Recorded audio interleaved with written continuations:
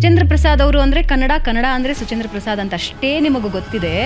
ಮೂಗಿನ ನೇರಕ್ಕೆ ಅಚ್ಚೊತ್ತಿ ಉತ್ಪತ್ತಿ ಹೀಗೇಕೆ ಎಲ್ಲ, ಇವರಂತೆ ತಾಳಕ್ಕೆ ಆತ್ಮಸಮ್ಮೋಹಕ್ಕೆ ಬಲಿಯಾಗೋ ಸಾಮರ್ಥ್ಯ ನಮಗೇಕೆ ಇಲ್ಲ ಅಂತ ಕಂಗ್ಲಿಷ್ ಕನ್ನಡ ಯಾವತ್ತೂ ಅವರನ್ನ ಸೆಳೆದಿಲ್ಲ. ಈ ಬೆರಕೆ ಇದೆಯಲ್ಲ, ಕನ್ನಡ ತಂದು ಕೂಡಲೇ ಚರ್ಚೆ ವಿಷಯ ಆಗೋಗ್ಬಿಟ್ಟಿದೆ. ಕನ್ನಡ ಪರವಾದ ಹೋರಾಟ ಒಂದು ಉದ್ಯೋಗವಾಗಿದೆ. ಇದು ನಗೆಪಾಟಿಲು. ನಾನು ರಂಗಭೂಮಿನಲ್ಲಿ ಬಂದವನು ಅಂತ ಹೇಳ್ತಾರೆ. ರಂಗದ ರಾ ಗೊತ್ತಿರುವುದಿಲ್ಲ. ಪಾತೀತಿ ಪಿತ, ಹುಟ್ಟಿಸದವ ತಂದೆ ಅಲ್ಲುವಂತೆ. ಉಸಿರಾಡುತ್ತಿರಲು ಶಿವ, ಉಸಿರು ನಿಂತೊಡ ಶವ. ಇಲ್ಲದ ಶರಾಯಿಯೋ ಅಂಗಿಯನ್ನು ಹಾಕಿಕೊಂಡಿದ್ರೆ ದಾನಕ್ಕೆ ಬೇಕಾದ ಸಂಗ್ರಹ ಇಲ್ಲಿ ಮಾಡಿಕೊಳ್ತೀವಿ. ನಮಗಾಗಿ ಆದ್ರೂ ಬದುಕಿದ ಸ್ವಾರ್ಥಿ ಅಂತ ನೋಡಿದ್ವಿ. ಇದು ಪರಾರ್ಥವೂ ಇಲ್ಲ, ಸ್ವಾರ್ಥವೂ ಇಲ್ಲ. ಇದೆಂಥ ಯಾಂತ್ರಿಕ ಬದುಕು. ನಮ್ಮ ನೆಲದಲ್ಲಿ ನಾನು ಆದರೆ ಅನ್ಯ, ಬೇರಿನೆಲ್ಲಿ ಆಗುವೆ ಮಾನ್ಯ. ಅನ್ಯರಾಗಿ ಬದುಕ್ತಿದ್ದು ನಾವು. ಸುಚೇಂದ್ರ ಪ್ರಸಾದ್ ಅವರು ತಮ್ಮ ತನವನ್ನ ಬಿಟ್ಟು ಮತ್ತೆ ಒಂದು ಪಾತ್ರವನ್ನು ಒಪ್ಕೊಳ್ಳಿಲ್ಲ.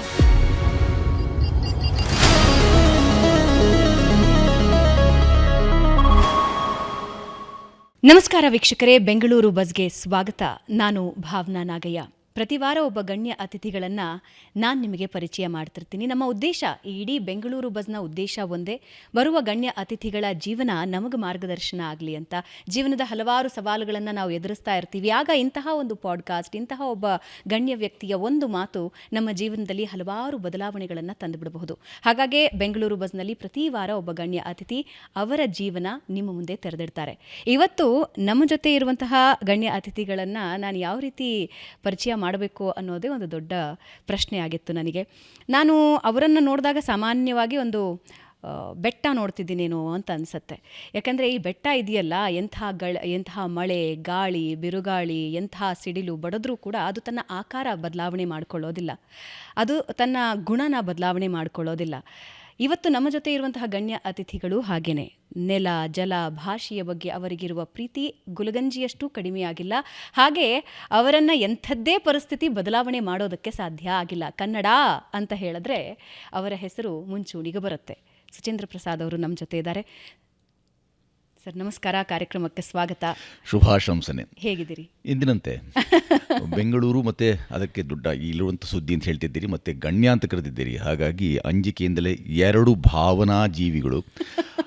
ಈ ಹರಟೆ ಅದು ಲೋಕೋಪಯೋಗಿಯೇ ಆಗತ್ತೆ. ಲೋಕೋತ್ತರಾಣಾಂ ಚೇತಾಂಸಿ ಕೋಹಿಜ್ಞಾತ್ಮರ್ಹತಿ ಅಂತ ನಮಗೆ ಲೋಕೋಪಯೋಗಿ ಆಗೋಂಥ ಈ ಹರಟೆ ಆಗ್ಬೋದು ಅಂತ ಯೋಚನೆ ಮಾಡ್ತಲೇ ಹಾಗೆ ಭಾವಿಸಿ ನಾನು ಮಾತಿಗೆ ಆರಂಭ ಮಾಡ್ತೇನೆ. ನೀವು ಅಂಜಿಕೆ ಅಂತ ಹೇಳ್ತಾ ಇದ್ದೀರಿ, ನನಗೆ ನಿರುಪಮ ಅವರು ಸುಚೇಂದ್ರ ಪ್ರಸಾದ್ ಅವರ ಲೈನಪ್ ಆಗಿದೆ ಅಂದಾಗ ದೊಡ್ಡ ಅಳಕು. ನಾನು ಒಬ್ಳಿಗೆ ಹೀಗೆ ಅನ್ಸುತ್ತಾ, ಅಥವಾ ಈಗ ಬಹಳಷ್ಟು ಜನ ನಿಮ್ಮ ಇಂಟರ್ವ್ಯೂ ಮಾಡಿದ್ದಾರೆ, ಅವರು ಹಾಗೆ ಅನ್ಕೋತಾರ? ಭಾವವಿದ್ದ ಹಾಗೆ ಬದುಕು, ಯದ್ಭಾವಂ ತದ್ಭವತಿ. ನಾನು ನಿಮ್ಮ ಮುಂದೆ ನನ್ನ ಕನ್ನಡ ಪ್ರದರ್ಶನ ಮಾಡೋದಕ್ಕೆ ಹೋಗೋದಿಲ್ಲ. ಯಾಕೆಂದರೆ ಒಬ್ಬ ವಿಧೇಯ ವಿದ್ಯಾರ್ಥಿಯಾಗಿ ನಿಮ್ಮ ಮುಂದೆ ನಾನು ಕೂತಿದ್ದೀನಿ. ಕನ್ನಡದ ಬಗ್ಗೆ ನಿಮಗಿರೋ ಅಭಿಮಾನ ಎಲ್ಲನೂ ತಿಳ್ಕೊಳ್ಳೋ ಹಂಬಲ ನನಗಿದೆ. ಆದರೆ ಅದಕ್ಕೂ ಮುಂಚೆ ನನ್ನದೊಂದು ಪ್ರಶ್ನೆ ಇದೆ ನಿಮಗೆ. ದಿನದಲ್ಲಿ ಸುಮಾರು ಎಷ್ಟು ಸಮಯ ನೀವು ಅಧ್ಯಯನಕ್ಕೆ ಅಂತ ಮೀಸಲಿಡ್ತೀರಿ? ಹಾಗೆ ನಿಮ್ಮನ್ನು ಸೆಳೆಯೋ ವಿಷಯಗಳು ಯಾವುದ್ಯಾವುದು ಅಧ್ಯಯನದಲ್ಲಿ? ತುಂಬ ನಾವೆಲ್ಲ ನಿತ್ಯ ವಿದ್ಯಾರ್ಥಿಗಳು ಅಂತಲೇ. ಹಿರಿಯರು ಹಾಕೊಟ್ಟ ಮೇಲ್ಪಂಕ್ತಿ ಏನು ಅಂದರೆ, ನಮ್ಮ ಈ ನೆಲದ ಈ ಪರಮವಾದ್ದನ್ನು ಕಣ್ಣಿನ ಪೊರೆಯನ್ನು ಸರಿಸಿ ನಿಜವಾಗಿಯೂ ಸಂಚಯನ ಮಾಡ್ತಾ ಹೋದರೆ ಅಧ್ಯಯನಕ್ಕೆ ವಿಶೇಷವಾದ ಅರ್ಥವ್ಯಾಪ್ತಿ ಅಂತ ಹೇಳಿದ್ದಾರೆ. ಹಾಗಾಗಿ ಆ ಚೌಕಟ್ಟಿನಲ್ಲಿ ಯೋಚನೆ ಮಾಡೋದು ಹೋದರೆ ನಿತ್ಯ ವಿದ್ಯಾರ್ಥಿ ದೆಸೆ ನಮಗೆ. ಇಂತಿಷ್ಟು ಸಮಯ ಅಂತ ತೆಗೆದಿಟ್ಟು ಮಾಡುವಂಥದ್ದು ಅಧ್ಯಯನ ಅಲ್ಲ. ಸಂಚಯನಕ್ಕಾಗಿ ನೀವು ನಿರಂತರವಾಗಿ ಸುತ್ತಮುತ್ತ ಇರುವಂಥದ್ದನ್ನು ಯಾವ ಗಮನಿಸ್ತಲೇ ಇರ್ತೀರಿ, ಅದನ್ನು ನಿಮ್ಮದಾಗಿಸ್ಕೊಳ್ತಲೇ ಇರ್ತೀರಿ. ಅವೆಲ್ಲವೂ ಅಧ್ಯಯನದ ಭಾಗವಂತ ಯೋಚನೆ ಮಾಡಿದವು ನಾನು. ಓಹೋ, ನಿಜ ನಿಜ. ಪ್ರತಿದಿನವೂ ನಾವು ಕಲಿತಾ ಇರ್ತೀವಿ, ಅನುಕ್ಷಣವು ಅನುಗಾಲವು. ನಿಡುಗಾಲದ ಹಪಾಪಿ ಇದೆಯಲ್ಲ, ಹಸಿವಿದೆಯಲ್ಲ, ಏನನ್ನಾದರೂ ನಾನು ಸಂಚಯಿಸ್ಕೊಳ್ಬೇಕು, ಏನಾದರೂ ನನ್ನದಾಗಿಸ್ಕೊಳ್ಬೇಕು ಅಂದರೆ ಜ್ಞಾನ. ಮಿಕ್ಕರೆಲ್ಲರೂ ನಾವು ಲೌಕಿಕವಾದಂಥ ನನ್ನದಾಗಿಸ್ಕೋಬೇಕು ಅನ್ನೋದು ಇದ್ದೇ ಇರುತ್ತೆ. ಆದರೆ ಜ್ಞಾನ ಪರಂಪರೆ, ಜ್ಞಾನವಾದ ಪರಮವಾದನ ಪೊರೆಯುವ ಜ್ಞಾನವಿದೆಯಲ್ಲ, ಅಂಥವನ್ನು ಯಾರು ತಮ್ಮದಾಗಿಸ್ಕೊಳ್ಳೋಕ್ಕೆ ನಿರಂತರ ಪ್ರಯತ್ನ ಮಾಡ್ತಿರ್ತಾರೆ, ಅದು ಅವಿರತವಾದಾಗ ಅಧ್ಯಯನಕ್ಕೊಂದು ಬೆಲೆ ಬರುತ್ತೆ. ಆಗಷ್ಟೇ ಅದರ ಸೆಲೆ ಎಲ್ಲರಿಗೂ ಅರ್ಥವಾದಿತ್ತು. ಆ ಅವಿರತ ಸೆಳೆತ ಯಾವ ವಿಷಯದ ಬಗ್ಗೆ ಇದೆ? ಯಾಕೆಂದರೆ ನಿಮ್ಮ ಬಹಳಷ್ಟು ಗೆಳೆಯರು, ಆಪ್ತರು ಮಾತನಾಡುವಾಗ ಯಾವಾಗಲೂ ಅವ್ರು ಹೇಳ್ತಾರೆ, ಸುಚೇಂದ್ರ ಪ್ರಸಾದ್ ಅವರು ಅಂದರೆ ಕನ್ನಡ ಅಂದರೆ ಸುಚೇಂದ್ರ ಪ್ರಸಾದ್ ಅಂತ ಅಷ್ಟೇ ನಿಮಗೆ ಗೊತ್ತಿದೆ. ಅವರ ಆಳವಾದ ಜ್ಞಾನ ತಿಳಿಬೇಕು ಅಂದರೆ ಅವರ ಪಕ್ಕದಲ್ಲಿ ಕೂತ್ಕೊಂಡು ವಿಷಯಗಳು ಮಾತಾಡ್ತಾ ಹೋಗಬೇಕು, ಯಾವ್ಯಾವ ವಿಷಯಗಳ ಬಗ್ಗೆ ಅವ್ರು ಮಾತಾಡಬಲ್ಲರು ಅಂತ ಅವತ್ತು ನಿಮಗೆ ಗೊತ್ತಾಗುತ್ತೆ. ಅವರ ಜ್ಞಾನದ ಆಳ ತಿಳಿಬೇಕು ಅಂದರೆ ಅವ್ರ ಜೊತೆ ಕೂತ್ಕೋಬೇಕು ಅಂತ. ನಾನಿವಾಗ ಪಕ್ಕದಲ್ಲಿ ಕೂತಿರೋದ್ರಿಂದ ಈ ಪ್ರಶ್ನೆ ಕೇಳ್ತಿದ್ದೀನಿ.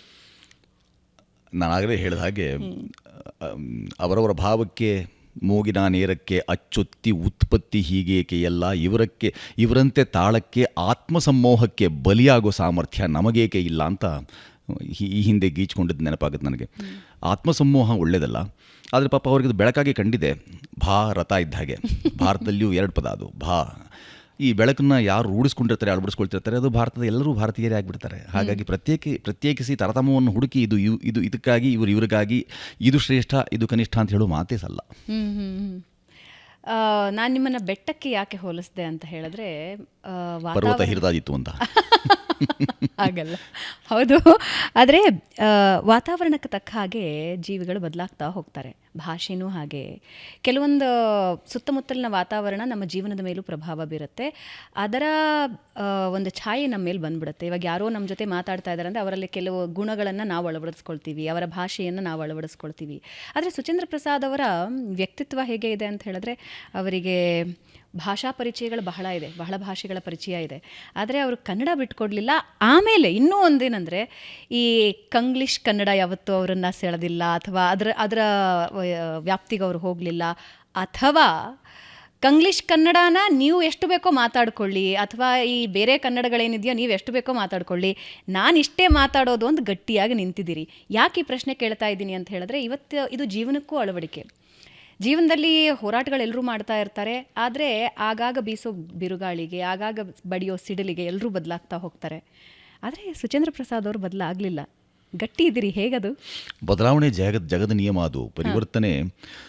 ಯಾವ ಪರಿಯ ವರ್ತನೆ ಅನ್ನೋದು ಅದರ ಮೇಲೆ ಆಧಾರ ಇಟ್ಕೊಂಡಿರುತ್ತೆ. ಪರಿವರ್ತನೆ ಅಂದರೆ ಈ ಪರಿಯ ವರ್ತನೆ ಅಂತ, ಅದರ ತೀರ್ಮಾನ ನಮ್ಮದೇ. ಅಂತಿಮವಾಗಿ ವರ್ತನೆ, ದುಂಡಾವರ್ತಿ, ದುರ್ವರ್ತನೆ ಇವೆಲ್ಲದರ ಕುರಿತಾಗಿ ನಾವೆಷ್ಟು ಅರಿತಿದ್ದೇವೆಯೋ, ಹೇಗೆ ನಾವು ವರ್ತಿಸಿದರೆ ನನಗೆ ಶ್ರೇಯ ಅಥವಾ ನನ್ನ ಸುತ್ತಮುತ್ತಲ ಪರಿಸರ ಅಥವಾ ಸಮುದಾಯಕ್ಕೂ ಅಥವಾ ಸಮಾಜಕ್ಕೂ ಅನುಕೂಲವಾಗುತ್ತೋ ಅಂತ ಯೋಚನೆ ಯಾವಾಗ ಮಾಡ್ತೀವಿ, ಆಗ ಪರಿವರ್ತನೆಯೂ ಸಹ ಎಷ್ಟು ಬೇಕು ಅಥವಾ ಬೇಡ ಅಂತ ಯೋಚನೆ ಮಾಡ್ತೀವಿ. ಹಾಗೆ ಭಾಷೆ ವಿಚಾರಕ್ಕೆ ಬಂದಾಗ ವ್ಯಾಖ್ಯಾನ ಇರೋದೇ ವಾಕ್ ಇಂದ್ರಿಯಜನ್ಯ ಅರ್ಥವಾಹಕ ಧ್ವನಿ ವ್ಯವಸ್ಥೆ ಭಾಷೆ. ಸಂವಹನ ಸಾಧನವಾಗಿ ಭಾಷೆ ನಮ್ಗೆ ಲಭ್ಯವಾಗೋದಾದರೆ, ಈ ಭಾಷೆ ಅನೇಕ ಸಾವಿರ ವರ್ಷಗಳಿಂದ ನಮ್ಮನ್ನ ಕಾಪಾಡಿದೆ ಅಥವಾ ನಮ್ಮನ್ನು ಸಂವಹನಕ್ಕೆ ಎಡೆ ಮಾಡಿಕೊಟ್ಟಿದೆ ಅಂತ ಹೇಳೋದಾದರೆ, ಅದು ಸುಪುಷ್ಟವಾಗಿದ್ದರೆ, ವೈಜ್ಞಾನಿಕವಾಗಿಯೂ ಆಗಿತ್ತು ಅಂತಂದರೆ, ಯಾಕೆ ಅದು ಸಲ್ಲ, ಯಾಕೆ ಅದು ಬಳಕೆಗೆ ಯೋಗ್ಯ ಅಂತ ಗೊತ್ತಿದ್ದೇ ಸಹ ಒಂದು ಭಾಷೆಯನ್ನು ಇಷ್ಟು ನಿರಂತರವಾಗಿ ನೋಡ್ಕೊಂಡು ಬಂದಿರ್ತೇವೆ, ನಾವು ಬಳಸ್ತಾ ಬಂದಿರ್ತೇವೆ. ಅನುಚಾರ ಬಂದ ಪದ್ಧತಿಯನ್ನು ರದ್ದತಿಯ ಒಂದು ಮಿಶ್ರತಳಿ, ನಿಮಗೂ ಗೊತ್ತಿದೆ, ಈ ಬೆರಕೆ ಇದೆಯಲ್ಲ ಅಥವಾ ಮಿಶ್ರತಳಿ ಇದೆಯಲ್ಲ, ಅದೇನಾದ್ರು ಪ್ರಯೋಜನಕಾರಿಯಾಗಿತ್ತು ಅಂತಂದರೆ ಸ್ವೀಕೃತವೇ. ನೀವು ನೆಡುವ ಅಥವಾ ಮಾಡುವ ಕೃಷಿಯಲ್ಲೂ ಸಹ ಬೆರಕೆಗೆ ಅವಕಾಶವಿಲ್ಲದ ಹಾಗೆ ಬದುಕ್ತಿರಬೇಕಾದಾಗ ಭಾಷೆ ವಿಚಾರದಲ್ಲಿ ಯಾಕೆ ಅಷ್ಟೊಂದು ನಾವು ಸಂಧಾನ ಮಾಡ್ಕೊಂಡ್ಬಿಡ್ತೀವಿ? ಅನುಸಂಧಾನ ಒಳ್ಳೇದೇ ಹೊರತು ಸಂಧಾನ ಒಳ್ಳೇದಲ್ಲ ಅಂತ ತಿಳ್ಕೊಂಡೆ ನಾನು. ಅದು ಸುಲಭ ಅಲ್ಲ. ಮತ್ತು ನಾನು ನಿಮ್ಮ ಬಗ್ಗೆ ಯೋಚನೆ ಮಾಡುವಾಗ ನಿಮ್ಮ ಅತಿಶಯೋಕ್ತಿ ಅಂತ ಅನ್ಕೋಬೇಡಿ, ಸುಮ್ಮನೆ ಮುಖಸ್ತುತಿ ಮಾಡ್ತಿದ್ದೀನಿ ಅಂತ ಅನ್ಕೋಬೇಡಿ. ಆದರೆ ಕರ್ನಾಟಕಕ್ಕೆ ನೀವು ಒಬ್ಬರೇ ಅಂತ ಅನ್ಸುತ್ತೆ. ಇಲ್ಲ, ಹಾಗೆಲ್ಲ ಇದ್ದಾರೆ. ಈಗ ಭಾಷೆ ಪ್ರಯೋಗ ಅಂದರೆ ಎಲ್ಲಿ ಹೋದ್ರೂ ನಿಮ್ಮ ಭಾಷೆ ನನ್ನ ಭಾಷೆ ನನ್ನದು, ನಿಮ್ಮ ಭಾಷೆ ನಿಮ್ಮದು, ನಿಮ್ಮ ಪ್ರಭಾವ ನನ್ನ ಮೇಲಿಲ್ಲ, ನನ್ನ ಪ್ರಭಾವ ನಿಮ್ಮ ಮೇಲಾದರೂ ಒಳಿತು ಅಂತ ನೀವು ಒಬ್ಬರೇ ಅಂತ ಅನಿಸುತ್ತೆ. ನಾನು ಹೇಳೋದು ಅಭಾವ ಇದೆ ಅಂತ. ಆ ರೀತಿಯ ಆಲೋಚನಾ ಕ್ರಮದ ಅಭಾವ ಇದೆಯಲ್ಲ, ಅದು ಪ್ರಭಾವಕ್ಕೆ ಸ್ವಲ್ಪ ಕಡಿವಾಣ ಹಾಕಿಬಿಡುತ್ತೆ. ನಾವೆಲ್ಲ ಪ್ರಭಾವಿತರಾಗಬೇಕು. ನಮ್ಮ ಹಿರಿಯರು ಹಾಕೊಟ್ಟ ಮೇಲ್ಪಂಕ್ತಿ, ನಾನು ಆಗಲೇ ಹೇಳಿದ ಹಾಗೆ, ಅವರು ನಿರ್ಮಲ ಭಾವದ, ನಿರಾಳ ಮನಸ್ಸಿನ, ಮತ್ತು ಇದು ಯಾವುದಕ್ಕೂ ತಲೆ ಕೆಡಿಸಿಕೊಳ್ಳದೆ ಎಷ್ಟು ಚೆಂದ ಇದು ಈಗೋ ಕನ್ನಡ ಅಂತ ಕೊಟ್ಟು ಹೋದ್ರಲ್ಲ, ಆ ಥರ ಕೊಟ್ಟೋದಂಥ ಕನ್ನಡವನ್ನು ನಾವು ರೂಢಿಸ್ಕೊಳ್ಳದೆ ಹೋದಾಗ ಅಪಚಾರವಾದೀತು, ಅಪರಾಧವಾದೀತು. ಹೀಗೊಂದು ಆಲೋಚನೆ ನಾವು ಮಾಡದೇ ಹೋದದ್ದಕ್ಕಾಗಿ ಈಗ ನಾವು ಇದ್ರ ಕುರಿತು ಚರ್ಚೆ ಮಾಡ್ತಿದ್ದೇವೆ. ಇಲ್ಲಾಂದರೆ ಚರ್ಚೆಯೂ ಅನಗತ್ಯವಾಗಿತ್ತು. ಮೊದಲೆಲ್ಲ ತುಂಬ ಈ ಥರದ ಅನೇಕ ಪ್ರೌಢ ಚಿಂತನೆಯ ಕೆಲಸಗಳನ್ನು ಮಾಡಿದ್ದಾರೆ. ಈ ನೆಲದಲ್ಲಿ ಆದಂಥ ಆ ಎಲ್ಲ ಪ್ರಯೋಗವಾಗಿರಲಿಲ್ಲ, ಅದೊಂದು ಯೋಗವಾಗಿತ್ತು ಅವರಿಗೆ. ಒಂದು ಉಪಸರ್ಗ ಯೋಗವಾಗಿ ಅವ್ರಿಗೆ ದಕ್ಕಿದದು. ಯೋಗಾಯೋಗಗಳ ಪ್ರಶ್ನೆ ಅದು. ಭಾಷೆ ವಿಚಾರಕ್ಕೆ ಬಂದಾಗ ತುಂಬ ಭಾವಾವೇಶದಿಂದ, ಉನ್ಮಾದದಿಂದ ಉದ್ರೇಕಗೊಂಡು ಇದನ್ನು ನಾವು ಭಾಷೆ ಅಂತ ಹೇಳೋದು ಸಲ್ಲ. ಆದರೆ ತಾನೊಂದು ಭಾಷೆ ಏನೆಲ್ಲ ಹರಿದಿರಬೇಕು. ಉದಾಹರಣೆಗೆ ಗಂಗಾ ನದಿ, ನೀವು ಅದರ ಮೂಲದಲ್ಲಿ ನೋಡಿ, ಅದು ನೀರು ಕುಡಿಯಲು ಬಳಕೆಗೆ ಅಯೋಗ್ಯ, ಅದು ಯೋಗ್ಯವಲ್ಲ ಅಂತ ಹೇಳ್ತಾರೆ. ಕಚ್ಚಾ ಪಾನಿ ಅಂತ ಹೇಳ್ತಾರೆ, ಅದನ್ನ ಕುಡಿಬೇಡಿ ಅಂತ ಹೇಳ್ತಾರೆ. ಅದೇ ಧಾರೆಗಳೆಲ್ಲ ಸೇರಿಕೊಂಡು ಅನೇಕ ಔಷಧೀಯ ಮೌಲ್ಯಗಳೆಲ್ಲ ಪರ್ವತಗಳ ಸುತ್ತಿ ಇಳಿದು ಬರ್ತಿರ್ಬೇಕಾದ್ರೆ, ಪರ್ವತಗಳನ್ನೆಲ್ಲ ಬಳಸಿ ಸುತ್ತಿ ಬೆಳ್ತಿರ್ಬೇಕಾದಾಗ ಆ ಗಂಗೆ ತುಂಬ ಪವಿತ್ರ ಕರೆಸ್ಕೊಂಡ್ಬಿಡುತ್ತೆ. ಪ್ರಕೃತಿಯಲ್ಲೇ ನಮಗೆ ಈ ಪಾಠ ಇರಬೇಕಾದಾಗ ಒಂದು ಭಾಷೆಯೂ ಹಾಗೆ, ಒಂದು ನದಿಯ ಹಾಗೆ, ಒಂದು ನದದ ಹಾಗೆ, ಈ ನದಿಗಳ ಹಾಗೆ ಕಾಣಿಸುವಂಥ ಒಂದು ಭಾಷೆಯನ್ನು ನಾನು ಉಳಿಸ್ಕೊಳ್ಳದೆ ಪ್ರಜ್ಞಾಪೂರ್ವಕವಾಗಿ, ಉದ್ದೇಶಪೂರ್ವಕವಾಗಿ ಇದನ್ನು ನಾವು ನಮ್ಮದಿದು ಅಂತ ಭಾವಿಸದೇ ಹೋದಾಗ ನಾವೀಗ ಭಾವನೆ ಅಂತ ಹೇಳಿ ಶುರು ಮಾಡಿದ್ವಿ, ಆ ಭಾವನೆಗಳಿಗೂ ಪೆಟ್ಟು ಬಿದ್ದೀತು. ಒಂದು ದಿವಸ ಭಾವನಾ ಅಂತಂದಾಗ ಒಂದು ಬೆಳಕು ಅನ್ನೋದಾದರೆ, ವನ ಅಂತ ಅದರ ಪದಚ್ಛೇದ ಮಾಡೋದಾದರೆ, ನಾವೆಲ್ಲ ವನದಲ್ಲಿ ವನವಾಸಿ ಭಾಳ ತಪ್ಪು ಅಂತಲ್ಲ, ಆ ವನವಾಸದಲ್ಲೂ ಅನೇಕ ನಮ್ಮಲ್ಲಿರುವಂಥ ಆಶ್ರಮಗಳಲ್ಲಿ ವಾನಪ್ರಸ್ಥಾಶ್ರಮ ಅದು ಬಹಳ ಮುಖ್ಯವೇ ಆಗಿಬಿಟ್ಟಿದೆ. ಈ ವಾನಪ್ರಸ್ಥಾಶ್ರಮ ಹೋಗೋದು ಯಾಕೆ ಅಂತಂದರೆ, ಬ್ರಹ್ಮಚರ್ಯ, ನಿಮ್ಮ ತಾರುಣ್ಯಾವಸ್ಥೆ, ನಿಮ್ಮ ದಾಂಪತ್ಯ ಅಥವಾ ಗೃಹಸ್ಥಾಶ್ರಮ ನಂತರ ಹೋಗುವಂಥ ಈಗ ವಾನಪ್ರಸ್ಥ ಇದೆಯಲ್ಲ, ಇದು ಸಹ ಯೋಗ್ಯವೇ ಆಗಬೇಕು. ನಾವು ವನಕುಸುಮ ಅಂತ ಕರಿತೀವಿ, ಹಾಗೆ ವನದಲ್ಲಿ ಅರಳಿದಂಥ ಹೂವು ಇತರರ ಆಸ್ವಾದಕ್ಕೆ, ಆನಂದಕ್ಕೆ ಕಾರಣವಾಗೋಲ್ಲ ಅನ್ನೋ ಕಾರಣಕ್ಕಾಗಿ ಆದ್ರೂ ಭಾಷೆಯನ್ನು, ಸುಪುಷ್ಟವಾದಂಥ ವೈಜ್ಞಾನಿಕವಾದಂಥ ಈ ಭಾಷೆಯನ್ನು ನಾವು ಆತುಕೊಂಡ್ರೆ ಮಾತ್ರವೇ, ದೊಡ್ಡ ದೊಡ್ಡ ಘೋಷವಾಕ್ಯ ಹೇಳ್ತೇವೆ, ಬಳಕೆ ಮಾಡಬೇಕು, ಬಳಸಿದರೆ ಮಾತ್ರವೇ ಬೆಳೆಸೋದು ಅಂತಲ್ಲ ಹೇಳ್ತೇವೆ, ಆದರೆ ಪ್ರಜ್ಞಾಪೂರ್ವಕವಾಗಿ, ಬುದ್ಧಿಪೂರ್ವಕವಾಗಿ ಅದರ ಅನುಷ್ಠಾನಕ್ಕೆ ನಾವು ತೊಡಗೋದಿಲ್ಲ ಅನ್ನೋದು ಮಾತ್ರವೇ ನಾನು ಕಂಡ್ಕೊಂಡು ಸತ್ಯ. ನಾನು ಯಾವಾಗಲೂ ಭಾಷೆಯ ವಿಷಯದಲ್ಲಿ ಜನರಿಗೆ ಹೇಳಿದ್ದೇ ಒಂದು, ಬೆಳೆಸಿ ಅಂತ ಹೇಳಬೇಡಿ, ಬಳಸಿ ಅಂತ ಅಷ್ಟೇ ಹೇಳಿ. ನೀವು ಯಾವಾಗ ಬಳಸ್ತಾ ಹೋಗ್ತೀರಾ, ನೀವು ಬೆಳೆಸಬೇಕು, ಅದರ ಬಗ್ಗೆ ಹೋರಾಟ ಮಾಡಬೇಕು ಅಂತ ಅನಿವಾರ್ಯತೆಗಳು ಬರೋದಿಲ್ಲ ಅಂತ. ಆದರೆ ಸುಚೇಂದ್ರ ಪ್ರಸಾದ್ ಅವರೇ, ಒಂದು 50 ವರ್ಷದ ಹಿಂದೆ ಅಥವಾ 70 ವರ್ಷದ ಹಿಂದೆ ಒಂದು ಕೊಠಡಿಯಲ್ಲಿ, ಒಂದು ರೂಮ್ನಲ್ಲಿ 10 ಜನ ಕನ್ನಡಿಗರು, ಒಬ್ಬ ಹಿಂದಿ, ಒಬ್ಬ ತಮಿಳು, ಒಬ್ಬ ತೆಲುಗಿಗ ಇದ್ದಾಗ ಆಡ್ ಮ್ಯಾನ್ ಅಂತ ಅನ್ನಿಸ್ಕೊಳ್ತಾ ಇದ್ರು. ಆದರೆ ತುಂಬ ನೋವಿನಿಂದ ಈ ಪ್ರಶ್ನೆ ಕೇಳ್ತಾ ಇದ್ದೀನಿ, ಇವತ್ತು ಕರ್ನಾಟಕದಲ್ಲಿ ಆ ಆಡ್ ಮ್ಯಾನ್ ಕನ್ನಡಿಗ ಆಗಿದ್ದಾನೆ. ಜೊತೆಗೆ ಆ ಕನ್ನಡ ಬರೋ ವ್ಯಕ್ತಿಯೂ ಮಾತನಾಡೋದಕ್ಕೆ ಹೆಸಿಟೇಷನ್, ಅಂದರೆ ಅಯ್ಯೋ ಹೇಳಿದ್ರೆ ಕನ್ನಡಿಗ ಅಂತ ಹೇಳ್ಕೊಂಬಿಟ್ರೆ ಅಥವಾ ಕನ್ನಡ ಮಾತಾಡಿದ್ರೆ ತಪ್ಪಾಗುತ್ತಾ ಅಂತ. ಯಾಕೆ ಈ ಪ್ರಶ್ನೆ ಕೇಳ್ತಿದ್ದೀನಿ ಅಂದರೆ, ಮೊದಲಿಗಾದರೆ ತುಂಬ ಬೆರಳೆಣಿಕೆಯಷ್ಟು ಮನೆಗಳಲ್ಲಿ ಮಾತ್ರ ಇಂಗ್ಲೀಷ್ ಕಡ್ಡಾಯ ಇತ್ತು. ಮನೆಗಳಲ್ಲಿ ಹೇಳ್ತಿದ್ದೀನಿ ನಾನು, ಶಾಲೆಯಲ್ಲ. ಇಂಗ್ಲೀಷ್ ಕಡ್ಡಾಯ, ನನ್ನ ಮಗು ಇಂಗ್ಲೀಷ್ ಅಷ್ಟೇ ಕಲಿಬೇಕು ಅಂತ. ದುರಂತ ಏನಂದರೆ, ಇವಾಗ ಕೆಲವು ಕಡೆ ಹೋಗ್ತಿರ್ತೀನಿ ನಾನು, ಕೆಲವ್ರ ಮನೆ ಭೇಟಿ ಇರುತ್ತೆ, ಕೆಲವು ಕಾರ್ಯಕ್ರಮಗಳಿಗೆ ಭೇಟಿ ಕೊಡ್ತಿರ್ತೀನಿ, ಅಲ್ಲಿ ಮಕ್ಕಳು ಬಂದಿರ್ತಾರೆ, ಅಪ್ಪಿ ತಪ್ಪಿ ಅವರು ಕನ್ನಡ ಮಾತಾಡ್ಬಿಟ್ರೆ, you should not talk in Kannada, you should always talk in English ಅಂತ ತಂದೆ ತಾಯಿ ಹೇಳ್ತಾರೆ. ಇದು ಅನಿವಾರ್ಯವೋ ಅಥವಾ ಪ್ರೆಸ್ಟೀಜೋ, ಪ್ರತಿಷ್ಠೆಯೋ ನನಗೆ ಗೊತ್ತಾಗ್ತಿಲ್ಲ. ಇವತ್ತು ಕನ್ನಡಿಗ ಕರ್ನಾಟಕದಲ್ಲಿ ಆಡ್ ಮ್ಯಾನಾ? ಕನ್ನಡಿಗರು ಅಭಿಮಾನ ಶೂನ್ಯರು ಅಂತ ಬಹಳ ಮುಂಚೆನೇ ತುಂಬ ಹಿರಿಯರು ಮಾಡಿದೆ. ಹೇಳಿ ಅಂದರೆ, ನಿಮ್ಮ ಭಾಷೆ ನಿಮಗೆ ಬೇಡ ಅಂತ ಅನಿಸಿದ್ರೆ ತೇದು ಬಿಡಿ, ಸುಲಭವಾಗಿ ಸಿಕ್ಕುತ್ತೆ, ಆಚೀಚೆ ಸಮುದ್ರಗಳಿವೆ, ಚೆಲ್ಲಿಬಿಡಿ ಅಂತ ನೊಂದು ಹೇಳಿದ್ರು.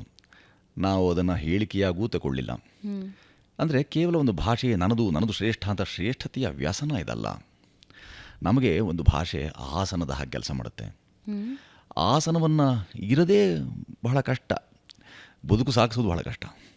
ಆ ಥರದ ಆಸನಕ್ಕಾಗಿ ಇರ್ಬೋದಾದಂಥ ಅಶನಕ್ಕೆ, ವಸನಕ್ಕೆ, ಆಸನಕ್ಕೆ ಎಲ್ಲಕ್ಕೂ ಒಂದು ಭಾಷೆ ಊರುಗೋಲಾಗಿ ಸಿಗದಕ್ಕತ್ತೆ ಅನ್ನೋದಾದರೆ, ಅದನ್ನು ಪಕ್ಕಕ್ಕಿಟ್ಟು ಯಾವುದೋ ಮೇಲರಿಮೆ, ಯಾವುದ್ರದೋ ಕೀಳರಿಮೆ ಮತ್ತು ಪಶ್ಚಿಮದ ಅಂಧಾನುಕರಣೆ ಇವುಗಳನ್ನ ಇಟ್ಕೊಂಡು ನಾವು ಬದುಕ್ತೇವೆ ಅಂತಂದರೆ ಸಹಜವಾಗಿ ಅದು ಅಭಿಮಾನ ಶೂನ್ಯತೆಯೇ. ಇದನ್ನು ಮನಗಂಡೆ ಬೆಳಗಲಿ, ಬಾಳಲಿ ಅಂತೆಲ್ಲ ಘೋಷವಾಕ್ಯಗಳು, ನನಗದು ಘೋಷವಾಕ್ಯವಾಗೂ ಕಾಣಿಸೋಲ್ಲ, ಅದು ಎಚ್ಚರಿಕೆಯ ಕರೆಗಂಟೆ ಅಂತ ನನಗನ್ಸುತ್ತೆ.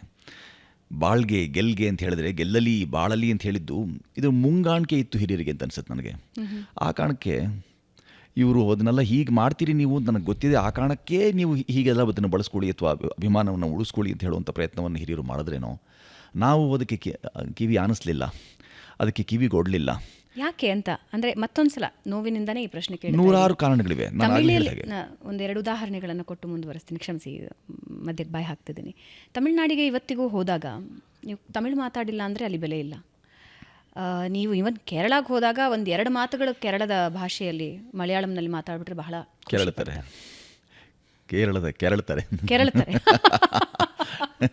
ತೆಲುಗಿಗರಿಗೂ ಅದೊಂದಿದೆ.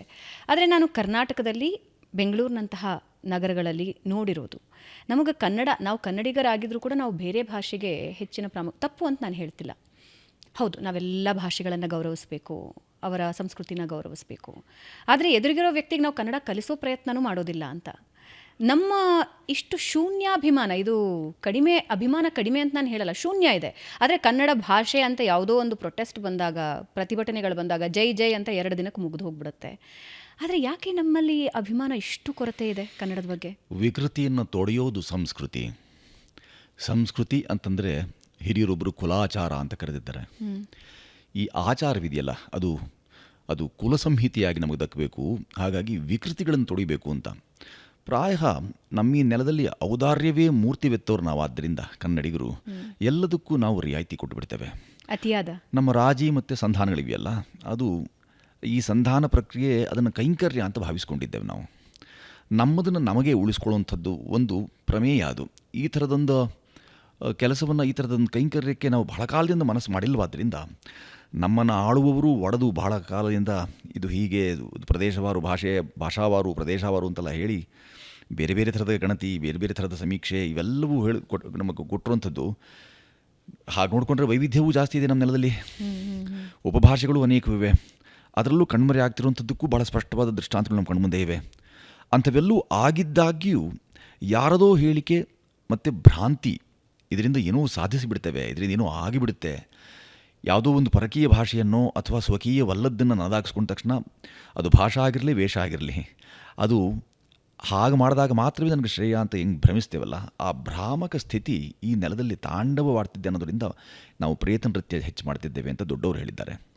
ಈ ನೃತ್ಯ ನಾವು ಉಳಿಸ್ಕೊಳ್ತೇವೆ ಅಥವಾ ನಾವು ಬೆಳೆಸಿಬಿಡ್ತೇವೆ ಅಥವಾ ಮಾಡಿದಾಗ ಮಾತ್ರ ಮುಖಕ್ಕೆ ಮಸಿ ಬಳದೋ ಅಥವಾ ಫಲಕಗಳಿಗೆ ನಾವು ಏನಾದರೂ ಕಪ್ಪು ಶಾಯಿಯನ್ನು ತೇದೋ ಇವುಗಳನ್ನು ಮಾಡೋದ್ರ ಮುಖ ತೀಡಿಯೋ ಇದನ್ನು ಮಾಡಿ ಕನ್ನಡವನ್ನು ಕಟ್ಟೋಕೋ ಅಥವಾ ಬೆಳೆಸೋಕೋ ಸಾಧ್ಯವಾಗುತ್ತೆ ಅಂತ ಯಾರಿಗಾರು ಅನ್ನಿಸ್ತಿತ್ತು ಅಂತಂದರೆ ಇನ್ನೊಮ್ಮೆ ಯೋಚನೆ ಮಾಡಬೇಕು ನಾವು. ಯಾಕೆಂದರೆ ಅದೆಲ್ಲ ಮಾಡಬಾರ್ದು ಅಂತಲ್ಲ, ಭಾಳ ಯಾಕೆಂದರೆ ಈಗ ಯಾರಿಗೆ ಇದರ ಬಗ್ಗೆ ಸ್ವಲ್ಪವೂ ಆಸಕ್ತಿಯೇ ಇಲ್ವೇ, ಆಸಕ್ತಿ ಇರದವರಿಗೆ ಆ ಶಕ್ತಿ ತೋರಿಸೋಕ್ಕೋಸ್ಕರನಾದರೂ ಸಹ ಇಂಥವೆಲ್ಲೂ ಒಂದು ಚಟುವಟಿಕೆಯಾಗಿ ತೋರಿಸ್ಬೋದೇನೋ. ಆದರೆ ಹೃತ್ಪೂರ್ವಕವಲ್ಲದ್ದು, ಒತ್ತಾಯಪೂರ್ವಕವೇ ಪ್ರಧಾನವಾದದ್ದು ಎಷ್ಟು ದಿನ ನಿಂತಾಗ ಅದು ಮನಪೂರ್ವಕವಾಗಿ ಆಗಬೇಕಾದ ಕೆಲಸ. ಅದನ್ನು ಮಾಡಿ ಅಂತ ಅದಕ್ಕೆ ಬೇಕಾದಂಥ ಸಜ್ಜು ಮಾಡುವಂಥದ್ದು, ಅದಕ್ಕೆ ಬೇಕಾದಂಥ ವೇದಿಕೆ ಸೃಷ್ಟಿ ಮಾಡಿಕೊಡುವಂಥದ್ದನ್ನು ನಾವು ದಶಕಗಳ ಕಾಲ ಮಾಡಿಲ್ಲ. ಅಂದರೆ ನಾವು ಮಾಡಿಲ್ಲ ಹಾಗೆ ಕೈ ಚೆಲ್ಲಿ ಅಸಹಾಯಕತೆಯಿಂದ ಇದು ಇಷ್ಟೇ ನಮಗಾಗಿದ್ದು ಅಂತ ಹೇಳಿದ್ರ ಬದಲಿಗೆ ಕೇವಲ ನೀವೇ ಹೇಳಿದಾಗ ಒಂದು 50-60 ವರ್ಷದ ಹಿಂದೆ ಇದ್ದಂಥ ಆ ಅಭಿಮಾನವಿತ್ತಲ್ಲ, ಅಭಿಮಾನವಲ್ಲದೆ ಹೋದ್ರೂ ಬಳಕೆಯ ದೃಷ್ಟಿಯಿಂದಲಾದ್ರೂ ಅದಕ್ಕೆ ಇದ್ದಿರ್ಬೋದಾದಂಥ ಅನೇಕ ಪಾರ್ಶ್ವ ಮಗ್ಗಲುಗಳಿದ್ವಲ್ಲ ಅವು ಇಂದು ಮಾಯವಾಗಿವೆ. ಕನ್ನಡ ತಂದು ಕೂಡಲೇ ಚರ್ಚೆಯ ವಿಷಯ ಆಗೋಗ್ಬಿಟ್ಟಿದೆ. ಕನ್ನಡ ಪರವಾದದ ಹೋರಾಟ ಒಂದು ಉದ್ಯೋಗವಾಗಿದೆ. ಹೋರಾಟ ಉದ್ಯೋಗ ಆಗಬಾರ್ದು, ಹುಡುಕಾಟ ಉದ್ಯೋಗ ಆಗಬೇಕಿತ್ತು. ನಾವು ಯಾಕೆ ಹೀಗಿದ್ದೇವೆ, ಏನು ಮಾಡಿದ್ರೆ ಇದು ಸರಿಯಾದೀತು, ಇವುಗಳನ್ನು ಈಗಲೂ ಮಾಡೋಕ್ಕೆ ಸಾಧ್ಯವಿದೆ. ಆದರೆ ಅದರ ಬದಲಿಗೆ ಆಡಳಿತ ಯಂತ್ರವೇ ಮುಂದಾಗಿ ಮಾಡುವಂಥ ಕೆಲಸ ಕನ್ನಡ ಕಾವಲು ಸಮಿತಿ ಅಂತ ಹೇಳ್ತೀವಿ ನಾವು. ಕನ್ನಡ ನೆಲದಲ್ಲೇ ಕನ್ನಡವನ್ನು ಕಾಯ್ತೇವೆ ಅಂತ ಹೇಳ್ತೇವೆ, ಅದಾದಮೇಲೆ ಅಭಿವೃದ್ಧಿಪಡಿಸ್ತೇವೆ ಅಂತ ಅದಕ್ಕೊಂದು ಪ್ರಾಧಿಕಾರ ಮಾಡ್ಕೊಂಡು ಬಿಡ್ತೇವೆ. ಅಂದರೆ ಕನ್ನಡವನ್ನು ಅಭಿವೃದ್ಧಿಪಡಿಸೋಕ್ಕೊಂದು ಅಧಿಕಾರ, ಒಂದು ಪ್ರಾಧಿಕಾರ, ಇವೆಲ್ಲದರಿಂದ ಸಾಧ್ಯವಾದೀತೆ. ಇಡೀ ಜನಸ್ತೋಮ ಒಂದು ಸಾಮುದಾಯಿಕವಾಗಿ ಒಂದು ಮನೆ ನೀವೇ ಹೇಳಿದ ಹಾಗೆ ಒಂದು ಸಣ್ಣ ಘಟಕವಾದರೆ ಸಮಾಜ ನಿರ್ಮಿತಿ ಆಗಬೇಕಾಗಿರೋದು ಈ ಕುಟುಂಬಗಳಿಂದ. ಕುಟುಂಬಗಳಲ್ಲಿ ಇಲ್ಲದೆ, ನೀವು ಚೆನ್ನಾಗಿ ಹೇಳಿದ್ರೆ ಆಗಲೇ, ಕುಟುಂಬಗಳಲ್ಲೇ ಇಲ್ಲದೇ ಇರುವಂಥ ಈ ಕನ್ನಡದ ವಾತಾವರಣ ಎಷ್ಟು ವಿಸ್ತರಿಸಿ ಇಷ್ಟು ವೈಶಾಲ್ಯ ಕೊಡೋದ್ರ ಮುಖಾಂತರ ನೀವು ಕನ್ನಡವನ್ನು ಸ್ಥಾಪಿಸಿ ಬೆಳೆಸಿ ಇದನ್ನು ಉಳಿಸಿಕೊಳ್ಳೋಕೆ ಸಾಧ್ಯವಾದೀತು. ಯಾವಾಗಲೂ ಅಳಿವಿನಂಚು ಅಂತ ಹೇಳ್ತೀವಿ ಹೊರತು ಯಾವತ್ತಾದರೂ ಒಂದೇ ಒಂದು ಬಾರಿ ಉಳಿವಿನಂಚು ಅಂತ ಹೇಳಿದ್ದೇವೆಯೇ? ಉಳಿವು ಮಾಡಬೇಕಾದ ಶ್ರಮ ಇದೆಯಲ್ಲ, ಅದನ್ನು ಕೇಳಿದಾಗೆಲ್ಲ ಹೇಳ್ತೇವೆ ಪ್ರಾಧಿಕಾರ ಕೊಟ್ಟಿದ್ದೇವೆ ಅಂತ. ಆದರೆ ಆಡಳಿತ ಯಂತ್ರದಲ್ಲೇ ನೀವು 27-28 ಸುತ್ತೋಲೆಗಳನ್ನು ಹೊರಡಿಸ್ಬಿಟ್ಟು ಕನ್ನಡ ಆಡಳಿತ ವ್ಯವಹಾರ ಕನ್ನಡದಲ್ಲಾಗಬೇಕು ಅಂತ ಹೇಳ್ತೀರಿ. ಇದು ನಗೆಪಾಟಿಲು. ಅಷ್ಟಲ್ಲದೆ ಯಾವುದು ಶಕ್ತಿ ಕೇಂದ್ರವೋ ಅಲ್ಲಿ ಕನ್ನಡದ ಅಂಕಿಗಳು ನಮಗೆ ಮಾತ್ರವೇ ಇರೋದು. ಅಂಕಿಗಳು ನಮ್ಮದು ಮಾತ್ರ ತೀರಾ ವೈಜ್ಞಾನಿಕ ಭಾಷೆ ಅಂತ ಭಾಷಾಶಾಸ್ತ್ರಜ್ಞರು ಹೇಳ್ತಾರೆ. ಅಷ್ಟಾದ ನಂತರವೂ ಕನ್ನಡದ ಅಥವಾ ಕನ್ನಡ ಅಂಕಿಗಳ ಬಳಕೆ ನಮ್ಮ ಶಕ್ತಿ ಕೇಂದ್ರದಲ್ಲೇ ಇರೋದಿಲ್ಲ. ನಾವುಗಳು ಬಳಕೆ ಮಾಡಬೇಕಾದಾಗಲೇ ಕನ್ನಡ ಅಂಕಿಗಳು ಬಳಕೆ ಮಾಡೋಲ್ಲ. ಕನ್ನಡದ ಅಷ್ಟೋ ಪದಗಳು ನೇಸರ ಬಳಸೋಲ್ಲ, ತಿಂಗಳು ಬಳಸ್ತೀವಿ. ಏನೇನು ಇದೆಲ್ಲ ಅಂದರೆ ಎರವಲು ಪದಕೋಶವನ್ನೇ ಹೇರಳವಾಗಿ ಇಟ್ಕೊಳ್ಳುವಂಥ ಭಾಷೆಯನ್ನು ಯಾವ ಭಾಷೆಯೂ ಸ್ವತಂತ್ರ ಸರ್ವತಂತ್ರ ಇಲ್ಲವೇ ಇಲ್ಲ. ಅದು ಎಲ್ಲಕ್ಕೂ ಎರವಲು ಪದಕೋಶ ಇರಲೇಬೇಕು. ಹಾಗೆ ಭೂಯಿಷ್ಠವಾದ್ದು ಅನೇಕ ಬೇರೆ ಬೇರೆ ಭಾಷೆಗಳಿಂದ ಪಡ್ಕೊಂಡಂಥದ್ದು ತುಂಬ ಇರುತ್ತವೆ. ಯಾವ ಭಾಷೆಗಾದರೂ ಸರಿ ಅದು.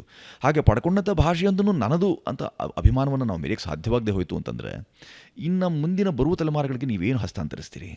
ಇನ್ನೊಂದು 10-20 ವರ್ಷಗಳಲ್ಲಿ ಕನ್ನಡ ಕಣ್ಮರೆಯಾಗುತ್ತೇನೋ ಕರ್ನಾಟಕದಲ್ಲಿ ಅಂತ ನನಗಂತೂ ಅನ್ನಿಸ್ತದೆ. ಅಗೇನ್ ಇದೊಂದು ನೋವಿನಿಂದ ಹೇಳೋ ಮಾತು, ಯಾಕಂದರೆ ಕನ್ನಡ ಮಾತಾಡೋದಕ್ಕೆ ಹಿಂಜರಿಕೆ. ಆದರೆ ಇನ್ನೊಂದು ಉದಾಹರಣೆಯ ಜೊತೆ ಮಾತು ಮುಂದುವರಿಸ್ತೀನಿ. ನಾವು ಜಪಾನ್ ದೇಶಕ್ಕೆ ಹೋದಾಗ ಅಥವಾ ಚೈನಾ ದೇಶಕ್ಕೆ ಹೋದಾಗ ಒಂದೆರಡು ಉತ್ತಮ ಉದಾಹರಣೆಗಳು ತಂತ್ರಜ್ಞಾನ ಅಭಿವೃದ್ಧಿಗಳ ವಿಷಯದಲ್ಲಿ. ಅವರಿಗೆ ಬಾರದ ಭಾಷೆ ಸಮಸ್ಯೆ ಭಾರತದಲ್ಲಿ ಮಾತ್ರ, ನಾನು ಬರೀ ಕರ್ನಾಟಕನ ಹೇಳ್ದೇನೆ, ಇಡೀ ಭಾರತದ ವಿಷಯಕ್ಕೆ ಬಂದಾಗ ಯಾಕೆ ಭಾಷೆಯ ಬಗ್ಗೆ ಕೀಳಿರಿಮೆ? ನಮಗೆ ಸಮಸ್ಯೆ ಇರೋದು ಭಾಷೆಯಲ್ಲೋ ಅಥವಾ ಕೀಳಿರಿಮೆಯಲ್ಲೋ ಅಥವಾ ನಮ್ಮ ಮೇಲೆ ನಮಗಿರುವಂಥ ಅಪನಂಬಿಕೆಯಿಂದಲೋ? ಕಾಲದಿಂದ ದಾಸ್ಯವನ್ನು ಅನುಭವಿಸಿದವರು ನಾವಿನ್ನೂ ಸ್ವತಂತ್ರರಾಗಲಿಲ್ಲ. ಚಿಂತನೆ ದೃಷ್ಟಿಯಿಂದ, ಆಲೋಚನಾ ದೃಷ್ಟಿಯಿಂದ ನಾವು ಆಲೋಚನೆಯಲ್ಲಿಯೇ ನಂದಲ್ಲ ಇದು, ಬೆಂಕಿ ಬಿದ್ದಿದೆ ಮನೆಗೆ, ಓ ಬೇಗ ಬನ್ನಿ ಅಂತ ಕವಿ ಕೈಯಾರ ಕಿನ್ನರೆ ಹೇಳಿದಾಗ ಕಾಯಲಾರವೇ ಸಾಯೆ ಅಂತ ಅವರು ಕೊಟ್ಟಂಥ ಆ ಘೋಷವಾಕ್ಯ ಇದೆಯಲ್ಲ, ಅದನ್ನೆಲ್ಲ ಬಿಟ್ವಿ ನಾವು. ಐಕ್ಯವೊಂದೇ ಮಂತ್ರ, ಐಕ್ಯದಿಂದಲೇ ಸ್ವಾತಂತ್ರ್ಯ ಅಂತೆಲ್ಲ ಕೊಟ್ಟಂಥ ಕವಿವಾಣಿಯನ್ನೂ ನಾವು ಗೌಣವಾಗಿಸ್ಬಿಟ್ವಿ. ಈ ರೀತಿ ಅನೇಕ ಹುನ್ನಾರಗಳು, ಷಡ್ಯಂತ್ರಗಳಿಗೆ ಬಲಿಯಾದಂಥವ್ರು ನಾವು ಈಗಲೂ ಸಹ ಸ್ವತಂತ್ರವಾಗಿ ಯೋಚನೆ ಮಾಡ್ತಕ್ಕವ್ರು ನಾವು ಅಂತ ನನಗನ್ನಿಸಿಲ್ಲ. ಪ್ರಾಯ ಅದೊಂದು ಬಹಳ ಬಲವಾದ ಕಾರಣ ಇರ್ಬೋದು ಅಂತ ನನಗನ್ಸುತ್ತೆ ವೈಯಕ್ತಿಕವಾಗಿ. ಅಷ್ಟಲ್ಲದೆ ನೀವು ಕೊಟ್ಟಂಥ ದೃಷ್ಟಾಂತ ಚೈನಾ ಆಗಲಿ, ಜಪಾನ್ ಆಗಲಿ, ಅಲ್ಲಿಯೂ ಭಾಷೆಗಳು ಸತ್ತಿವೆ. ಸಾಮಾನ್ಯವಾಗಿ ಭಾಷೆ, ನಾಗರಿಕತೆಗಳಾಗಲಿ, ಭಾಷೆಗಳಾಗಲಿ ಅದು ಉದ್ಭವವಾಗಿವೆ, ವಿಕಸಿಸಿವೆ, ಹಾಗೆ ಜಾಜ್ಜಲ್ಯಮಾನವಾಗಿ ಬೆಳಗಿ ಕೊನೆಗೆ ಅದು ಅವಸಾನವನ್ನು ಕಂಡಿವೆ. ಭಾಷೆ ಹಾಗಾಗಿ ಮುಖ್ಯವಲ್ವೇ, ಭಾಷೆ ಜೊತೆಗೆ ಅದ್ರ ಜೊತೆಗೆ ಹರಿದು ಬರ್ಬೋದಂಥ ಅನೇಕ ಸಂಗತಿಗಳಿವೆಯಲ್ಲ, ಅದು ಒಂದು ಸಂಗಾತಿಯಾಗಿ ನಮಗೆ ದಕ್ಕಿತ್ತಲ್ಲ. ಅಂದರೆ ವೃದ್ಧನೊಬ್ಬ ಕಣ್ಮರೆಯಾದರೆ ಹೇಗೆ ಒಂದು ಒಂದು ಒಂದು ಗ್ರಂಥಾಲಯವೇ ಕಣ್ಮರೆಯಾಯಿತು ಅಂತ ನಾವು ಯಾವಾಗಲೂ ಹೇಳ್ತೀವಿ, ಹಾಗೆ ಒಂದು ಗ್ರಂಥಾಲಯದಲ್ಲಿ ಇರ್ಬೋದಂಥ ಅಷ್ಟು ಬೌದ್ಧಿಕ ಆಸ್ತಿ ಇದೆಯಲ್ಲ, ಆ ಔನ್ನತ್ಯ ನಮ್ಮಿಂದ ಮರೆಯಾಗಿ ಹೋಗುತ್ತೆ ಅಂತಂದರೆ ಸಹಜವಾಗಿ ಅದರ ಬಗ್ಗೆ ನಾವು ಸ್ವಲ್ಪ ಕಳಕಳಿ ಕಾಳಜಿ ಇಟ್ಕೊಳ್ಬೇಕಾಗಿತ್ತು. ಆದರೆ ಹಾಗೆ ಇಟ್ಟುಕೊಳ್ಳದೆ ಯಾವಾಗಲೂ ಹೋಲಿಕೆಯ ಜೀವನ ಬದುಕ್ಬಿಡ್ತೇವೆ ನಾವು. ಪಶ್ಚಿಮದ ಅಥವಾ ಯಾವುದೋ ಒಂದು ಭಾಷೆಯನ್ನು ಅನ್ನದ ಭಾಷೆ ಅಂತ ಇಟ್ಕೊಂಡ್ಬಿಡ್ತೇವೆ. ಇಡೀ ಜಗತ್ತಿನಲ್ಲಿ ಅದರ ಪ್ರಭಾವ ಅಥವಾ ಅದರಿಂದ ಆಗ್ಬೋದಾದ ಉಪಯೋಗ ಕೇವಲ 12, 14 ಅಥವಾ 16% ಅಂತ ಆಗಿಯೂ ಸಹ ಇಲ್ಲ, ಅದೇ ನಮಗೆ ಜೀವಾಳ, ಅದೇ ನಮಗೆ ಪರತತ್ವ, ಹೀಗೆಲ್ಲ ಯೋಚನೆ ಮಾಡಿಬಿಡ್ತೇವೆ. ಹಾಗಾಗಿ ತತ್ವ ಏನು ಅಂತ ಯೋಚನೆ ಮಾಡಿದ್ರೆ ನಾನು ನನ್ನದನ್ನು ನನ್ನದು ಅಂತ ಹೇಳ್ಕೊಳ್ಳೋಕೆ ಸಾಧ್ಯವಾಗದಂಥ ದುಸ್ಥಿತಿ ಇದೆಯಲ್ಲ, ಅದು ಭಾರತಕ್ಕೆ ಮಾತ್ರವೇ ಸೀಮಿತವಲ್ಲ. ನೀವು ಹೇಳಿದಂಥ ಜಪಾನಲ್ಲೂ ಸಹ ಭಾಷೆಗಳು ಸತ್ತಿವೆ, ನಾನು ಆಗಲೇ ಹೇಳಿದೆ. ಅದಕ್ಕೆಲ್ಲ ಬೇಕಾದಷ್ಟು ನಿಮಗೆ ಸುಮ್ಮನೆ ಕೇವಲ ಒಂದು ಇವತ್ತು ಬೆರಳ ತುದಿಯಲ್ಲೇ ಇದೆ ಮಾಹಿತಿ. ಬಹಳ ಕಷ್ಟಪಡಬೇಕಲ್ಲ, ಅದನ್ನು ಆತ್ಕೊಂಡು ಅದೇ ಸತ್ಯ ಅಂತ ನೋಡಬೇಕಲ್ಲ, ಅಡ್ಡ ಪರೀಕ್ಷೆಗಳು ಮಾಡ್ಕೊಳ್ಬೇಕು ನಾವು. ಆದರೂ ಸಹ ಬೆರಳ ತುದಿಯಲ್ಲೇ ಸಿಗ್ಬೋದು ಈ ಮಾಹಿತಿ. ನಾವು ಗಮನಿಸಿ ನೋಡಿದಾಗ ಕಣ್ಮರೆ ಆಗುತ್ತೆ ಅಂತ ನೀವು ಹೇಳ್ತಿರೋದು ಗೊತ್ತಿಲ್ಲ. ಅದು ಕಣ್ಣಿಂದ ಮರೆಯಾಗುತ್ತೆ ಅಷ್ಟೇ ಹೊರತು ಮನಸ್ಸಿನಿಂದ, ಭಾವದಿಂದ, ಚಿತ್ತಕೋಶದಲ್ಲಿ, ಭಾವ ಭಿತ್ತಿಯಲ್ಲಿ ಕನ್ನಡ ಮರೆಯಾಗದೇ ಉಳಿದಿತ್ತು. ಹಾಗಾಗಿಯೇ ನಾವು ಸೌಕರ್ಯಕ್ಕಾಗಿ ಭಾಷೆಯನ್ನು ನಾವು ತುಂಬ ಪ್ರೀತಿಸ್ತೀವಿ ಅನ್ನೋ ಕಾರಣಕ್ಕಾಗಿ ಇಲ್ಲ, ಅದಕ್ಕೆ ಸಾವಿಲ್ಲ, ಹಾಗಲ್ಲ ಅನ್ನೋದ್ರ ಬದಲಿಗೆ ಏನು ಮಾಡಬಹುದು ಭಾಷೆಯನ್ನು ಉಳಿಸೋಕೆ, ಬೆಳೆಸೋಕೆ, ಅಥವಾ ಬೆಳೆಸದೇ ಹೋದರೂ ಪರವಾಗಿಲ್ಲ. ಈಗ ಸದ್ಯ ನಮಗಿರುವಂಥದ್ದು ಸಮರೋಪಾದಿ ಆಗಬೇಕಾಗಿರೋ ಕೆಲಸ ಉಳಿಸೋಕೆ ಮಾಡಬೇಕಾದ್ದು ಬಹಳ ಸರಳ. ಈ ಭಾಷೆಯಲ್ಲಿರ್ಬೋದಾದಂಥ ಪದಪುಂಜ, ಅದರ ಬಳಕೆ ಮತ್ತು ಅಂಥ ವಾತಾವರಣ ಸೃಷ್ಟಿ, ಎಲ್ಲಿ ಹೋದರೂ ಸಹ ಅಂಥದ್ದೊಂದು ಇಚ್ಛಾಶಕ್ತಿ ಪದದಲ್ಲಿಯೂ ಇಚ್ಛೆಯೂ ಇದೆ, ಶಕ್ತಿಯೂ ಇದೆ. ಇಚ್ಛೆಯನ್ನು ವ್ಯಕ್ತಪಡಿಸಿ ಶಕ್ತಿಪೂರ್ವಕವಾಗಿ ಆ ಕೆಲಸ ಮಾಡಿದ್ರೆ ಸಹಜವಾಗಿ ಯಾವುದೇ ಭಾಷೆಯಾಗಲಿ, ಯಾವುದೇ ಕೆಲಸ, ಬರೀ ಭಾಷೆ ಅಷ್ಟೇ ಅಲ್ಲ, ಯಾವ ಕೆಲಸಕ್ಕೆ ನೀವು ತೊಡಗಿದ್ರೂ ಸಹ ಅಲ್ಲಿ ಬೇಕಾಗಿರೋದು ಈ ಥರದ ಇಚ್ಛಾಶಕ್ತಿ ಇದೆ. ಅದನ್ನು ಕೂಡಿಸಿ ಹೇಳಿದಾಗ ಇಚ್ಛಾಶಕ್ತಿ, ಅದನ್ನು ಪದವಿಭಾಗ, ಪದಚ್ಛೇದ ಮಾಡಿ ಹೇಳಿದಾಗ ಅದು ಇಚ್ಛೆ ಮತ್ತು ಶಕ್ತಿ. ಇಚ್ಛೆಯನ್ನು ಮೊದಲು ಪ್ರದರ್ಶನ ಮಾಡಿಬಿಡ್ತು ಅಂದರೆ ಪ್ರದರ್ಶನದಲ್ಲೂ ದರ್ಶನ ಇದೆ. ಉಪಸರ್ಗ ದರ್ಶನ ಅಂದರೆ ಕಾಣಿಕೆ ಇಲ್ಲದೆ ಕಾಣಿಕೆ ಸಿದ್ಧಿಸೋಲ್ಲ. ನೀವು ಹೇಳೋವಾಗ ನನಗೊಂದು ಉದಾಹರಣೆ ಖಂಡಿತ ನೆನಪಾಯಿತು. ಖಂಡಿತ ನೀವು ಹೇಳಿದ ಹಾಗೆ ನಾವು ಎಲ್ಲವನ್ನೂ ನಿರಾಶಾಭಾವದಿಂದ ನೋಡೋದಕ್ಕೆ ಸಾಧ್ಯ ಇಲ್ಲ. ಒಂದು ಸಲ ಒಂದು ಅಂಗಡಿ ಮುಂದೆ ನಿಂತು ನಾನೇನೋ ಕೊಂಡ್ಕೊಳ್ತಾ ಇದ್ದೆ. ಒಂದು 4 ಜನ ಗಂಡು ಮಕ್ಕಳು ಬಂದರು, ಅಂದರೆ ಸುಮಾರು ಕಾಲೇಜಿನ ಗಂಡು ಮಕ್ಕಳು. ಅವರನ್ನು ನೋಡುವಾಗಲೇ ಅನ್ನಿಸ್ತಿತ್ತು ಬಹಳ ಮೇಲಂತಸ್ತಿನ ಮಕ್ಕಳು ಅವರೆಲ್ಲರೂ ಅಂತ. ಸಹಜವಾಗಿ ನಮ್ಮ ಮನಸ್ಸಿನಲ್ಲಿ ಏನು ಬರುತ್ತೆ, ಇಂಗ್ಲೀಷ್ನಲ್ಲಿ ಮಾತಾಡ್ಕೊಳ್ತಾರೆ ಅಂತ. ಆದರೆ ಅವ್ರು ಮಾತಾಡಿದ ಕನ್ನಡ ಇತ್ತಲ್ಲ, ನನಗೆ ಒಂದು ನಿಮಿಷ ಅನಿಸೋ ಹಾಗಾಯಿತು. ಅಪ್ಪಟ ಕನ್ನಡ ಅವರ ಭಾಷೆಯಲ್ಲಿ. ಅವ್ರು 4 ಜನ ಇದ್ದರು, 4 ಜನ ಅಪ್ಪಟ ಕನ್ನಡದಲ್ಲಿ ಒಂದು ಸಣ್ಣ ಆಂಗ್ಲ ಪದ, ಇಂಗ್ಲೀಷ್ ಬಳಕೆನೇ ಇರಲಿಲ್ಲ. ನನಗೆ ಆಶ್ಚರ್ಯ ಆಯಿತು, ಹಿಂಗೂ ಬಳಸಬಹುದಾ ಅಂತ. ಹೌದು, ವ್ಯಾವಹಾರಿಕ ಭಾಷೆ ಯಾವುದೇ ಆದರೂ ಕನ್ನಡ ಭಾಷೆ, ತಾಯಿ ಭಾಷೆಗೆ ಪ್ರಾಮುಖ್ಯತೆ ಕೊಟ್ಟಾಗ ಅದರ ಅಳಿವು ಉಳಿವಿನ ಬಗ್ಗೆ ಆಲೋಚನೆ ಕೂಡ ಬರೋದಿಲ್ಲ ಅಂತ ಅನಿಸುತ್ತೆ. ನಾವು ಯಾವಾಗಲೂ ನಗರ ಕೇಂದ್ರಿತ ಮಾತುಗಳನ್ನು ಹೆಚ್ಚಾಡ್ಬಿಡ್ತೇವೆ. ನಾನೊಬ್ಬ ಪರ್ಯಟಕ, ಪ್ರವಾಸಿ, ಯಾವಾಗಲೂ ಉಪವಾಸಿಯೂ ಹೌದು, ಪ್ರವಾಸಿಯೂ ಹೌದು. ಯಾವಾಗಲೂ ಹಳ್ಳಿಗಾಡಿನಲ್ಲ ಅಲ್ಲಿ ಬಂದಾಗ, ನೆನ್ನೆ ಕಲಬುರಗಿಯಲ್ಲಿದ್ದೆ, ಅಲ್ಲಿಯೂ ಸಹ ಎಷ್ಟು ಒಳ್ಳೆಯದು. ಅಂಬಲ ಅಂತ ಹೇಳ್ತಾರೆ, ಯಾರು ಬಲ್ಲ, ಅದೊಂದು ಸ್ವಲ್ಪ ವಿರೂಪಗೊಂಡಿರ್ಬೋದು, ಅದೊಂದು ಸ್ವಲ್ಪ ಮುಚ್ಚೂರು ಬದಲಾವಣೆಯನ್ನು ಕಂಡಿರ್ಬೋದು. ಆದರೆ ಆ ಥರದೆಲ್ಲ ಬದಲಾವಣೆ ವಿರೂಪಗೊಂಡದ್ದು ಸಹ ಮೂಲಕ್ಕೆ ಪೆಟ್ಟಾಗದ ರೀತಿಯಲ್ಲಿ ಹಿಂಗೆ ಇಟ್ಕೊಂಡಿರ್ತಾರೆ ಅವರು. ಎಷ್ಟು ಚಂದ, ಇಲ್ಲೇ ಸನಿಹ ಐತ್ರಿ ಅಂತಾರೆ ಅವರು. ಸನಿಹ ಅನ್ನೋದು ನಾವು ಬಳಕೆ ಮಾಡೋದಿಲ್ಲ ನಮ್ಮ ಪ್ರದೇಶದಲ್ಲಿ. ಸಮೀಪ ಬಳಕೆ ಮಾಡೋಲ್ಲ, ಸನಿಹ ಬಳಕೆ ಮಾಡೋಲ್ಲ. ಇವೆಲ್ಲವನ್ನ ಗ್ರಾಮ್ಯ ಪ್ರದೇಶದಲ್ಲಿ ಅಥವಾ ನಮ್ಮ ಅವಿಭಜಿತ ಅಥವಾ ಅಖಂಡ ಕರ್ನಾಟಕ ಇದೆಯಲ್ಲ, ಅಲ್ಲಿ ಮೂಲೆಗೆ ಹೋದಾಗಲೂ ಸ್ವಲ್ಪ ನಿಮಗೆ ಕನ್ನಡ ಸುಪುಷ್ಟವಾಗಿ ಕಾಣಸಿಗುತ್ತೆ. ಆಗೆಲ್ಲ ನೀವು ಸಂತೋಷ ಪಡ್ಬೋದು. ಬರಬಟ್ಟೆ ಅಂತ ಕರೀತಾರೆ, ಬರ ಅಂದ ತಕ್ಷಣ ಒಣ ಅಂತ ಅರ್ಥ ಆಗುತ್ತೆ. ಈ ಥರ ಹಳ್ಳಿಗಾಡಿನಲ್ಲಿ ನಾವು ಯಾವಾಗಲೂ ನಮ್ಮ ಮಾತಿರೋದೇ ನಗರ ಕೇಂದ್ರಿತವಾಗಿ. ಹಳ್ಳಿಗಳಿಗೆ ಹೋದಾಗ ದೀಪ ಹೊತ್ಸು ಅಂತಲೇ ಈಗಲೂ ಹೇಳೋದು. ಎಷ್ಟು ಚೆನ್ನಾಗಿ ಹೇಳ್ತಾರೆ, ದೀಪ ಹೊತ್ತಿಸು ಅಂತ ಹೇಳ್ತಾರೆ. ಆ ಎಲ್ಲವೂ ನೋಡಿದಾಗ ಮನಕ್ಕಿಂತ ಆನಂದ ಆಗುತ್ತೆ ಅಂತಂದರೆ, ಹಾಗೆ ಭಾಷೆ ಸುಲಭವಾಗಿ ಸತ್ತಿ ಬಿಡೋಲ್ಲ, ಯಾರೂ ಸುಲಭವಾಗಿ ಸಾಯೋಲ್ಲ. ಹಾಗಾಗಿ ಆಸ್ಪತ್ರೆ ಕೊಂಡೊಯ್ದು ಅದನ್ನು ತೀವ್ರ ನಿಗಾ ಘಟಕದಲ್ಲಿ ಇಟ್ಟು ಅದಕ್ಕೆ ಮಾಡಬಾರ್ದ ಎಲ್ಲ ಮಾಡಿ ಆ ಎಲ್ಲ ಶುಶ್ರೂಷೆಯ ನಂತರವೇ ಅದಕ್ಕೆ ಆಯಿತು, ಈ ದೇಹ ಮುಗೀತು ಅಂತ ಹೇಳ್ತಾರೆ. ಆದರೆ ದೇಹ ಸಾಯ್ತು ಹೊರತು ಆತ್ಮ ಹಾಗೆ ಉಳಿಯುತ್ತೆ ಅಂತ ಹೇಳಿದರೆ, ಆತ್ಮ ಅಮರ, ದೇಹ ಅಜರ. ಹಾಗಾಗಿ ಅಮರವಾದಂಥ ಈ ಭಾಷೆ ಲಕ್ಷೋಪಲಕ್ಷ ವರ್ಷಗಳ ಇತಿಹಾಸ ಇದೆ ಅಂತ ಸಿರಿಭೂವಲಯವೂ ಹೇಳಿಬಿಡುತ್ತೆ. ಕುಮುದೇಂದು ಮುನಿವಿರಚಿತ ಸಿರಿಭೂವಲಯದಲ್ಲಿ 100 ಇಂದ್ರರ ಕಾಲದಿಂದ ನವಗೆದೇ ಉಳಿದ ಭಾಷೆ ಕನ್ನಡ ಅಂತ. ಅದೊಂದು ಅಂಕಲಿಪಿ ಕಾವ್ಯ, ಕನ್ನಡಿಗರಿಗೆ ಬೇಡವಾದಂಥ ಒಂದು ಶಾಸ್ತ್ರಗ್ರಂಥ ಅದು. ಅದೊಂದು ಅನೇಕ ಭಾಷೆಗಳಿರ್ಬೋದಂಥ ಒಂದು ಕೋಷ್ಟಕ ಅದು.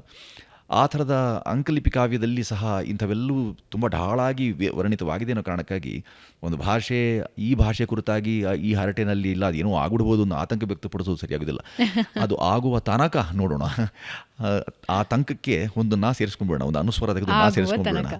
ಆಗುವ ತನಕ ನೋಡೋಣ. ಅಂದರೆ ಬೆಂಕಿ ಬಿದ್ದ ಮೇಲೆ ನಾನು ಮತ್ತೆ ಏನಾದ್ರು ಆಗ ಬಾವಿ ತೋಡ್ತೇನೆ ಅಂತಲ್ಲ. ನೀವು ಹೇಳೋ ಕಾಳಜಿ ಕಳಕಳಿ ಸರಿ ಇದೆ.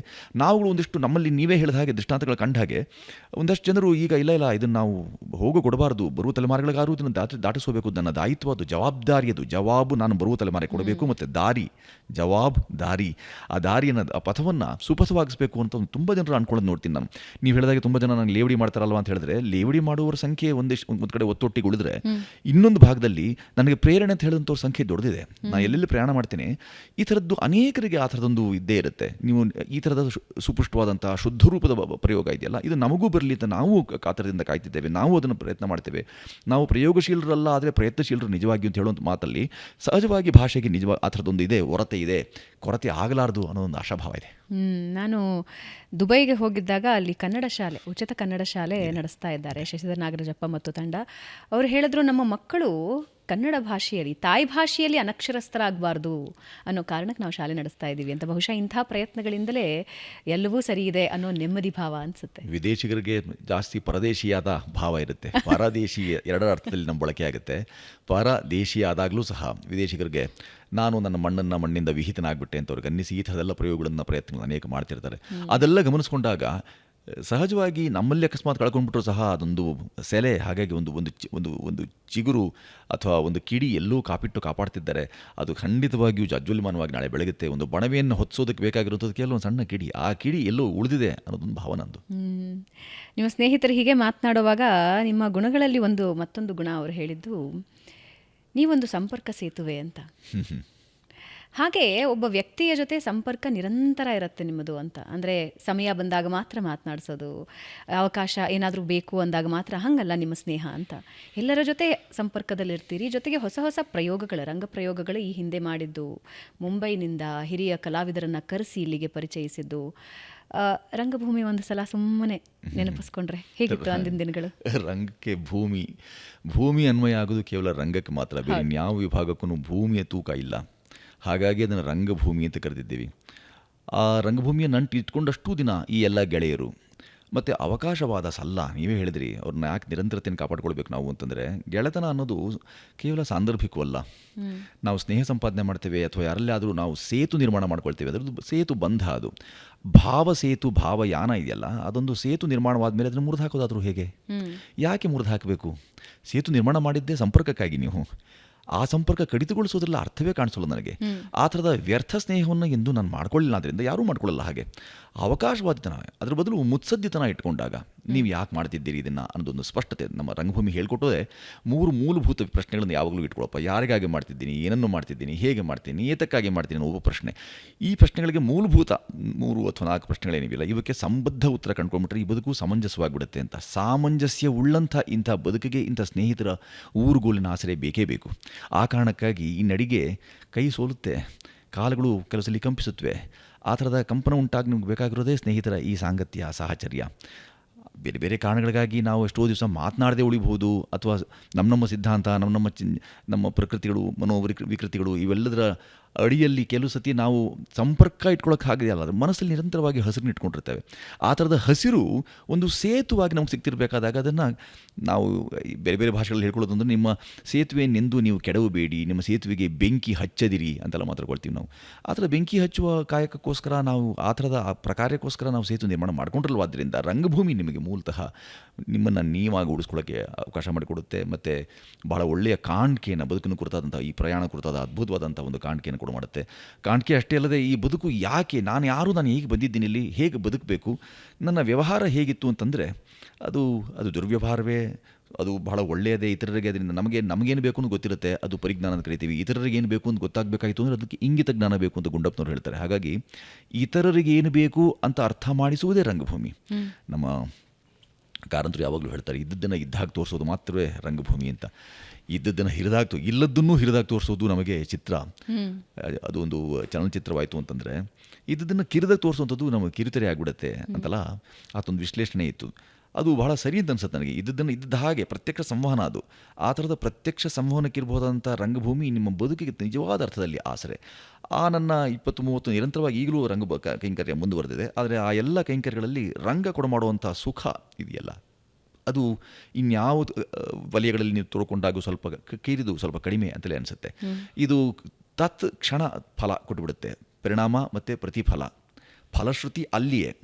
ಅಂದರೆ ಯಾವಾಗ ನೀವು ತೊಡ್ಕೊಂಡಿದ್ದೀರಿ ಕೆಲವೇ ಗಂಟೆಗಳಲ್ಲಿ ಕೆಲವೇ ಕ್ಷಣಗಳಲ್ಲಿ ನಿಮಗೆ ಅದರ ಅನುಭವ ಸಿಕ್ಕಿಬಿಡುತ್ತೆ. ನಮಗೆ ಮಿಕ್ಕೆಲ್ಲವೂ ಅನುಭವಕ್ಕೆ ಸೀಮಿತವಾಗಿಬಿಡುತ್ತೆ. ರಂಗಭೂಮಿ ಅಂದರೆ ಕೆಲವು ವರ್ಷಗಳ ಕಾಲ ನಾನು ರಂಗಭೂಮಿಯಲ್ಲಿ ತೊಡಕೊಂಡಿದ್ದೆ. ರಂಗಭೂಮಿ ಕಲಿಸಿದ್ದು ನನಗೆ ಬಹಳಷ್ಟು. ಆದರೆ ಮುಖ್ಯವಾಗಿ ನಾನು ನೆನೆಸ್ಕೊಳ್ಳೋದು ಶಿಸ್ತು, ಜೀವನದ ಶಿಸ್ತು.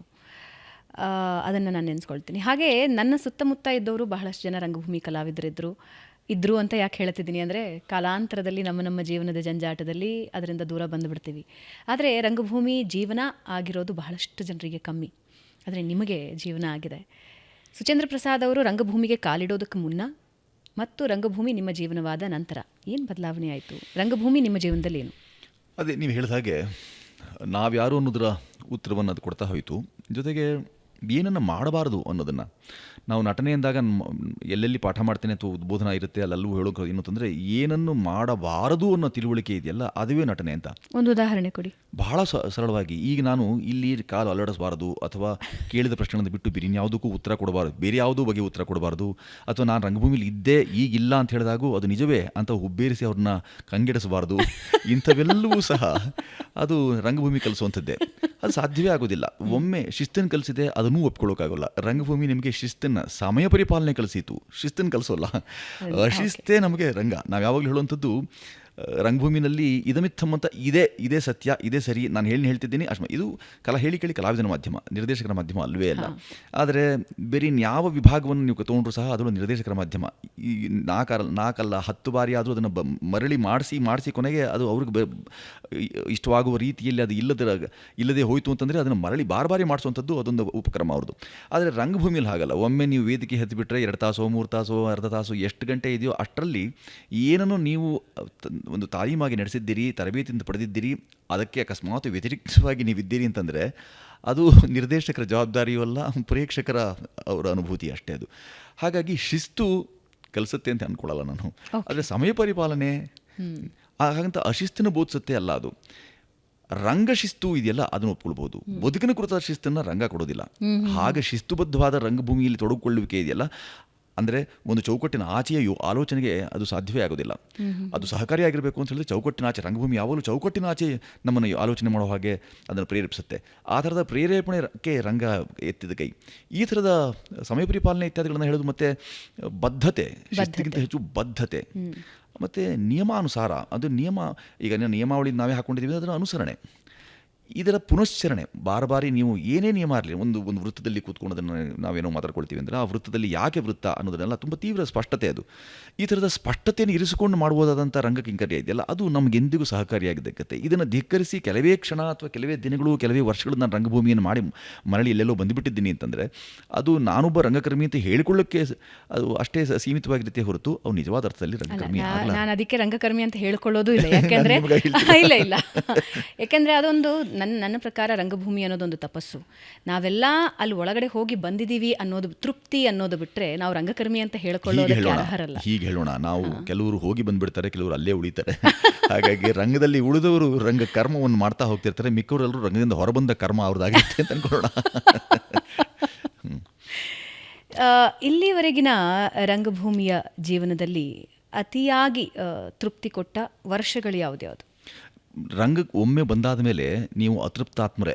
ಹೌದಾ? ಎಂದೂ ನೀವು ತೃಪ್ತಿನ ಸಮಾಧಾನವನ್ನು ಪಡ್ಕೊಳ್ಳೋಕೆ ಸಾಧ್ಯವೇ ಇಲ್ಲ. ಇದು ಹೀಗಾಗಬೇಕಿತ್ತಲ್ವೇ, ಇನ್ನೂ ಹೀಗಾಗಿದ್ದರೆ ಇನ್ನೊಂದಿಷ್ಟು ಅಂದ ಹೆಚ್ಚುತ್ತಿತ್ತಲ್ವೇ ಇದ್ರದ್ದು, ಇದು ನಾವು ಅಂದಗೆಡಿಸಿದ್ವಾ, ಈ ಥರದ ಜಿಜ್ಞಾಸೆ ನಿಮ್ಮನ್ನು ಎಂದೂ ಕಾಡೋದು ಮಾತ್ರವೇ. ಎಂದು ನೀವು ತೃಪ್ತಿ ಪಡ್ಕೊಳ್ತೀರಿ ಅಂದು ನಿಮ್ಮ ಸಾವು ಅಂತಲೇ ರಂಗ ಹೇಳೋದು.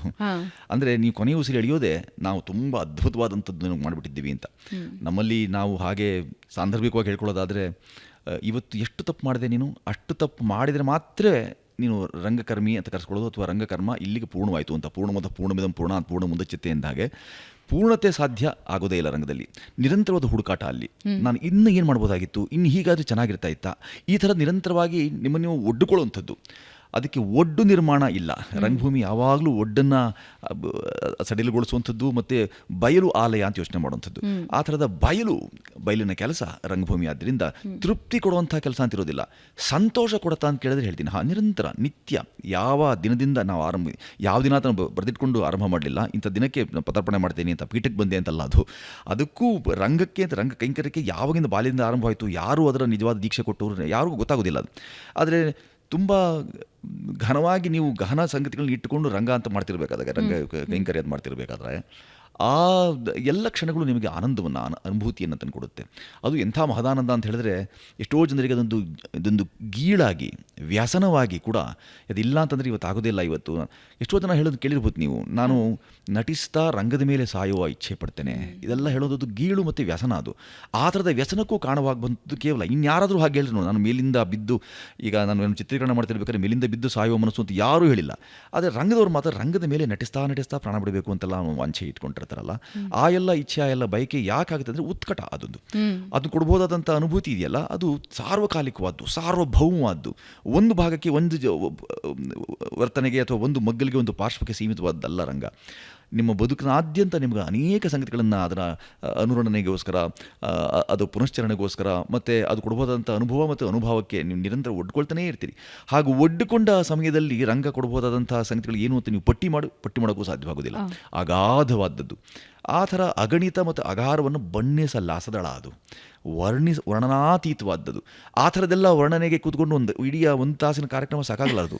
ಒಂದೊಂದೇ ದೃಷ್ಟಾಂತಗಳು ಕೊಡೋದು. ಯಾರು ನೀವು ರಂಗಕರ್ಮಿಯನ್ನೊಬ್ಬ ಕೂಡಿಸಿ ರಂಗ ಸಿದ್ಧಾಂತಗಳ ಕುರಿತಾಗಿ ಮಾತಾಡೋದಿಲ್ಲ, ಅವರು ಅನುಭವಗಳ ಕುರಿತಾಗಿಯೇ ಮಾತಾಡೋದು ಯಾವಾಗಲೂ. ನಾವು ಅಲ್ಲಿಗೆ ಹೋದಾಗ ಹೀಗಾಗಿತ್ತು, ಆಗ ನನಗೆ ಅರ್ಥವಾಯಿತು ಅಂತೆಲ್ಲ ಅವರು ಆ ಪ್ರಸಂಗಗಳನ್ನ ಇಟ್ಕೊಳ್ತಾರೆ ಹೊರತು, ರಂಗದ ಸಂಘ ಹೀಗಿದೆಯೇ ಹೊರತು ಸಿದ್ಧಾಂತಗಳ ಕುರಿತಾಗಿ ಮಾತಾಡಬೇಕು ಅಂದಾಗ ಕೇವಲ ಅದು ಕೊರತೆಯಾಗಿ ಕಾಣ್ಬಿಡುತ್ತೆ ನಮಗೆ, ಹೊರತೆ ಅಂತ ಅನಿಸೋದಿಲ್ಲ. ಸಣ್ಣ ಚೌಕಟ್ಟಿದ್ದು ಒಂದು ಹೇಳಿಬಿಡ್ತಾರೆ, ಒಬ್ಬ ನಟನಿಗೆ ಪೂರ್ವಭಾವಿ ತಯಾರಿ ಇರಬೇಕು ಅನ್ನೋದೊಂದು ಸಿದ್ಧಾಂತ ಅಷ್ಟೇ. ಅದಕ್ಕೆ ವಿಸ್ತರಣೆ ಮಾಡ್ತಾ ಹೋದಾಗ ದಿನಗಟ್ಟಲೆ ಸಾಕಾಗೋಲ್ಲ ನಮಗೆ. ಹಾಗೆ ರಂಗಭೂಮಿ ನನ್ನ ಮಟ್ಟಿಗೆ ನಾನು ಅದನ್ನು ಆತುಕೊಂಡ ಅಷ್ಟೂ ಕ್ಷಣಗಳು ನನಗೆ ವಿಶೇಷವಾದ ಆನಂದವನ್ನು, ಅನುಭೂತಿಯನ್ನು ಕೊಟ್ಟಿದೆ. ಯಾರಿಗೆ ರಂಗಭೂಮಿ ಅಲ್ಲ? ಬಹಳ ಒಳ್ಳೆಯ ಪ್ರಶ್ನೆ ಇದು. ರಂಗಕ್ಕೆ ಬೇಡವಾದವರಿಗೆ ರಂಗಭೂಮಿ ಸಲ್ಲ. ಯಾಕೆ ಇದನ್ನು ಹೇಳ್ತೀನಿ ಅಂದರೆ, ರಂಗ ಕೆಲವು ವಿಚಾರಗಳನ್ನು ಬಯಸುತ್ತೆ. ರಂಗ ತುಂಬ ಕ್ರೂರಿ ಅನ್ನೋದೊಂದು ಮಾತಿದೆ. ತುಂಬ ಕ್ರೌರ್ಯವನ್ನು ಮೆರೆಯುತ್ತೆ ರಂಗ. ಅದು ಬೇಡುತ್ತೆ. ನಿಮ್ಗೆ ಏನಾದರೂ ಆಗಿರಿ, ನಿಮ್ಗೆ ಏನೋ 100 ಸಬೂಬು 100 ಕಾರಣಗಳನ್ನ ಇಟ್ಕೊಂಡಿರಿ ನೀವು, ಅದು ನಮಗೆ ಆ ಕಾರಣ. ಒಂದು ಪ್ರದರ್ಶನ ನಡೀಲೇಬೇಕು ಅಂತ ಒಂದು ನಿಯಮ ಇದೆ. ನಡೀತಲೇ ಹೋಗಬೇಕು, ಅದು ನಿಲ್ಲಬಾರ್ದು ಅಂತ. ಹೇಗೆ ಬದುಕು ಉಸಿರಾಟವೂ ಹೋಗಿ, ಆದರೆ ಈ ಉಸಿರಾಟವೂ ನಿಂತುಬಿಡುತ್ತೆ ಒಂದು ದಿವಸ. ಹೀಗೆ ನಿಲ್ಲುವ ಉಸಿರಾಟ ಬಗ್ಗೆ ರಂಗ ತಲೆಕೆಡಿಸ್ಕೊಳ್ಳೋದಿಲ್ಲ. ನೀನು ಎಲ್ಲಿ ನಿಂತೆ, ಯಾಕೆ ನಿಂತೆ, ಇದೆಲ್ಲ ಕೇಳೋದಿಲ್ಲ. ರಂಗ ನಿರಂತರ ಪ್ರಕ್ರಿಯೆ, ಅದು ನಿರಂತರ ಕೈಂಕರ್ಯ. ಅದು ಆ ನಿರಂತರತೆಗೆ ನೀವು ಒಗ್ತೀರಿ, ಮಾಗ್ತೀರಿ ಅಂದರೆ ಮಾತ್ರ ಬಾಗುವವರು ಮತ್ತು ಮಾಗುವವರು ಅವರನ್ನು ಹೆಚ್ಚು ರಂಗ ಪ್ರೀತಿಸುತ್ತೆ. ನೀವು ಬಾಗ್ತೀರಿ ಅಂದಾಗ ಮಾತ್ರ ಮಾಗ್ತೀರಿ.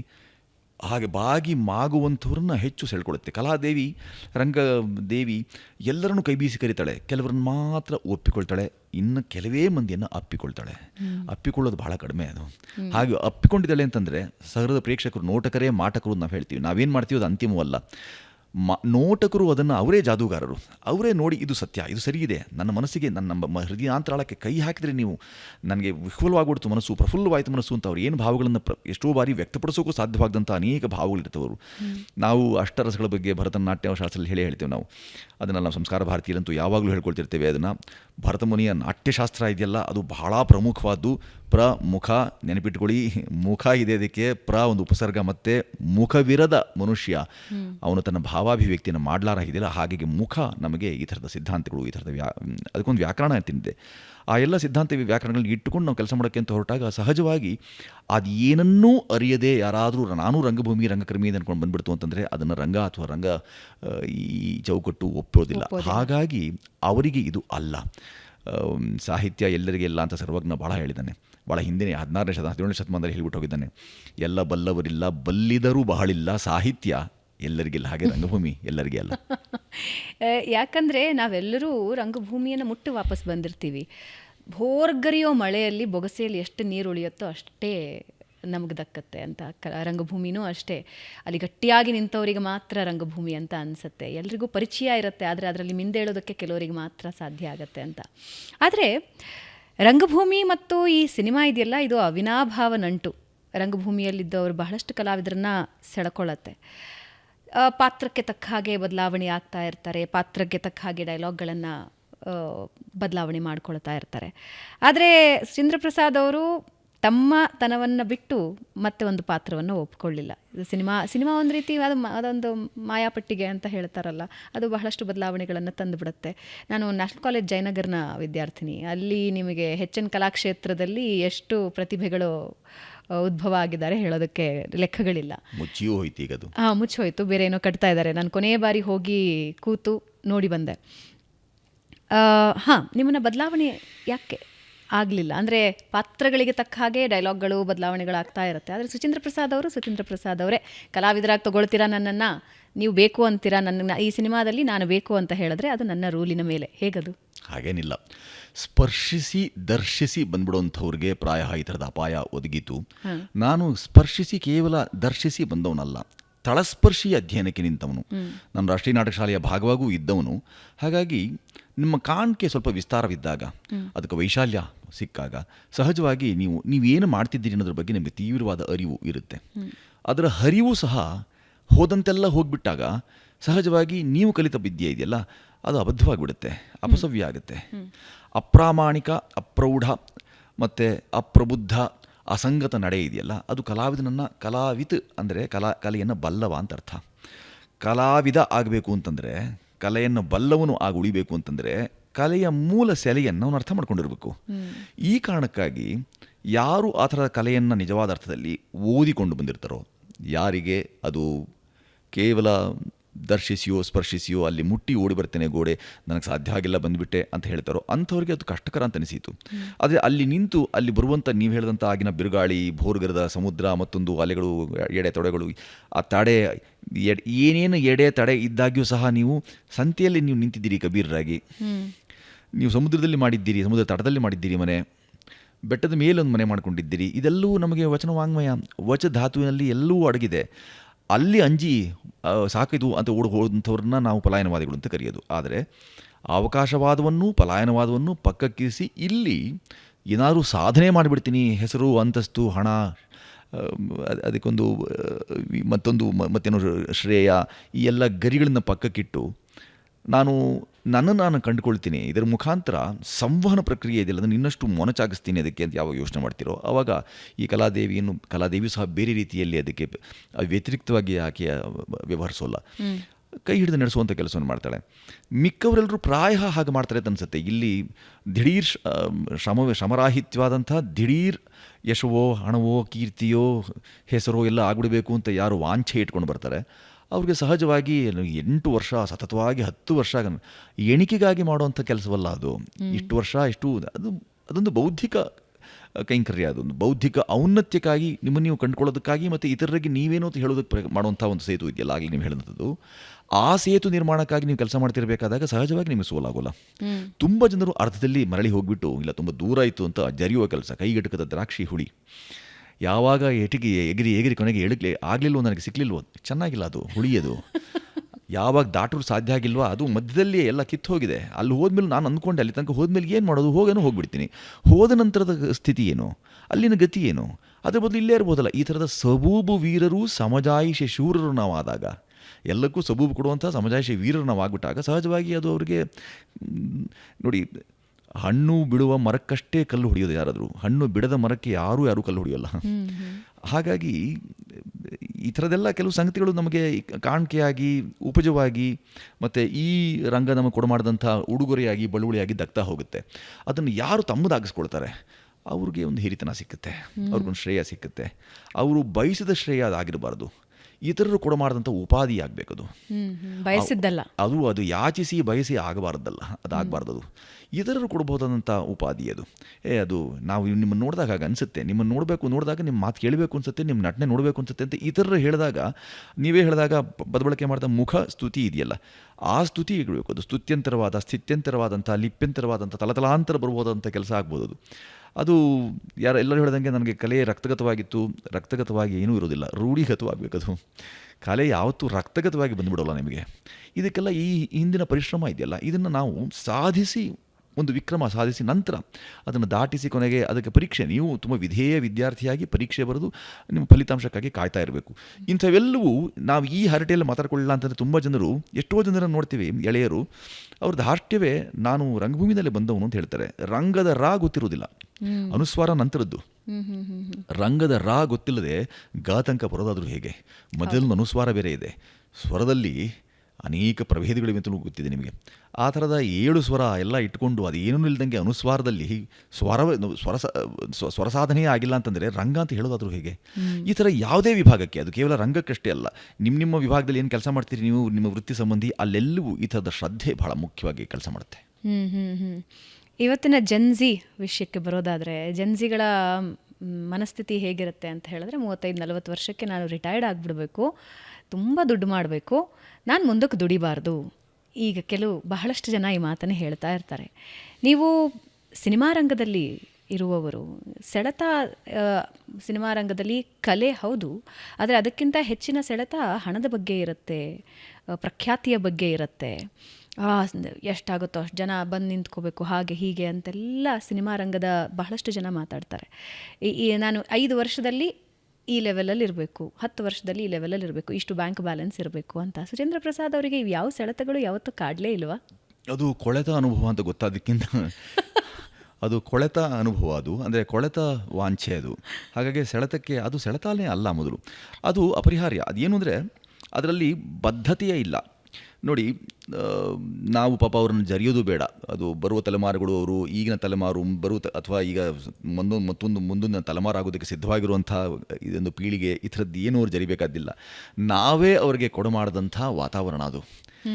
ಈಗ ಅವ್ರ ಹಾಗೆ ಸಜ್ಜಾಗೋದಕ್ಕೆ ನಮ್ಮ ಪರಿಶ್ರಮ, ಅಂದರೆ ನಮ್ಮ ಸೋಲು ಇದೆಯಲ್ಲ, ಪರಿಶ್ರಮ ಅನ್ನೋದಕ್ಕಿಂತಲೂ ನಾವು ವ್ಯಂಗ್ಯವಾಗಿ ಹೇಳೋಕ್ಕೆ ಪ್ರಯತ್ನ ಪಟ್ಟೆ, ನಮ್ಮ ಸೋಲು ಇದೆಯಲ್ಲ ಅವ್ರನ್ನ ಹಾಗೆ ರೂಪಿಸಿದೆ ಅಂತ ನಾನು ಬಹಳ ಸ್ಪಷ್ಟವಾಗಿ ಹೇಳೋಕ್ಕೆ ಇಷ್ಟಪಡ್ತೇನೆ. ಯಾಕೆಂದರೆ ನಾವುಗಳು ಹೇಗಿದ್ದೇವೆಯೋ ತಲೆಮಾರುಗಳು ಹಾಗಿರುತ್ತವೆ. ಮುಖದ ಮೇಲಿನ ಧೂಳಿಗಾಗಿ ಕನ್ನಡಿಯನ್ನು ಬಹಳ ಕಾಲ ಒರೆಸಿದ್ರು ಅಂತ. ಧೂಳಿದ್ದದ್ದು ಮುಖದ ಮೇಲೆ, ಒರೆಸಿದ್ದು ಕನ್ನಡಿಯನ್ನು. ನಾಸ್ತ್ಯತ್ರ ಸ್ವಯಂ ಪ್ರಜ್ಞಾ ಶಾಸ್ತ್ರಸ್ಥಸ್ಯ ಕರೋತಿ ಕಿಂ ಲೋಚನಾಭ್ಯಾಂ ವಿಹೀನಸ್ಯ ದರ್ಪಣ ಕಿಂಕರಿಷ್ಯತಿ ಅಂತ. ಸ್ವಯಂ ಪ್ರಜ್ಞೆ ಇರದವರಿಗೆ ಯಾವ ಶಾಸ್ತ್ರದಿಂದ ಏನು ಪ್ರಯೋಜನ, ಕಣ್ಣೇ ಕಾಣದ ಗಾವಿಲರಿಗೆ ಕನ್ನಡಿಯಿಂದ ಏನು ಪ್ರಯೋಜನ ಅಂತ. ಕಣ್ಣು ಕಾಣಿಸಲ್ಲ ಪಾಪ, ಆದರೆ ಕನ್ನಡಿಯನ್ನು ಪೂರ್ಣ ಆ ಕಡೆ ಈ ಕಡೆ ಎಲ್ಲ ಹದ ಮಾಡಿ ಅವರಿಗೆ ನೀವು ನೋಡ್ಕೊಳ್ಳಿ ಅಂದರೆ ಪಾಪ ಏನು ನೋಡಿ ಯಾರು, ಅವರು ಕಣ್ಣು ಕಾಣುವ ರಸಗ್ರಹಣಕ್ಕೆ ಬೇಕಾಗಿರುವಂಥ ಯಾವ ಕೆಲಸವನ್ನು ನಾವು ಅವ್ರಿಗೆ ಇಟ್ಕೊಳ್ಳಿ, ಇದು ರಸ ಅಂತ ಹೇಳ್ಕೊಡ್ಲೇ ಇಲ್ಲ ಅವ್ರಿಗೆ. ಹಾಗಾಗಿ ಅವರು 5 ವರ್ಷದಲ್ಲಿ ಹೀಗಿರಬೇಕು, 5 ವರ್ಷದಲ್ಲಿ ನನಗೆ ಇಷ್ಟು ಹಣ ಬರಬೇಕು, ಅದಕ್ಕೆ ಅದರ ಸಲುವಾಗಿ ಏನನ್ನೂ ಮಾಡೋಕ್ಕೆ ಸಿದ್ಧವಾಗಿಬಿಡ್ತೇನೆ. ಇಷ್ಟೇ ತಾನೇ ಬದುಕು, ಏನು ಮಾಡಿದ್ರೆ ಅದರಲ್ಲಿ ಏನು ಕೆಟ್ಟದ ಕೆಲಸ ಆಗಲಾರ್ದದು, ಇದೆಲ್ಲ ಯೋಚನೆ ಮಾಡೋದಿದೆಯಲ್ಲ. ಈ ಒಳಿತು ಕೆಡಕುಗಳ ಧರ್ಮನಿಷ್ಠವಾದ್ದು. ಯಾಕೆ ಧರ್ಮ ಇಲ್ಲಿ ತಂದುಬಿಡ್ತೀನಿ ಅಂತ ಹೇಳಿದ್ರೆ, ಧರ್ಮ ಅಂತ ಕೂಡಲೇ ಯಾವುದೋ ಬೇರೆ ಚೌಕಟ್ಟಿನ ಹೇಳಲೇಬೇಕಾಗಿಲ್ಲ. ಯೋಯ ಧಾರ್ಯತೆ ಸಯೇವ ಧರ್ಮ ಅಂತ. ಯಾರು ಯಾವುದನ್ನು ಅನುಸರಿಸಿ ನಡೆಯುತ್ತಾರೆಯೋ ಅದು ಧರ್ಮ ಅಂತ ಹೇಳಲಾಗಿದೆ. ಧಾರಣಾತ್ ಧರ್ಮಮಿತ್ಯಾಹು ಧರ್ಮೋ ಧಾರ್ಯತಿ ಪ್ರಜಾ ಅಂತ ಅಂದ್ಬಿಟ್ಟು, ಇದು ಧಾರಣೆಗೆ ಸಂಬಂಧಪಟ್ಟದ್ದು.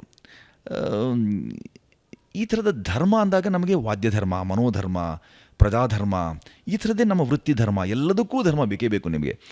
ಜನ ಅದನ್ನು ಹೇಗೋ ಯೋಚನೆ ಮಾಡ್ಕೊಂಡಿದ್ದೀವಿ ಇವಾಗ. ಧರ್ಮ ಅಂದ ತಕ್ಷಣ ಬೇರೆ ಯಾವುದಕ್ಕೂ ಯಾವುದೋ ಒಂದು ವಾದಿ ಅಂತ ಆಗೋಗ್ಬಿಡುತ್ತೆ. ಅದೆಲ್ಲ ಪಕ್ಕಕ್ಕೆ ಇಟ್ಬಿಟ್ಟು ನಿಜವಾದ ಅರ್ಥದಲ್ಲಿ ತಳಸ್ಪರ್ಶಿ ಅಧ್ಯಯನ ಒಂದೊಂದು ಪ್ರತ್ಯಕ್ಷರಂ ಪ್ರತಿಪದಂ ಅನೇಕಾಕೂತಿ ಗರ್ಭಿತ ಅಂತ. ಪ್ರತಿಭಾತಿ ಸುಧಾದಾಭಿ ಗ್ರಂಥಾಲ್ಪತ್ವಾಯ ನೋಚ್ಯತೆ ಅಂತ ಒಂದು ಗ್ರಂಥ ಅಲ್ಪವಾದ್ದನ್ನು ಎಂದೂ ಹೇಳೋದಿಲ್ಲ. ಅದನ್ನು ಶಾಸ್ತ್ರ ಅಂತ ಕರೆದಿದ್ದೀವಿ, ಒಂದು ಗ್ರಂಥ ಅಂತ ಕರೆದಿದ್ದೀವಿ ಅಂತಂದರೆ ಅದಕ್ಕೊಂದು ಉಪಾಧಿ, ಅದೊಂದು ಅಧಿಷ್ಠಾನ. ಅದು ಹಾಗೊಂದು ಸಿಕ್ಕಿದೆ ಅಂತಂದರೆ ಅನುಷ್ಠಾನಕ್ಕೆ ಯೋಗ್ಯವಾದ ಮಾತ್ರವೇ ಅಧಿಷ್ಠಾನ. ಇದೆಲ್ಲ ಪಕ್ಕಕ್ಕಿಟ್ಟು ಮೊನ್ನೆ ಯಾವುದೋ ನೋಡ್ತಾ ಇದ್ದೆ, ಒಬ್ಬ ಹುಡುಗ ತಾನು ಕೆಲಸ ಮಾಡಲೊಲ್ಲೆ ಅಂತಾನೆ. ಯಾಕಪ್ಪ ಅಂತ ಹೇಳಿದ್ರೆ, ನನ್ನ ಸ್ವಯಮಾಸಕ್ತಿಯಿಂದ ನಾನು ಹುಟ್ಟಲಿಲ್ಲ, ಆ ಕಾರಣಕ್ಕಾಗಿ ನನ್ನನ್ನು ಕೆಲಸಕ್ಕೆ ದೂಡಬೇಡಿ, ನಾನು ಕೆಲಸ ಮಾಡೋದಿಲ್ಲ, ದುಡಿಯುವುದಿಲ್ಲ. ಇದು ಈ ತಲೆಮಾರಿನ ಅಥವಾ ಈ ಪೀಳಿಗೆಯ ಚಿಂತನೆ ಅಥವಾ ಆಲೋಚನಾ ಕ್ರಮ ಅಂದರೆ ಯಾರು ಏನು ಮಾಡಲಾದೀತು? ನಾನು ಅರ್ಜಿ ಹಾಕಿಕೊಂಡು ಹುಟ್ಟಲಿಲ್ಲ, ಹಾಗಾಗಿ ನನ್ನನ್ನು ನೀವು ಕೆಲಸಕ್ಕೆ ದೂಡಿ ಇದನ್ನು ನೀವು ಶ್ರಮ ಹಾಕಬೇಕು, ನೀನು ಶ್ರಮಾಧಿಕ್ಯದ ಕೆಲಸವನ್ನು ನೀನು ಮಾಡಿ ನಿನ್ನ ಅನ್ನವನ್ನು ನೀನು ಸಂಪಾದಿಸಬೇಕು, ಹಾಗಲ್ಲ. ಹಾಗಂತ ಅವನು ನ್ಯಾಯಾಲಯದ ಮೆಟ್ಟಿಲುಗಳನ್ನು ಇರುವಂಥದ್ದೆಲ್ಲ ನಾನು ಗಮನಿಸಿದ್ದೀನಿ. ನಾನು ಸ್ವಯಮಾಸಕ್ತಿಯಿಂದ ನನ್ನ ಇಚ್ಛೆಗನುಸಾರವಾಗಿ ಹುಟ್ಟಲಿಲ್ಲವಾದ್ದರಿಂದ ನನ್ನನ್ನು ನೀವು ಉದ್ದೀಪಿಸಬೇಡಿ, ಕೆಲಸ ಮಾಡಿ ಅಂತ. ಸಂಬಳ ನೀನು ಸಂಪಾದಿಸಿ, ನಿನ್ನ ಅನ್ನವನ್ನು ನೀನು ಸಂಪಾದಿಸಿ ಅಂತ ಹೇಳಬೇಡ, ಯಾರೂ ಹೇಳಬೇಡಿ ನನ್ನನ್ನು. ಯಾಕೆಂದರೆ ನಾನು ಏನೋ ಅರ್ಜಿ ಹಾಕೊಂಡು ಹುಟ್ಟಲಿಲ್ಲ. ಈ ರೀತಿಯ ನಿಮ್ಮ ವಾದ ಮಂಡನೆಗೆ ಯಾರು ಏನು ಮಾಡಿ ಯಾರು ಏನನ್ಸುತ್ತೆ ನಿಮಗೆ ಈ ವಾದ ಕೇಳಿದಾಗ? ಚಿಂತನೆ ಯೋಚನೆ ಅವರು ಪಾಪ ಅವನು ತಪ್ಪಿಲ್ಲ ಅಂತ ಅನಿಸ್ತದೆ. ಅದಕ್ಕೆ ಹೇಳಿದೆ ನಾನು, ಅವನು ತಪ್ಪಿಲ್ಲ. ಅದು ಅವನನ್ನು ಹಾಗೆ ರೂಪಿಸೋಕೆ ನಾವು ಕೊಟ್ಟಂಥ ಸೌಕರ್ಯ ಇದೆಯಲ್ಲ, ಕೊಟ್ಟಂಥ ಈ ಎಲ್ಲ ಪರಿಸರ ಇದೆಯಲ್ಲ, ಇದು ತುಂಬ ಅಪಾಯಕಾರಿಯಾದ್ದು. ನಾವೆಲ್ಲೂ ಬೇರೆ ಬೇರೆ ಇದು ನಮ್ಮ ಪ್ರತ್ಯೇಕವಾದಂಥ ಈ ವಾದ ಆ ವಾದ ಅಂತೆಲ್ಲ ಇಟ್ಕೊಂಡು ವಾದಗಳನ್ನು ಮಂಡನೆ ಮಾಡ್ತಾ ಮಾಡ್ತಾ ಜೀವನ ಕಳೆದಾಗ ಸಹಜವಾಗಿ ಅವರು ಈ ಎಲ್ಲ ವಾದಗಳನ್ನು ಪಕ್ಕಕ್ಕಿಟ್ಟು ನಾನೇನು ಮಾಡ್ಬೋದು ಅಂತ ಯೋಚನೆ ಮಾಡ್ತಾರೆ. ನನ್ನ ಪ್ರತ್ಯೇಕವಾದ ವಾದ ಹೇಳ್ತಾರೆ, ಒಂದು ಪ್ರತ್ಯೇಕದ ವಾದ ಅವರಲ್ಲಿ ಬಂದುಬಿಡುತ್ತೆ. ಈ ವಾದ ನಮ್ಮನ್ನು ಎಷ್ಟು ಕಂಗೆಡಿಸಿಬಿಟ್ಟಿದೆ, ನಾವು ಬರುವ ತಲೆಮಾರುಗಳನ್ನು ಹೇಗೆ ಕಳ್ಕೊಂಡ್ಬಿಟ್ಟಿದ್ದೇವೆ, ಅಥವಾ ಅವರು ಸಂಬದ್ಧವಾದ ಆಲೋಚನೆಯನ್ನು, ಸಾಮಂಜಸ್ಯ ಉಳ್ಳಂಥ ಚಿಂತನೆಯನ್ನು ಹೇಗೆ ಮಾಡೋಕ್ಕೆ ಸಾಧ್ಯವಾಗ್ತಿಲ್ಲ ಅನ್ನೋದನ್ನು ತುಂಬ ಚೆನ್ನಾಗಿ ಒತ್ತೊತ್ತಾಗಿ ಹೇಳ್ತಾ ಇದೆ. ಅದು ನಿಜವಾಗಿಯೂ ಅವನ ತಪ್ಪಲ್ಲ, ನಮ್ಮ ತಲೆಮಾರಿನ ತಪ್ಪೇ ಅದು. ರಸ ಅಂದರೆ ಏನು ಅಂತಾನೆ, ರಸೋ ವೈಸಹದಲ್ಲಿ ರಸ ಅಂದರೆ ಏನು ಅಂತಲೇ ಹೇಳ್ಕೊಟ್ಟಿಲ್ಲ ಅವನಿಗೆ. ಯಾವುದಪ್ಪ ರಸ ಅಂತ? ನೀರಸವಾಗಿ ಬದುಕಿದ್ದಾನೆ. ಈಗಲೂ ನಾವು ಬದುಕಿರೋ ರೀತಿ ಗಮನಿಸಿ ನೋಡಿ, ಹೇಗೆ ಬದುಕ್ತಿದ್ದೇವೆ. ಅಡುಗೆ ಮನೆಯನ್ನು ನಿಲ್ಲಿಸಿದ್ದೇವೆ, ಅಡುಗೆ ಮನೆಯಲ್ಲಿ ಪಾಕಶಾಲೆಯೇ ಇಲ್ಲ. ನಮಗೆ ಈ ಕಟ್ತಿರುವಂಥ ಮನೆಗಳಲ್ಲಿ ಅಡುಗೆ ಮನೆ ಅಥವಾ ದೇವರ ಕೋಣೆ ಅಂತ ಇಲ್ಲ. ದೇವರ ಕೋಣೆ ಅಂತಂದಾಗ ಯಾವುದೋ ಒಂದು ವಾದ ಅಂತ ಬಂದ್ಬಿಡುತ್ತೆ. ಅದು ಹಾಗಲ್ಲ. ಅದು ನಿಮ್ಮ ಮನಸ್ಸನ್ನು ಒಮ್ಮೆ ಒಂದು ಕಡೆ ನಿಲ್ಲಿಸೋದಕ್ಕಾಗಿಯೂ ಬೇಕಾದಂಥ ಧ್ಯಾನ ಸ್ಥಿತಿ ಇದೆಯಲ್ಲ, ಅದಕ್ಕೂ ಸಹ ನೀವು ಯಾವುದೋ ಒಂದು ಬಿಂಬವನ್ನು ಇಟ್ಕೊಳ್ತೀರಿ. ಆ ಬಿಂಬಕ್ಕೂ ಈಗ ಅನೇಕ ತಗಾದೆಗಳಿವೆ.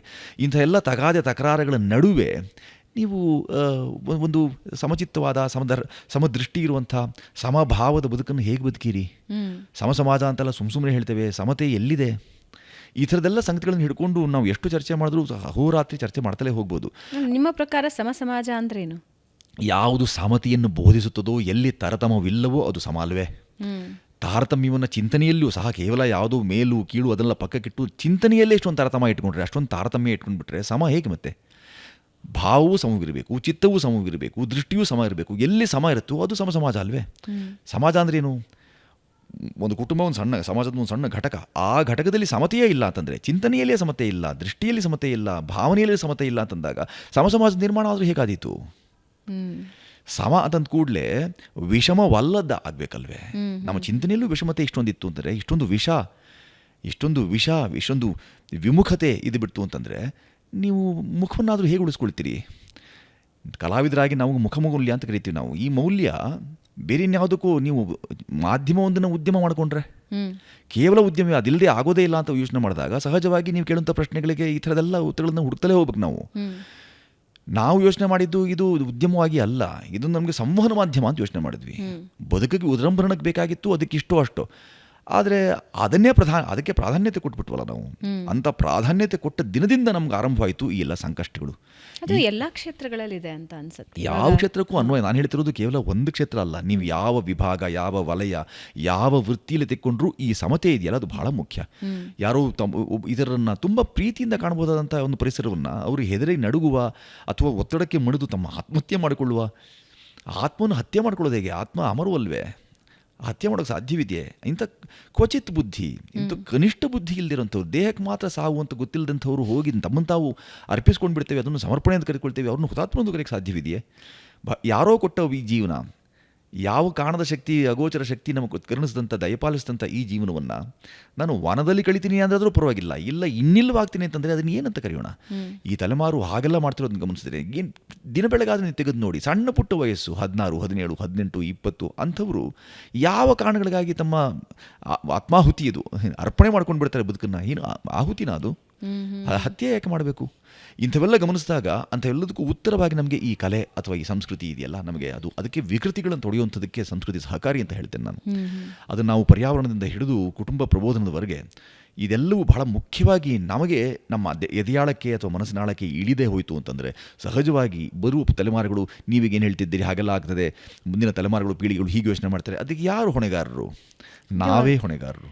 ನಾವು ಒಂದೆರಡು ಉದಾಹರಣೆಗಳ ಭಯ ಹುಟ್ಟಿಸುತ್ತೆ, ಬಟ್ ಹೇಳಲೇಬೇಕು. ಒಂದು ಗೇಮ್ ಆಡೋದಕ್ಕೆ ಬಿಡಲಿಲ್ಲ ಅಂತ 3 ಮಕ್ಕಳು ಸತ್ತಿದ್ದನ್ನು ನಾವು ಕೇಳ್ಕೊಂಡ್ವಿ. ಗೇಮ್ ಆಡೋಕ್ಕೆ ಬಿಡಲಿಲ್ಲ ಅಂತ ತಂದೆ ತಾಯಿ ತಲೆಗೊಡ್ದಿದ್ದು, ತಾಯಿಗೆ ತಲೆ ಉದಾಹರಿಸೋಲ್ಲ ನಾನು. ಯಾಕೆ ಅಂತಂದರೆ ಅವುಗಳು ಮತ್ತೆ ಇತರರಿಗೆ ನನಗೆ ಹಂಗಂದಾಗ ಅಂದರೆ ಮಾನಸಿಕ ಶಕ್ತಿ ಅನ್ನೋದು ಇಲ್ವಾ ಅಂತ. ಮನಸ್ಸಿಲ್ಲ ಅಂತ ಹೇಳಿದೆ, ಮಾನಸಿಕ ಶಕ್ತಿ ತನಕ ಹೋಗೋದು ಬೇಡ, ತುಂಬ ದೊಡ್ಡದು.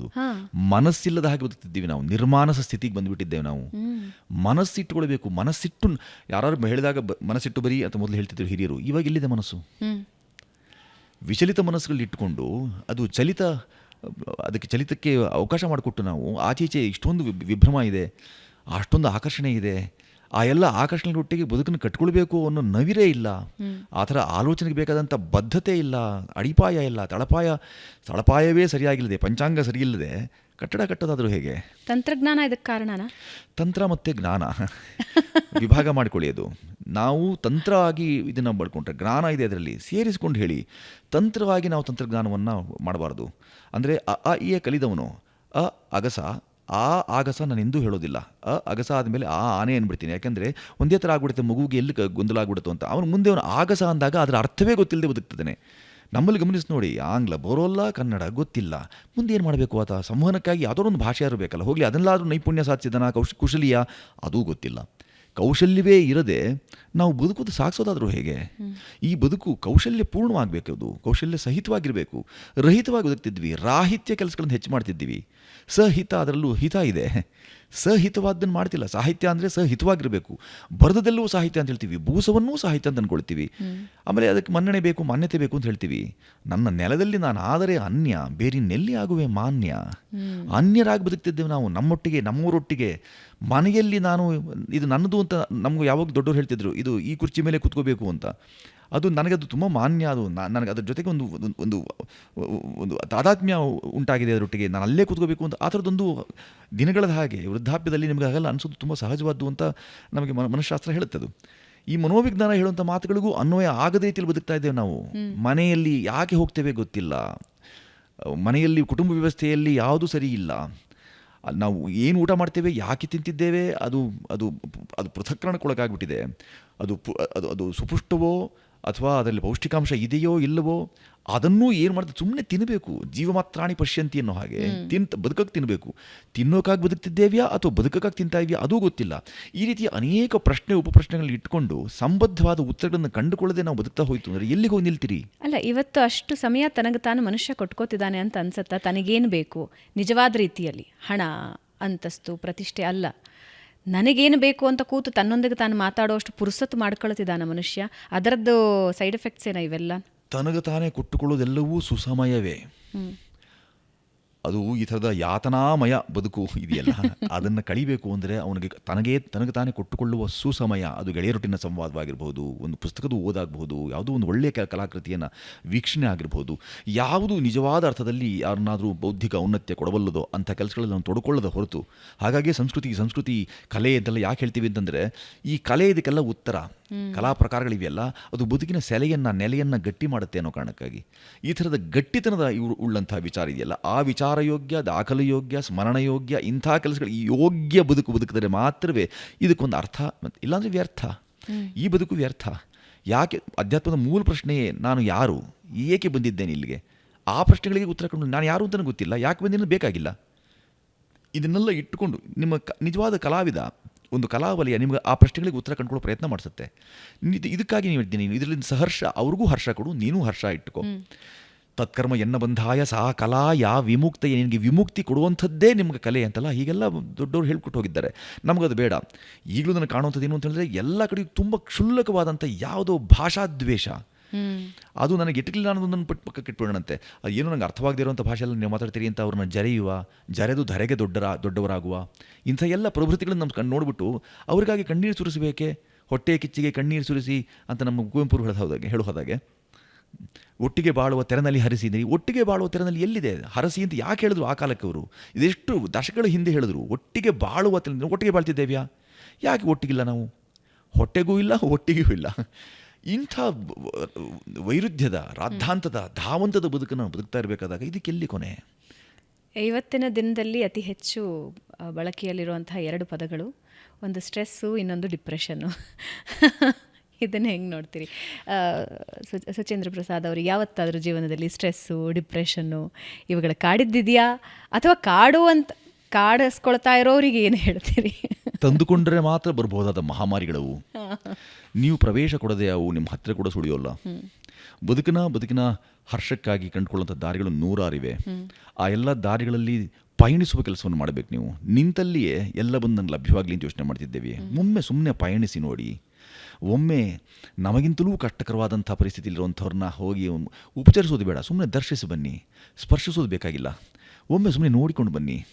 ಹೋಗಿ 6-7 ತಿಂಗಳ ಮಕ್ಕಳು ಅರ್ಬುದ ರೋಗದಿಂದಾಗಿಯೋ ಗ್ರಂಥಿ ಸಮಸ್ಯೆಗಳ ಆಸ್ಪತ್ರೆಗಳಲ್ಲಿ ನಲುಗ್ತಾ ಇರುವಂಥದ್ದು, ಅದರ ನಡುವೆಯೂ ಅದರ ಸಖ್ಯ ಬೆಳೆಸಿ ಅಲ್ಲೇ ಆಟ ಆಡ್ತಿರುವಂಥ ಮಕ್ಕಳನ್ನು ಗಮನಿಸಿ ನೋಡಿ. ಆಗ ನಿಮಗೆ ಗೊತ್ತಾಗುತ್ತೆ, ನಿಜವಾದ ಬದುಕಿನ ಬೆಲೆ ಗೊತ್ತಾಗುತ್ತೆ. ಅವ್ಯಾವುದನ್ನು ಮಾಡದೆ ನಿಂತು ನೀರು ಕೊಳೆತು ಹೋಗುತ್ತೆ ಬೇಗ. ನಿಲ್ಲಬೇಡಿ. ನಿತ್ಯ ಪರಿವರ್ತನಶೀಲ ಅಥವಾ ಚಲನಶೀಲವಾಗಿರಬೇಕು. ಇದನ್ನು ನಾನು ಹೇಳುವಂಥದ್ದು. ಖಿನ್ನತೆ ಅನ್ನೋದು ಏನು?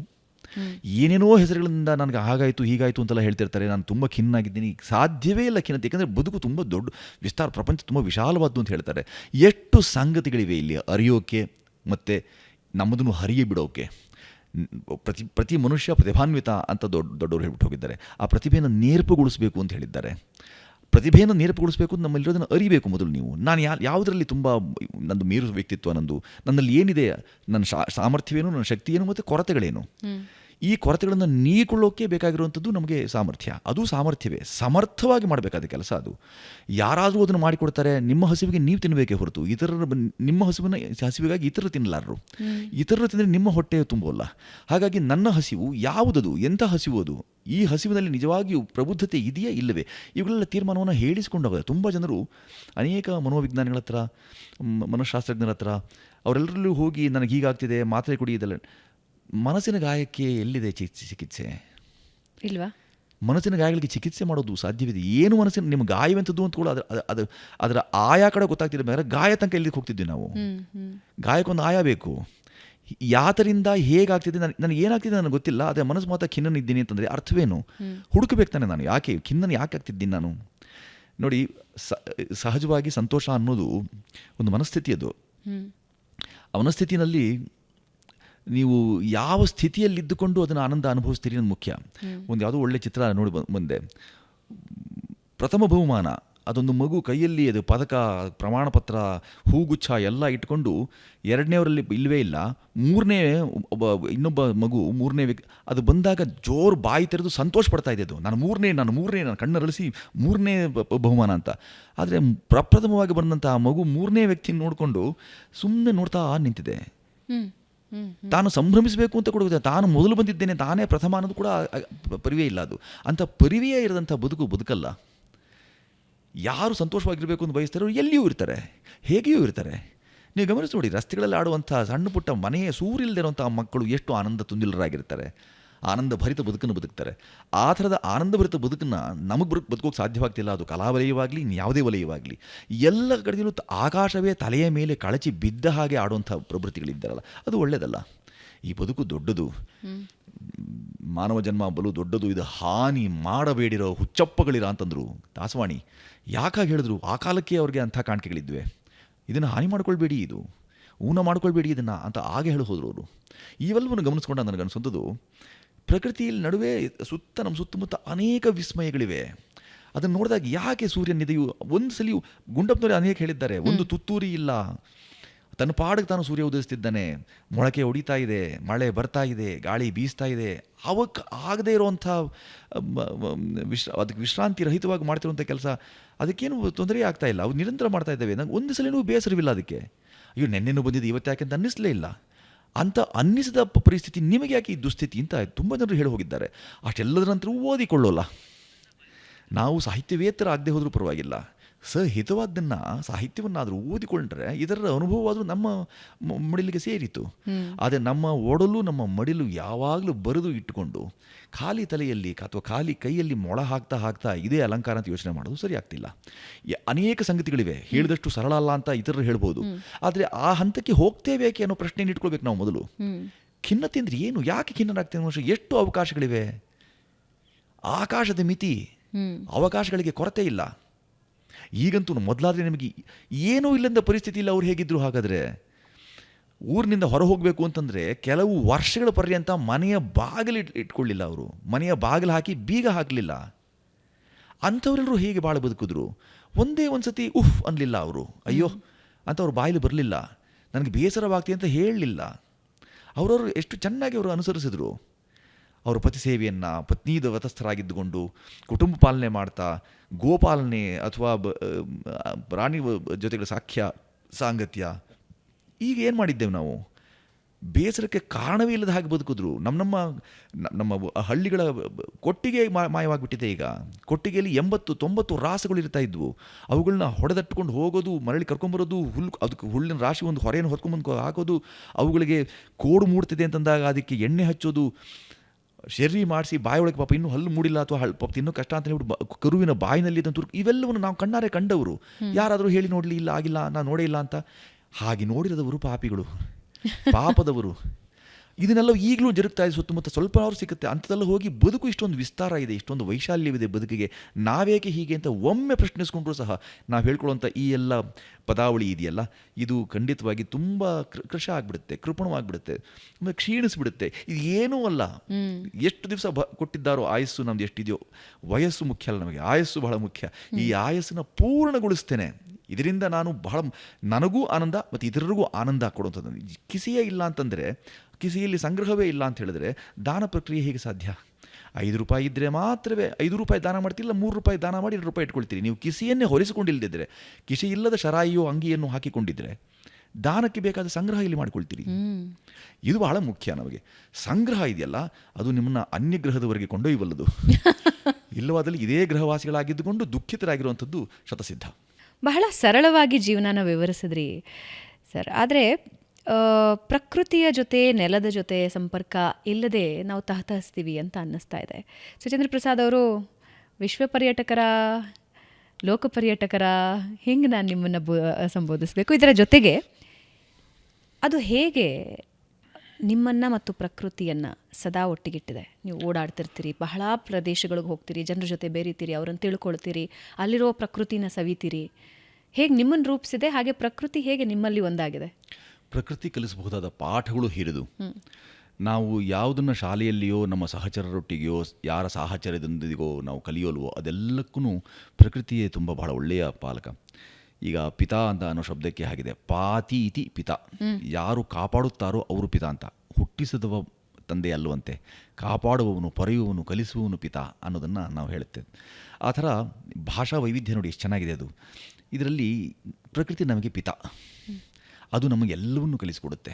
ಅದರಲ್ಲಿರುವ ಪಾಠಗಳನ್ನು ಅವಲೋಕನ ಮಾಡಿ ಆದರೂ ಕಲಿಬೇಕು ನಾವು. ಹಾಗಾಗಿ ನೀವೆಷ್ಟು ಬೆರೀತೀರಿ ಅದರೊಟ್ಟಿಗೆ, ಎಷ್ಟು ಅದರ ಮಡಿಲಲ್ಲಿ ತಲೆಯಿರಿಸಿ ಮಲಗ್ತೀರಿ, ಜನರನ್ನು ಅರಿಯುವ, ಅವ್ರು ಯಾಕೆ ಹಾಗೆ ಅನ್ನೋದನ್ನು ಎರಡೂ ನೆಲೆಗಟ್ಟಲ್ಲಿ ನಿಂತು ನನ್ನ ಮೂಲದಿಂದ, ನನ್ನ ದೃಷ್ಟಿಕೋನದಲ್ಲೇ ನನ್ನ ಮೂಗಿನ ನೇರಕ್ಕೆ ನೋಡ್ತೀನಿ ಅನ್ನೋದ್ರ ಬದಲು ಅವರ ದೃಷ್ಟಿಕೋನದಲ್ಲೂ ಅವರನ್ನು ಅರ್ಥ ಮಾಡ್ಕೊಳ್ಳುವಂಥ ಕೆಲಸ ಯಾವಾಗ ಮಾಡ್ತೀರಿ. ಅದನ್ನೇ ನಾವು ಆವಾಗಲೇ ಹೇಳ್ಕೊಂಡಾಗೆ ಒಂದು ಇಂಗಿತ ಜ್ಞಾನ. ಅದು ನಮಗೇನು ಬೇಕು ಅನ್ನೋದು ನಮ್ಮ ಪರಿಜ್ಞಾನ, ಅವರಿಗೇನು ಬೇಕು ಅಂತ ಯೋಚನೆ ಮಾಡೋದು ಇಂಗಿತ ಜ್ಞಾನ. ಆ ಇಂಗಿತ ಜ್ಞಾನಗಳಾಗಿ ನೀವಾಗಿರ್ತೀರೋ ಆತ್ಮಜ್ಞಾನಿಗಳಾಗೂ ಬೆಳಿತೀರಿ ನೀವು. ಆತ್ಮಜ್ಞಾನ ಬಹಳ ದೊಡ್ಡ ಅಧ್ಯಾತ್ಮದ ತುರ್ಯಾವಸ್ಥೆ ಅದು. ಆ ಥರದ ಜ್ಞಾನಕ್ಕಾಗಿ ಹಪಹಪಿ ಇಟ್ಕೊಳ್ಳುವಂಥ, ಅದರ ಹಸಿವನ್ನು ಇಟ್ಕೊಂಡು ಮುನ್ನಡೆಯುವಂಥ ಯಾರಿಗೂ ಪ್ರಕೃತಿ ಬಹಳ ಒಳ್ಳೆಯ ಪಾಠವನ್ನು ಕಲಿಸ್ತಾ ಹೋಗುತ್ತೆ. ಎಲ್ಲೂ ಇದೆ. ನಮ್ಮ ಮುಕುಂದೂರು ಸ್ವಾಮಿಗಳು ಗೊತ್ತಿರುತ್ತೆ, ತುಂಬ ಜನರು ಏಗ್ದಾಗೆಲ್ಲೈತೆ ಓದ್ದವ್ರಿಗೆ ಹೇಳ್ತಾರೆ ಅವರು. ಅದೊಂದು ಸಣ್ಣ ಹರಿಯುವ ತೊರೆಯನ್ನು ನೋಡ್ತಾ ನೋಡ್ತಾ ಅಲ್ಲಿಯೇ ನೋಡ್ತೀವಿ. ಏನು ಅದನ್ನೇನು ಅವಾಗಿಂದ ನೋಡ್ತಲೇ ಇದ್ರಿ, ಬೆಳಗಿಂದ ಸಾಯಂಕಾಲ ತನಕ ನೋಡೋದು ಅದನ್ನು. ಏನು ಹಾಗೆ ನೋಡ್ತಿದ್ದೀರಿ ಅಂತ ಹೇಳಿದ್ರೆ, ಅಲ್ಲ ಇಲ್ಲಿ ಗುಳ್ಳೆ, ಅಲ್ಲಿ ತನಕ ಗುಳ್ಳೆ ಇಲ್ಲ, ಇಲ್ಲಿ ಬಂದು ಗುಳ್ಳೆ ಆಗುತ್ತೆ, ಮತ್ತು ಗುಳ್ಳೆ ಅಲ್ಲಿಂದ ಹರಿದು ಹೋಗಿ ಅಲ್ಲಿ ಮಾಯವಾಗಿಬಿಡುತ್ತೆ. ಅದರಲ್ಲೇನು ವಿಶೇಷ ಅಂದರೆ ಬದುಕು ಹಾಗೆ ಅಲ್ವಾ, ಯಾವುದೋ ಕಾರಣಕ್ಕೆ ಇಲ್ಲಿ ಹುಡ್ತೇವೆ, ಹುಟ್ಟಾದ್ಮೇಲೆ ಅಲ್ಲೊಂದು ಗುಳ್ಳೆ ಆಗ್ತೀವಿ, ಸಂಸಾರದ ಹಾಗೆ ಬಂದು ಅಲ್ಲಿ ಒಡೆದೋಗ್ಬಿಡುತ್ತೆ, ಅಲ್ಲಿ ನಮ್ಮ ಈ ಪ್ರಯಾಣ ಮುಗಿದೋಗುತ್ತೆ. ಈ ಥರ ಒಂದು ಹರಿಯುವ ತೊರೆ ನಿಮಗೊಂದು ಪ್ರಕೃತಿ ಅದು ನಿಮ್ಮ ಬದುಕಿನ ಪಾಠವನ್ನು ಕಲಿಸುತ್ತೆ ಅನ್ನೋದಾದರೆ ಅದನ್ನು ನೀವು ಆಸ್ವಾದಿಸ್ತಿದ್ದೀರಿ, ಆನಂದಿಸಿದ್ರೆ ನಿಮ್ಮದಾಗಿಸ್ಕೊಳ್ಳದೆ ಹೋಯಿತು ಅಂತಂದರೆ ನಮ್ಮಷ್ಟು ಮೂರ್ಖರು ಇನ್ಯಾರು ಇರೋದಿಲ್ಲ.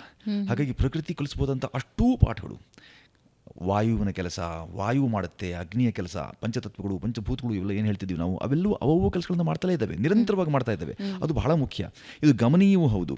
ಒಬ್ಬೊಬ್ಬನ ಕೆಲಸದ ನಡುವೆ ಯಾರು ಎಡತಾಕುವಂಥದ್ದು, ಹಸ್ತಕ್ಷೇಪ ಮಾಡೋದೇ ಇಲ್ಲ. ಎಷ್ಟು ಚಂದ ಇದೆ ನೋಡಿ, ಅದರ ಕೆಲಸವನ್ನು ಎಷ್ಟು ಚಂದ ಮಾಡ್ತಾ ಹೋಗುತ್ತೆ. ಇದು ನಮಗೆ ಪಾಠವಾಗದೇ ಇರೋ ನಾನು ಇಲ್ಲಿ ಯಾಕೆ ಮನುಷ್ಯ ಮಾತ್ರ ಎಲ್ಲದರಲ್ಲೂ ಮೂಗು ತೂರಿಸ್ತಾರೆ. ಹಸ್ತಕ್ಷೇಪಿ, ಎಲ್ಲದರಲ್ಲೂ ಹಸ್ತಕ್ಷೇಪ, ಮೂಗು ತೂರಿಸುವಿಕೆ, ನನ್ನದಲ್ಲದನ್ನು ನಾನು ನನ್ನ ಮೈ ಮೇಲೆ ಹೇಳ್ಕೊಂಡ್ಬಿಟ್ಟು ನಾನು ಕೂರೋದಕ್ಕೊಂದು ಕುರ್ಚಿ ಬೇಕು, ಹೌದು, ನೆಲದ ಮೇಲೂ ಕೂರ್ಬೋದಾಗಿತ್ತು, ಆದರೆ ನೆಲದ ಮೇಲೆ ಕೂರುವಿಕೆ ನನ್ನ ಕೂರುವಿಕೆ ಅಲ್ಲ, ನನ್ನ ಪ್ರತಿಷ್ಠೆಗೋಸ್ಕರ ನನ್ನ ಕುರ್ಚಿಯಾದರೂ ಬೇಕು, ಕುರ್ಚಿ ಒಂದಿದ್ದ ಮೇಲೆ ಮುಂದೆ ಒಂದು ಮೇಜಾದರೂ ಬೇಕು. ಹಾಗೆ ಹೋದಲ್ಲೆಲ್ಲ ಕುರ್ಚಿ ಮೇಜನ್ನು ಹೊತ್ಕೊಂಡೇ ತಿರುಗೋದು, ಹಾಗೆ ಮನಸ್ಸಿನ ಮೇಲೆ ಒಂದು ದೊಡ್ಡ ಭಾರವನ್ನು ಹೊತ್ಕೊಂಡೇ ತಿರುಗ್ತಿರೋದು, ಬೇಡದ ಸಂಗತಿಗಳನ್ನು ಹೊತ್ಕೊಂಡು, ಕುರ್ಚಿಯನ್ನು ಮೇಜನ್ನು ಜೊತೆಗೆ ಹೊತ್ಕೊಂಡು ಎಲ್ಲ ಕಡೆ ತಿರುಗೋದಿದೆಯಲ್ಲ, ಅದು ನನಗೆ ಭಾರವೇ. ಬದುಕು ಭಾರವಾಗದೆ ಮತ್ತಿನೇನಾದೀತು? ಕೂತ್ಕೊಳ್ಳೋದಕ್ಕೆ ಎಲ್ಲಾದರೂ ಸರಿ, ಒಂದು ಕಟ್ಟೆ, ನೆಲ, ಮರದ ನೆರಳು ಏನು ಬೇಕಾದ್ರೂ ಆಗ್ಬೋದಾಗಿತ್ತು. ಅದಾಗಲ್ಲ ನೋಡಿ. ಕವಿ ಕರೋತಿ ಕಾವ್ಯಾನಿ ರಸಂಜಾನಾತಿ ಪಂಡಿತ ಅಂತ. ಕವಿಯನ್ನು ಕಾವ್ಯ ಮಾಡಿಬಿಡ್ತಾನೆ, ಆದರೆ ಪಂಡಿತರು ಮಾತ್ರವೇ ಅದರ ರಸವನ್ನು ಹೀರಬಲ್ಲರು ಅಂತ ಹೇಳಿದ್ದಾರೆ. ಕಾವ್ಯ ಸೃಷ್ಟಿ ಮಾಡಿದ ತಕ್ಷಣ ದೊಡ್ಡ ಕೆಲಸ ಆಗಲಿಲ್ಲ, ಅದರ ರಸವನ್ನು ಪಂಡಿತರು ಯಾವಾಗ ಹೀರ್ತಾರಲ್ಲ, ರಸವನ್ನು ಗ್ರಹಿಸುವುದು ಕೆಲಸ ಆಗುತ್ತಲ್ಲ, ಆ ಕೈಂಕರ್ಯದಿಂದಾಗಿ ಕವಿಗೆ ಅಥವಾ ಕಾವ್ಯಕ್ಕೆ ಬೆಲೆ ಅಂತ ಹೇಳ್ತಾರೆ. ಹಾಗೆ ತರುಹು ಸೃಜತಿ ಪುಷ್ಪಾಣಿ ಅಂತ ಹೇಳ್ತಾರೆ ಅವರು.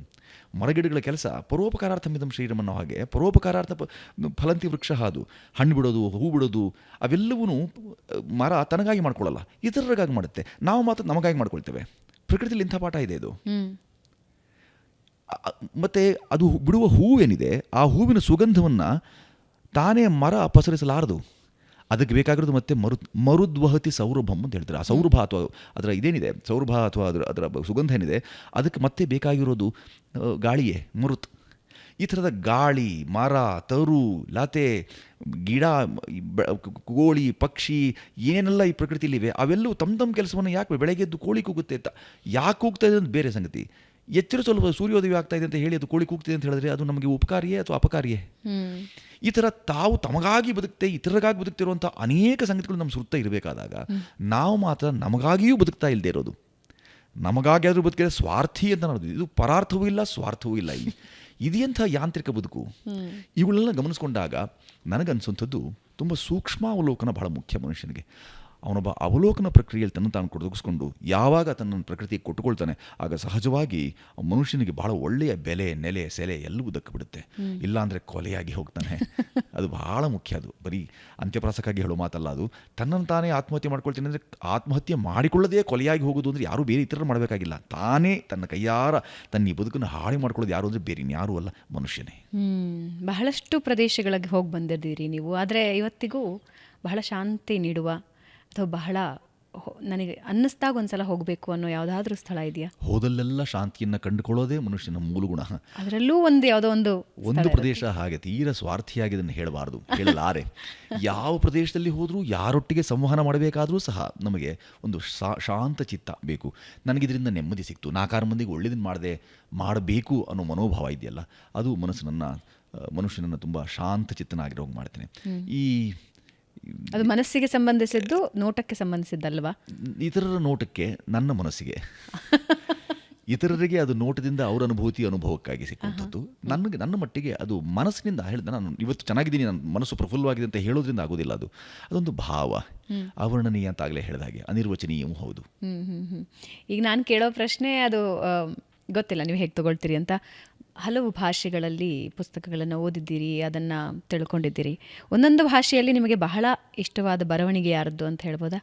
ಕನ್ನಡದಲ್ಲಿ ಎಲ್ಲವೂ ನಾನು ಆಗಲೇ ಹೇಳಿದ ಹಾಗೆ ಮನಸ್ಸಿಗೆ ನಾಟುವ, ನಮ್ಮ ಬೌದ್ಧಿಕ ಔನ್ನತ್ಯಕ್ಕೆ ಸಹಕಾರಿಯಾಗಬಲ್ಲಂಥ ಯಾವುದೇ ಪ್ರಕಾರದ, ಯಾವುದೇ ಬರವಣಿಗೆ, ಯಾರದೇ ಲೇಖನ, ಇಂಥವರು ಅಂಥವರು ಅಂತ ಯಾವುದೂ ಇಲ್ಲದೆ, ಕೆಲವು ಸರಿ ಬೂಸಾ ಸಾಹಿತ್ಯವನ್ನು ಅಥವಾ ಬೂಸಾ ಬಾರ್ಬರಿ ಏನು ಹೇಳ್ತೀವಿ ಅಂದರೆ ಅದು ಯಾವ ರೀತಿಯಿಂದಲೂ ಅನುಕೂಲ ಅಲ್ಲ, ಅದು ಪ್ರಯೋಜನಕಾರಿ ಆಗಿಲ್ಲ. ಅಂಥದ್ದನ್ನೆಲ್ಲವೂ ಸ್ವಹಿತ ಸಾಧನೆಗಾಗಿ ಸ್ವಾರ್ಥಪರ ಧೋರಣೆಯಿಂದ ಬರೆದಿರ್ತಾರೆ. ಆ ಥರದ ಲೇಖನಗಳನ್ನು ಹೊರತುಪಡಿಸಿ ಅದನ್ನೂ ಓದಿದಾಗ ಮಾತ್ರವೇ ಇದು ಉತ್ಕೃಷ್ಟ ಎಷ್ಟು ಅಂತ ಗೊತ್ತಾಗೋದು ನಮಗೆ. ಎಷ್ಟು ಸರ್ವೋತ್ಕೃಷ್ಟವಾಗಿ ಅದರ ತುಲನೆಯಲ್ಲಿ, ಅದರ ಹೋಲಿಕೆಯಲ್ಲಿ ಇದು ಎಷ್ಟು ಶ್ರೇಷ್ಠ ರೀ, ಎಷ್ಟು ಆನಂದದಾಯಿ ಇದು. ಈ ಥರದ ಆನಂದಮಯ ಈ ಜಗಹೃದಯ ಅಂತ ಹೇಳಿದ್ದಾರಲ್ಲ, ಇದನ್ನು ಕವಿ ಸುಮ್ಮನೆ ಕವಿ ಕಾಣೋದನ್ನು ರವಿ ಕಾಣೋದನ್ನು ಕವಿ ಕಂಡ ಅಂತ ಹೇಳ್ತಿದ್ದಾರೆ. ರವಿಯೂ ಕಾಣೋಕ್ಕೆ ಸಾಧ್ಯ, ರವಿನೇ ಯಾವಾಗಲೂ ಎಷ್ಟು ಲಕ್ಷ ವರ್ಷಗಳಿಂದ ನೋಡ್ಕೊಂಡು ಬಂದಿರೋದು, ಅಂಥವ್ನ ಕಾಣಿಕೆಗೂ ನಿಲುಕೆ ಇರುವಂಥದ್ದು ಕವಿ ಕಾಣಿಸುತ್ತೆ ಅಂತ ಹೇಳಿದ್ರೆ ಅವನ ಮನಸ್ಸು ಎಷ್ಟು ಹಗುರವಾಗಿರಬೇಕು ಅಂತ. ಮತ್ತೆ ಬೀಳುವನಿಲ್ಲೇ ಚಿಂತೆಗಳ ಕೆಸರಲ್ಲೇ ಬಿಟ್ಟು ಬಿಡಿ ಈಗೆನ್ನ ಮುಕ್ತನಂತೆ ಅಂತ ಹೇಳಿ ಅಲವತ್ತುಕೊಳ್ಳಬಾರ್ದು ಕವಿ. ಆ ಥರದ ಸಂದಿಗ್ಧ ಭಾವ, ಸಂದಿಗ್ಧ ಮನಸ್ಥಿತಿ ಒಬ್ಬ ಕವಿದ ಆಗಿರಬಾರ್ದು. ಅಂದರೆ ಎಷ್ಟು ನೊಂದು ಹೇಳಿರಬೇಕು ಅಂತ. ಮನಸ್ಸು ಗಾಂಧಿ ಬಜಾರು ಅಂತ ಬರ್ಕೊಂಡ ತಕ್ಷಣ, ಯಾಕ್ರಿ ಬಜಾರಲ್ಲಿ ಅಂದ ತಕ್ಷಣ ಸಂತೆಯಲ್ಲೂ ನಿಂತ ಕಬೀರ ಅಂತ ಹೇಳ್ಕೊಂಡಾಗ ಸಿಗ್ಬೋದಾದ ಆನಂದ. ಅಂದರೆ ನಮ್ಮ ಅದರಲ್ಲಿ ಇರುವಂಥ ಉಲ್ಲೇಖ ಹೇಳೋದು, ಈ ಗುಲಾಬಿ ಗಿಡದಲ್ಲಿ ನಿಮಗೆ ಮುಳ್ಳುಗಳಿವೆ, ಹೂವು ಇವೆ, ಹೂವನ್ನು ನೋಡ್ತಿರೋ ಮುಳ್ಳುಗಳನ್ನ ನೋಡ್ತಿರೋ ನಮಗೆ ಬಿಟ್ಟದ್ದು. ಕೈ ಇಟ್ಟು ಮುಳ್ಳು ಅಂತ ಯಾವ ಮಗು ಹಿಡಿಯೋಕೆ ಹೋದಾಗ ಮುಳ್ಳು ಅಂತ ಹೇಳ್ಬಿಡಿ, ಹೂವಿದೆ ನೋಡು ಅಂತ ಹೇಳ್ಕೊಟ್ಟಾಗ ಮಗುವಿಗೆ ಹೂವನ್ನು ಮುಟ್ಟಬೇಕು ಅಂತ ಅನ್ಸುತ್ತೆ, ಮುಳ್ಳುನಲ್ಲ ಅಂತ. ಈ ಥರದ್ದೆಲ್ಲ ಅನೇಕ ಕಲಿಕೆಗಳನ್ನು ನಾವು ನಿರಂತರ ನೋಡ್ತಾ ಇರ್ತೇವೆ. ಹಿರಿಯರೆಲ್ಲ ಅವರು ದ್ರಷ್ಟಾರರಾದ್ದರಿಂದ ಅವರ ದೃಷ್ಟಿ ಯಾವ ಕಡೆ ಹೋಗುತ್ತೆ ನೋಡಿ, ಮುಳ್ಳು ಕಡೆ ಹೋಗೋದೇ ಇಲ್ಲ, ಅದು ಬರೀ ಹೂವಿನ ಕಡೆ ಮಾತ್ರ ಹೋಗುತ್ತೆ. ಹಾಗಾಗಿ ಹೇಳ್ಕೊಂಡು ಏಣಿ ಹತ್ತಾ ಇರ್ಬೇಕಾದ್ರೆ ಯಾರು ಅಂತ ಹೇಳಿದ್ರೆ ಬಿದ್ದುಬಿಡ್ತೀಯಾ ಹತ್ತಬೇಡ ಅಲ್ಲ, ಅದು ಗಟ್ಟಿಯಾಗಿ ಹಿಡಿದು ಹತ್ತು. ಇದು ಎಂಥ ವಿರುದ್ಧಾತ್ಮಕ ಬೋಧೆ ಇದೆ ನೋಡಿ. ಅದು ಹತ್ತಲೇ ಬೇಡ ಅಂತ ಅವ್ರಿಗೆ ನಿರ್ಬಂಧ ಇರೋದಕ್ಕೂ ಹತ್ತಾ ಇರಬೇಕಾದ್ರೆ ತುಂಬ ಗಟ್ಟಿಯಾಗಿ, ಯಾಕೆಂದರೆ ಬಿದ್ದರೆ ಪೆಟ್ಟಾಗುತ್ತೆ, ಪೆಟ್ಟಾಗದ ರೀತಿಯಲ್ಲಿ ಗಟ್ಟಿಯಾಗಿ ಹಿಡಿದು ನಿಧಾನವಾಗಿ ಒಂದೊಂದೇ ಹಿಂತಿರುಗಿ ನೋಡಬೇಡ, ಇದೆಲ್ಲ ಹೇಳಿಕೆ ಇದೆಯಲ್ಲ.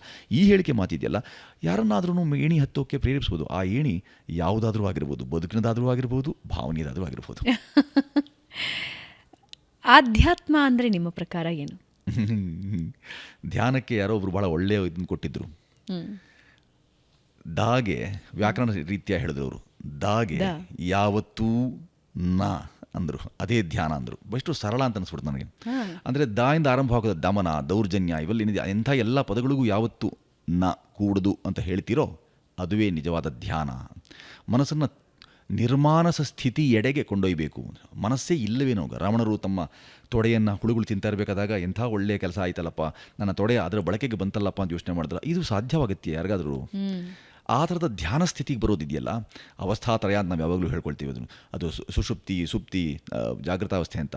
ಸುಷುಪ್ತಿಯಾಗಲಿ, ಸುಪ್ತವಾಗಲಿ ಅಥವಾ ಜಾಗೃತಾವಸ್ಥೆಯಲ್ಲಾಗಲಿ ನೀವು ಯಾವ ವೃತ್ತದಿಂದ ಹೊರಬಂದು ನಿಂತು ನೋಡ್ತೀರಿಯೋ ಅದು ನಿಜವಾದ ಧ್ಯಾನ. ವೃತ್ತದಲ್ಲಿಯೇ ಇದ್ದು ಮಾಡುವಂಥದ್ದು ಧ್ಯಾನವಲ್ಲ ಅದು. ಹಾಗೆ ಅಧ್ಯಾತ್ಮವೂ ಅಷ್ಟೇ. ಅದು ನಾನು ಯಾರು ಅನ್ನೋದನ್ನು, ಅದ್ಯ ಅಂದರೆ ನಮ್ಮ ಸಂಸ್ಕೃತದಲ್ಲಿ ಇಂದು ಅಂತಿದೆ, ಅದು ಹಾಗೆ ಪದವಿಭಾಗ ಮಾಡಬಾರ್ದಾದರೂ ಸಹ ಇಂದು ನಾನು ಆತ್ಮ ಅಂದರೆ ನಾನು ಅಂತ, ಇಂದು ನಾನು ಯಾರು ಏನು, ಇದು ಬಹಳ ಮುಖ್ಯವಾದ ಪ್ರಶ್ನೆ. ಅಧ್ಯಾತ್ಮ ನನ್ನ ಮಟ್ಟಿಗೆ ಅದು. ನಾನು ಈ ಕ್ಷಣಕ್ಕೆ, ನಾವು ಬಹಳ ಒಳ್ಳೊಳ್ಳೆಯ ಇದಕ್ಕಾಗಿ ಇರುವಂಥ ಸುಭಾಷಿತಗಳಿವೆ. ಅದನ್ನು ವಿವರಿಸಿ ನಾವು ಹೇಳಬೇಕು ಅಂತ ಹೇಳಿದ್ರೆ, ವರ್ತಮಾನೇನ ಕಾಲೇನ ವರ್ತಯಂತಿ ವಿಚಕ್ಷಣಾ ಗತೇ ಶೋಕೇನ ಕರ್ತವ್ಯ ಭವಿಷ್ಯಂ ನೈವ ಚಿಂತೆಯೇತ್ ಅಂತ ಎಷ್ಟು ಚೆನ್ನಾಗಿ ಹೇಳಿದ್ದಾರೆ. ಗತದ ಶೋಕ ಇರಿಸ್ಕೊಳ್ಬೇಡ, ಭವಿಷ್ಯ ಇನ್ನೂ ಹುಟ್ಟೇ ಇಲ್ಲ, ಹಾಗಾಗಿ ಅದರ ಬಗ್ಗೆ ಯೋಚನೆ ಕೂಡ ಮಾಡಬೇಡ, ಚಿಂತನೆ ಮಾಡಬೇಡ. ಆದರೆ ವರ್ತಮಾನದಲ್ಲಿ ಮಾನವನ್ನಿರಿಸಿಕೊಂಡು, ವರ್ತಮಾನದಲ್ಲಿ ಮಾನ ಇದೆ, ಮಾನವಂತನಾಗು. ಮಾನ ಅಂತಂದರೆ ಕೇವಲ ಹಾಕೊಳ್ಳೋ ಬಟ್ಟೆ ಅಷ್ಟೇ ಅಲ್ಲ, ಮಾನಕ್ಕೆ ಪ್ರತ್ಯೇಕ ತುಂಬ ವಿಶಾಲವಾದ ಅರ್ಥ ಇದೆ. ವರ್ತಮಾನದಲ್ಲಿ ವಿಚಕ್ಷಣನಾಗಿ ಬದುಕು, ಇದುವೇ ನಿಜವಾದ ಅರ್ಥ ಅಂತ. ಅದನ್ನು ನಾವು ಅಧ್ಯಾತ್ಮ ಅಂತ ಕರ್ಕೊಳ್ಬೋದು ಅಂತ ಅನಿಸುತ್ತೆ. ಅದ್ಯ ಆತ್ಮ, ಈ ಆತ್ಮ ಅಂದರೆ ನಾನು, ಅದ್ಯ ಅಂದರೆ ಇಂದು. ಆದರೆ ಅದು ಆಧ್ಯಾತ್ಮಿಕ, ಅಧ್ಯಾತ್ಮ ಅದು ಬೇರೆ. ಆ ಎಲ್ಲ ತುಂಬ ದೊಡ್ಡವರ ಹೇಳಿಕೆ, ಈ ವ್ಯಾಖ್ಯಾನಗಳು ಎಲ್ಲರಿಗೂ ಹೊರೆಯಾದೀತು ಈಗ ಅದರ ವಿವರಣೆ. ಆದರೆ ಅದನ್ನೆಲ್ಲ ಬಿಟ್ಟು ಇಷ್ಟೇ ಯೋಚನೆ ಮಾಡೋಕ್ಕೆ ಸಾಧ್ಯವಾಗುತ್ತೆ. ನಾನು ಇಂದು ಇತರರಿಗೆ ಉಪಕಾರಿಯಾಗಿ ಸಹಕಾರಿಯಾಗಿ, ನಿರುಪದ್ರವಿಯಾಗಿ ಏನು ಬದುಕೋಕ್ಕೆ ಸಾಧ್ಯವಾಗುತ್ತೆ. ಅಂಥವರೆಲ್ಲರಿಗೂ ನಿಜವಾದ ಅರ್ಥದಲ್ಲಿ ಅಧ್ಯಾತ್ಮ ಒಲಿಯುತ್ತೆ. ಅದು ಮೊದಲು ಹೆಜ್ಜೆ ಆಗುತ್ತೆ. ಅಲ್ಲಿಂದಲೇ ಅವರ ಆಧ್ಯಾತ್ಮದ ಪ್ರಯಾಣ ಇದ್ದಿರೋದು ಆರಂಭವಾಗುತ್ತೆ ಅಂತ ಯೋಚನೆ ಮಾಡ್ತೀನಿ ನಾನು. ಜೀವನ ಧರ್ಮನೂ ಅದೇನಾ? ಧರ್ಮಕ್ಕೆ ನಾನು ಆಗಲೇ ಹೇಳಿದ ಹಾಗೆ ಬೇರೆ ಬೇರೆ ಅರ್ಥಗಳಿವೆ. ಜೀವನ ಧರ್ಮ, ಜೀವನದಲ್ಲಿ ನೀವು ಯಾವುದನ್ನು ಜೀವಿತ ಅಂತ ಕರ್ಕೊಳ್ತೀರಿ. ಉಸಿರಾಡುತ್ತಿರಲು ಶಿವ, ಉಸಿರು ನಿಂತೊಡ ಶವ. ಹಾಗಾಗಿ ನಿಲ್ಲೋವರೆಗೆ ಶಿವನಾಗಿ ಬದುಕಬೇಕು. ಶಿವನ ಪದಕ್ಕೂ ಬೇರೆ ಬೇರೆ ಅರ್ಥಗಳಿವೆ. ಅದರ ಅಹೋರಾತ್ರಿ ಆಗಬೇಕಾದ ಶಿವರಾತ್ರಿಯಲ್ಲಿ ನಾವು ಮಾತಾಡ್ಕೊಳ್ಬೇಕಾಗಿದ್ದೇನಲ್ಲ, ಶಿವ ಅನ್ನೋ ಪದಕ್ಕೆ ಬೇಕಾದಷ್ಟು ಅರ್ಥಗಳಿವೆ. ಹಾಗೆ ಹೊರಹೊಮ್ಮಿಸುವ ಅರ್ಥ, ಅದರಲ್ಲಿ ಅರ್ಥಗಳು ಬೇರೆ ಬೇರೆ, ಪ್ರತಿ ಪದಕ್ಕೆ ನಾನಾ ಅರ್ಥಗಳು. ಅದು ತದ್ಯತಾರ್ಥ ಆಗಿರ್ಬೋದು, ಸಂಚಿತಾರ್ಥ ಆಗಿರ್ಬೋದು, ಮಥಿತಾರ್ಥ ಆಗಿರ್ಬೋದು, ಲಕ್ಷ್ಯಾರ್ಥ ಆಗಿರ್ಬೋದು, ಗೂಢಾರ್ಥ ಆಗಿರ್ಬೋದು, ವ್ಯಂಗ್ಯಾರ್ಥವಾಗಿರ್ಬೋದು. ಯಾವುದೇ ಅರ್ಥದಿಂದ ಅದನ್ನು ಗ್ರಹಿಸಬೇಕಾದಾಗ ಕಾಯ, ನೀನು ನಮ್ಮಲ್ಲಿ ಯಾರೊಬ್ಬರಿಗೆ ತುಂಬ ಹಿರಿಯರು ಕೇಳಿದವರು, ಇದು ಸಮಾಜದಲ್ಲಿ ತುಂಬ ವಿಪ್ಲವ ಇದೆಯಲ್ಲ, ಇದು ಏನು ಮಾಡೋದು ಇದಕ್ಕೆ? ಅವರು ಕಣ್ಮುಚ್ಚಿ ಒಂದ್ಸಲಿ ಮಂದಸ್ಮಿತರಾಗಿ ಹೇಳಿದ್ರು, ಕಾಯಬೇಕು ಅಂದರು. ನೀವೆಲ್ಲ ಹೊರಟುಬಿಡಿ, ಅವರು 104 ಹರೆಯ, ನೀವು ಹೊರಟುಬಿಡಿ, ನಾವು ಕಾಯ್ತಾ ಕೂತಿರ್ತೀವಿ ಅಂದ್ರೆ. ನಾನು ಹೇಳಿದ್ದು ಕಾಯ ಬೇಕು ಅಂದರು ಅವರು. ಇಟ್ಕೊಂಡಿರಪ್ಪ ಈ ಕಾಯನ, ಈ ಕಾಯದಲ್ಲಿ ಒಂದು ಸಾಧನೆ ಮಾಡ್ತಾ ಹೋಗಿ, ನಿಮಗೆ ಮೂತ್ರ ಸಿಗುತ್ತೆ ಅಂತ ಹೇಳಿದ್ರು.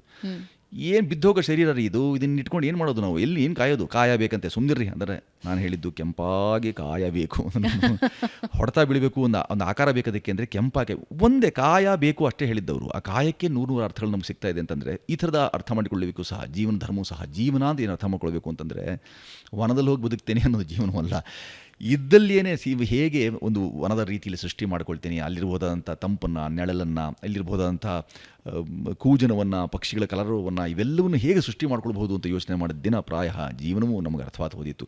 ಇದು ಸಹಬಾಳ್ವೆ, ಇಲ್ಲಿರುವಂಥದ್ದು ಸಹಚರರೊಟ್ಟಿಗಿನ ಸಹಬಾಳ್ವೆ. ನಾನೊಬ್ಬನೇ ನನ್ನಿಂದಾಗಿ ಇತರರು ಹೇಗೆ ಸಾಯ್ತಾರೋ ಗೊತ್ತಿಲ್ಲ ನನಗೆ, ನಾನು ಮಾತ್ರ ಹೀಗಿರ್ತೇನೆ ಅನ್ನೋದನ್ನು ಪಕ್ಕಕ್ಕಿರಿಸಿ ಎಲ್ಲರೊಡನಿನ ಅಲ್ಲಿ ತಾರತಮ ಇಲ್ಲದೇ ಇರುವಂಥ ಎಲ್ಲರೊಡನಿನ ತುಂಬ ಆಹ್ಲಾದಕರ ಮನಸ್ಸಿನ ಯಾವ ಬದುಕಿನ ಜೀವಿತ ಅವಧಿ ಇದೆಯಲ್ಲ ಅದು ನಿಜವಾದ ಜೀವನ. ಆ ಜೀವನ ಧರ್ಮವನ್ನು ನಾವು ಪಾಲಿಸೋಕೆ ಅಸಾಧ್ಯವಾಯಿತು ಅಂತಂದರೆ ಅದುವೇ ನಮಗೆ ಮಂತ್ರವಾಗಿ ದಕ್ಕೋದಾಯಿತು ಅಂತ ಹೇಳಿದ್ರೆ ಅದಕ್ಕಿಂತ ಮಿಗಿಲಾದಂಥ ತಂತ್ರ ಮತ್ತೊಂದಿಲ್ಲ. ಇನ್ಯಾವ ತಂತ್ರ ಮಂತ್ರಗಳಿಗೂ ನಾವು ತಲೆಬಾಗಿ ಇದು ನಂದೇ ನನಗೆ ಬರಲಿಲ್ಲ ಅಂತೆಲ್ಲ ಹೇಳ್ಕೊಂಡು ಕಷ್ಟಪಟ್ಟು ಓಡಾಡಬೇಕಾಗಿಲ್ಲ. ಈ ಸಣ್ಣ ಹಿರಿಯರು ಹೇಳ್ತಾ ಇದ್ರು, ಒಬ್ಬ ಹಿರಿಯ ಕೂತ್ಕೊಂಡು ಹೇಳ್ತಾ ಇದ್ದ, ನೀವು ಜೀವನ ಧರ್ಮದ ಬಗ್ಗೆ ಹೇಳಿದ್ರಿ, ಇಂಥ ಒಳ್ಳೆಯ ದೃಷ್ಟಾಂತ ಕೊಡ್ತೀನಿ, ನೀವು ಬೇಕಾದರೆ ಬಳಸ್ಕೊಳ್ಳಿಲ್ಲ ಅಂದರೆ ಯಾವಾಗ ತುಂಡರಿಸ್ಬೋದು. ಒಂದು ಅಟ್ಟಣಿಗೆ ಮೇಲೆ ಕೂತು ದ್ರಾಕ್ಷಾ ತೋಟದಲ್ಲಿ ಒಬ್ಬ ಹಿರಿಯ 80-90 ಹರಿಯದವನು ಕೂತು ಪಕ್ಕದಲ್ಲಿ ಇದ್ದಂತಹ ಅದೇ ದ್ರಾಕ್ಷಾಲೋಕದಲ್ಲಿ ಅವರೆಲ್ಲರೂ ಕವಣೆ ಅಂತ ಹೇಳ್ತೀವಿ ಅದನ್ನು ಓಡಿಸುವ ಗಿಳಿವಿಂಡು ಬಂದು ತಿಂದುಬಿಡುತ್ತೆ ಆ ದ್ರಾಕ್ಷಿಗಳನ್ನು. ಅವರು ನಿರಂತರವಾಗಿ ಒಂದು 10 ಜನರು ಅದನ್ನು ಓಡಿಸುವ ಕೆಲಸವನ್ನು ಮಾಡ್ತಿದ್ದಾರೆ. ಈತನ ಭೂಭಾಗ ಇದೆಯಲ್ಲ, ಆ ಭೂಭಾಗದಲ್ಲಿ ಬೆಳೆದ ದ್ರಾಕ್ಷಾ ತೋಟ ಏನಿದೆ ಅಲ್ಲಿ ಅಟ್ಟಣೆ ಮೇಲೆ ಕೂತ್ಕೊಂಡು ಗಿಳಿವಿಂಡು ಬಂದು ತಿಂತಾ ಇರೋದನ್ನು ನೋಡ್ತಾ ಕೂತಿದ್ದಾನೆ. ನನಗಿದು ತುಂಬ ಸೋಜಿಗೆ ಅಂತ ಅನ್ನಿಸಿ ಹೋಗಿ, ಹಿರಿಯರೇ ಏನಿದು ಅವರೆಲ್ಲ ಓಡಿಸೋ ಪ್ರಯತ್ನ ಮಾಡ್ತಿದ್ದಾರೆ, ನೀವು ಮಾತ್ರ ಕೂತು ನೋಡ್ತಿದ್ದೀರಲ್ಲ ಅಂತಂದಾಗ ಅವ್ನು ಎಷ್ಟೋ ವರ್ಷಗಳ ಪರಿಚಯ ಅನ್ನೋ ಹಾಗೆ ಮೊದಲು ನನ್ನನ್ನು ಆಧರಿಸಿದ್ದು. ಆ ಅಟ್ಟಣಿಗೆ ಮೇಲೆ ಪಕ್ಕದಲ್ಲಿ ಬನ್ನಿ ಕೂತ್ಕೊಳ್ಳಿ, ಯಾಕೆ ಬರ್ತೀರಿ ನೀವು ಯಾರು ಅಂತ ಕೇಳಲಿಲ್ಲ ಆತ. ಬನ್ನಿ ಎಂದಾಗಲೇ ನಾನು ಉತ್ತೇಜಿತನಾದೆ. ಏನು ಹಿರಿಯರೇ ಇದೆಯಲ್ಲ, ಏನಿದು ನಂಗೆ ಇದ್ರ ಮರ್ಮ ಅರ್ಥವಾಗ್ತಿಲ್ಲ ಅಂತ ಹೇಳಿದಾಗ, ನಮ್ಮ ಹಿರಿಯರು ನಮ್ಗೆ ಹೇಳ್ಕೊಟ್ಟಿದ್ದು ಅದು ನಮ್ಮ ಹಿರಿಯರು ನಮ್ಗೆ ಹೇಳ್ಕೊಟ್ಟಿದ್ದು ಕಾಣಿನೇ ಎಂಥ ಆದೇಶ ಇದೆ ಅದರಲ್ಲಿ. ಅದು ಒಂದು ದೇವರಿಗೆ ಒಂದು ಸಾಲು ದೇವರಿಗೆ, ಇನ್ನೊಂದು ಸಾಲು ಪಶು ಪಕ್ಷಿಗಳಿಗೆ, ಖಗ ಮೃಗಗಳಿಗೆ, ಇನ್ನೊಂದು ಸಾಲು ಮಿಕ್ಕಿದ್ರೆ ನಿನಗೆ ಅಂತ ನಮ್ಮ ಹಿರಿಯರು ಹೇಳ್ಕೊಟ್ಟಿದ್ದು. ಆ ರೀತಿ ಕೃಷಿ ನಂದು ಒಂದ. ಈತ ಹೆಚ್ಚು ಸುಖಿ, ಈತ ಹೆಚ್ಚು ಪ್ರಯೋಜನಕಾರಿ ಸಮಾಜಕ್ಕೂ. ಕೃಷಿ ವಲಯದಲ್ಲೂ ಸಹ ಇತರರಿಗೆ ಮಾದರಿ ಅವನಿಗೆ ಬೇಕುಗಳಿಲ್ಲ, ಅಪರಿಗ್ರಾಹಿ ಅವನು. ಇದರದೇ ಬೇಕು ನನಗೆ ಇದೇ ಬೇಕು ಅಂತ ಹೇಳಿಲ್ಲ ಅವನು. ಗ್ರಾಹ್ಯ ನಮಗೆಂಥದ್ದು ನೋಡಿ, ಇದರಿಂದ ಕಲ್ಕೊಂಡು ಹೋಗೋದನ್ನು. ಅದಾದಮೇಲೆ ಆದರೂ ನಾವೇನಾದ್ರು ಕೃಷಿ ಮಾಡಿದ್ವಾ, ಆ ಥರ ಇದನ್ನು ದ್ರಾಕ್ಷಾ ತೋಟವನ್ನು ಬೆಳೆದ್ವಾ? ಇಲ್ಲ. ಕೇಳಿ ನೋಡಿ ಸ್ತಂಭೀಭೂತರಾಗಿ ವಿಸ್ಮಯ ಮೂಡಿಸ್ಕೊಂಡು ಬಂದ್ಬಿಟ್ವಿ ವಾಪಸ್ಸು. ಆದರೆ ಅವನ ಹಾಗೆ ಭಾಳ ಬದುಕಿದ್ದು ಮತ್ತೊಮ್ಮೆ ನಂಗೆ ಸಿಕ್ಕಲಿಲ್ಲ. ಅದೇ ಹುಡ್ಕೊಂಡು ಹೋದೆ ಆತನನ್ನು, ಆತ ಇರಲಿಲ್ಲ. ಆದರೆ ಅವನು ಬಿಟ್ಟು ಹೋದ, ಈ ನೆಟ್ಟು ಹೋದ ಈ ಬೋಧೆ ಇದೆಯಲ್ಲ, ಈ ಕಾಣಿಕೆ ಅಥವಾ ಇದು ಜ್ಞಾನ ಇದೆಯಲ್ಲ, ಇದು ನನ್ನಲ್ಲಿ ಚಿರಂತನವಾಗಿ ಉಳಿದುಬಿಟ್ಟಿದೆ. ಕಿವಿಯಲ್ಲಿ ಅನುರಣಿಸ್ತಾ ಇದೆ ಆ ಮಾತು. ನಗುತ್ತಾ, ಇಲ್ಲದ ಹಲ್ಲುಗಳ ಬಾಯಿಯಿಂದ ನಗುತ್ತಾ ಅವನು ಇಷ್ಟು ಚೆನ್ನಾಗಿ ಹೇಳಿದ. ನಮ್ಮ ಹಿರಿಯರು ನಮಗೆ ಕಲಿಸ್ಕೊಟ್ಟ ಈ ಪ್ರವೃತ್ತಿ ಕಾಣಿ. ನಾವು ನಮ್ಮ ಹೊಲದಲ್ಲಿ 3 ಸಾಲುಗಳನ್ನು ನೆಡಬೇಕು. ಒಂದು ದೇವರಿಗೆ, ಅದು ಯಾರೋ ಬಳಸಿ ಬಂದವರಿಗೆ, ಬೇಡಿ ಬಂದವರಿಗೆ ಅದು ಸಲ್ಲಬೇಕು. ಇನ್ನೊಂದು ಖಗಮೃಗಗಳಿಗೆ, ಅದು ಪಶು ಸಂಕುಲಕ್ಕೆ, ಅದು ಪಾಪ ಅವು ಏನು ತಿನ್ನಬೇಕು, ಎಲ್ಲ ಹಿಂಗೆ ಓಡಿಸ್ಬಿಡ್ತು ಅಂದರೆ ಪಾಪ ಅವು ಏನು ತಿಂತವೆ, ಅವು ಬೆಳ್ಕೊಂಡು ತಿನ್ನೋಕ್ಕೆ ಸಾಧ್ಯವಿದೆಯಾ? ಎಂಥ ಒಳ್ಳೆಯ ಕಾಣಿಕೆ ಅದು. ನಮಗೆ ಅದು ಯಾವತ್ತೂ ಪಾಠವಾಗಲಿಲ್ಲ. ಹಾಗಾಗಿ ಪ್ರಕೃತಿಯೊಟ್ಟಿಗಿನ ಒಡನಾಟದ ಪಾಠ ಇದೆಯಲ್ಲ, ಅದು ಮನುಷ್ಯನಾಗಿಸುತ್ತೆ. ಸುಚೇಂದ್ರ ಪ್ರಸಾದ್ ಅವರು ಬಹಳಷ್ಟು ಸಂದರ್ಶನಗಳನ್ನು ನೋಡಿದವರು ಹೇಳ್ತಾರೆ ಅವರು ವಿರಾಗಿಯ ಅಂತ. ರಾಗದ್ವೇಷಗಳನ್ನು ತೊರೆದವನು ಹೇಳ್ಬೋದು, ವಿರಾಗಿ ಅಲ್ಲ ನಾನು. ಆದರೆ ರಾಗದ್ವೇಷಗಳಿಂದ ಮೇಲೆದ್ದವನು ಹೌದು, ದ್ವೇಷಿಸುವಲ್ಲ. ರಾಗ ದ್ವೇಷ, ಕಲಹ ಒಳ್ಳೆಯದಲ್ಲ ಅಂತ ನಮ್ಮ ಈ ಹಿಂದಿನ ಚಿತ್ರದಲ್ಲಿ ನಾವು ಬರ್ಕೊಂಡದ್ದೇ ಹಾಗೆ. ಕಲಹ ಒಳ್ಳೆಯದಲ್ಲ, ಅದು ಮನೋಕಲಹ. ಅದು ನಾವಾಡುವ ಯಾವುದೇ ಸಾಂದರ್ಭಿಕ ಕಲಹ ಅದಕ್ಕಿಂತಲೂ ಹೆಚ್ಚು ಮನಸ್ಸಿನ ಒಳಗೆ ಆಗ್ಬೋದು ಒಂದು ಕೋಲಾಹಲ, ಒಂದು ಕಲಹ ಇದೆಯಲ್ಲ, ಅದು ಒಳ್ಳೆಯದಲ್ಲ. ಅದು ಯಾರನ್ನೂ ಉದ್ಧಾರ ಮಾಡಿಲ್ಲ ಅಂತ. ಹಾಗಾಗಿ ಕೋಲಾಹಲವಿರದಂತೆ ಬದುಕುವಂಥ ಪ್ರಯತ್ನ ನಡೆದಿದೆ. ನಾನು ವಿರಾಗಿಯೂ ಅಲ್ಲ, ಮತ್ತು ಆ ಎತ್ತರಕ್ಕೆ ಏರಿದವನೂ ಅಲ್ಲ. ರಾಗದ್ವೇಷಗಳ ಬಗ್ಗೆ ಎಚ್ಚರ ಇದೆ. ಆದರೆ ಮನುಷ್ಯ ಸಹಜ ಗುಣ, ಎಲ್ಲ ಭಾವನೆಗಳ ಮಿಶ್ರಣ ಅವನಲ್ಲಿ ಯಾವಾಗಲೂ ಇದ್ದೇ ಇರುತ್ತೆ. ಮತ್ತು ಅದೊಂದು ಹೊಯ್ದಾಟ ಇದ್ದೇ ಇರುತ್ತೆ ಮನಸ್ಸಿನಲ್ಲಿ. ಕಲಾವಿದನಾಗಿರೋದ್ರಿಂದ ನಟಿಸೋಕೆ ಅವಕಾಶ ಇದೆಯಲ್ಲ, ಹೊರಹಾಕಿ ಸುಮ್ಮನಾಗ್ಬಿಡ್ತೇವೆ. ಬದುಕಿನ ತನಕ ಅದನ್ನು ಆದ್ಯಂತ ಎಳ್ಕೊಂಡು ಬರೋಲ್ಲ. ಅದನ್ನು ಬದುಕಿಗೆ ಬೇಡ ಅಂತ ಅನಿಸಿದೆ. ಹಾಗಾಗಿ ಅದರಿಂದ ಹೊರತು ನಾನು ಸ್ವಲ್ಪ ಮೇಲಿದ್ದವನೇ. ಅದರಿಂದ ಬೇಡ, ಅದು ಬೇಕು ಅಂತ ಅನಿಸಿಲ್ಲ. ರಾಗದ್ವೇಷಗಳು ಯಾರನ್ನೂ ಉದ್ಧಾರ ಮಾಡಿಲ್ಲ. ಹಾಗಾಗಿ ಉದ್ಧಾರವಾಗದಂಥ ಈ ದುಸ್ಥಿತಿಗೆ ನಾವು ಒಡ್ಡುಕೊಳ್ಬಾರ್ದು ಅನ್ನೋದೊಂದಿಗೆ ಒಳ ಎಚ್ಚರ ತೀವ್ರವಾಗಿದೆ. ಕಾರ್ಯಕ್ರಮದ ಅಂತಿಮ ಘಟ್ಟದಲ್ಲಿ ನಾನು ಎಲ್ಲ ಅತಿಥಿಗಳನ್ನು ಕೇಳೋ ಮಾತು, ಜೀವನಕ್ಕೆ ಬೇಕಾಗೋ 5 ಸೂತ್ರಗಳು, ಪಂಚಸೂತ್ರಗಳು ಏನು? ಈಗ ಈ ಇಡೀ ಪಾಡ್ಕಾಸ್ಟೇ ಒಂದು ದೊಡ್ಡ ಆಸ್ತಿ ಕೊಟ್ಟು ಹೋಗ್ತಾ ಇದೆ. ಆದರೆ ಆದರೂ ಕೇಳ್ತಿದ್ದೀನಿ, ಒಂದು 5 ಗುಣಗಳನ್ನು ಜೀವನದಲ್ಲಿ ನಾವು ಅಳವಡಿಸ್ಕೋಬೇಕು, ಇವತ್ತಿನಿಂದ ನಾನು ಅಳವಡಿಸ್ಕೊಳ್ತೀನಿ ಅಂದರೆ ಏನು ಹೇಳ್ತೀರಿ? ಸೂತ್ರಬದ್ಧರಾಗಿರ್ದೇರಿ. ಯಾವತ್ತೂ ಸೂತ್ರ ಅಂತ ಹೋಗಬೇಡಿ. ಇದು ಸೂತ್ರ ಅದು ಸೂತ್ರ ಅಂತ ಹೇಳಿ ನಾವು ಕೊನೆಗೆ ಅಲ್ಲಿಯೂ ಅಲ್ಲದೆ ಇಲ್ಲಿಯೂ ಒಗ್ಗದೆ ಹೀಗಾಗೋದ್ರ ಬದಲಿಗೆ, ನಾನು ಆಗಲೇ ಹೇಳಿದಂತೆ ನಿರುಮ್ಮಳ ಭಾವದ 4 ಜನರಿಗೆ ಬೇಕಾದವರ ಹಾಗೆ, 4 ಜನರಿಗೆ ಅನುಕೂಲಕರವಾಗಿ ಆಗೋ ಹಾಗೆ, ಮತ್ತು ಜೀವಿತಾವಧಿಯಲ್ಲಿ ಅಷ್ಟು ದಿನ, ಎಷ್ಟು ದಿನ ಬದುಕಿರ್ತೀವೋ ಅಷ್ಟು ದಿನ ಏನಾದರೂ ಒಂದು ಒಳಿತನ್ನು ಮಾಡ್ತಲೇ ಇರುವಂಥ ಅದೊಂದು ಗುಣ. ದುರ್ಗುಣಗಳಿಂದ ದೂರ ಇರುವಂಥದ್ದು, ವ್ಯಸನ ಮುಕ್ತ ದುರ್ಗುಣಗಳಿಂದ ದೂರ ಇರುವಂಥ ಬದುಕನ್ನು ಬದುಕೋಕ್ಕೆ ಸಾಧ್ಯವಾಗೋದಾದರೆ, ಅದು ಸಾಧ್ಯವಿಲ್ಲ ಅಂತ ಎಲ್ಲರೂ ಹೇಳಿಬಿಡ್ತಾರೆ. ಆದರೆ ಪ್ರಯತ್ನಪೂರ್ವಕವಾಗಿ ಏನನ್ನಾದರೂ ಸಾಧಿಸೋಕೆ ಸಾಧ್ಯವಿದೆ ಅಂತ ದೊಡ್ಡವರು ನಮ್ಗೆ ಹೇಳ್ಕೊಟ್ಟು ಹೋಗಿದ್ದಾರೆ. ಅವ್ರ ಎತ್ತರಕ್ಕೆ ನಾವು ಏರೋಕ್ಕೆ ಸಾಧ್ಯವಾಗದೆ ಹೋದರೂ ಅವರ ಆ ಹೇಳಿಕೆ, ಕಾಣಿಕೆ ಮತ್ತು ಅವರ ಹೇಳಿಕೆಗಳಿವೆಲ್ಲ ಆ ಕೇಳ್ಮೆಯಿಂದಲಾದರೂ ನಾವು ಅವುಗಳನ್ನು ರೂಢಿಸ್ಕೊಳ್ಳೋದು ಒಳ್ಳೆಯದು. ಈ ಜೀವನವನ್ನು ಕಳೆಯೋಕ್ಕೆ ತುಂಬ ಕಷ್ಟಪಡಬಾರ್ದು.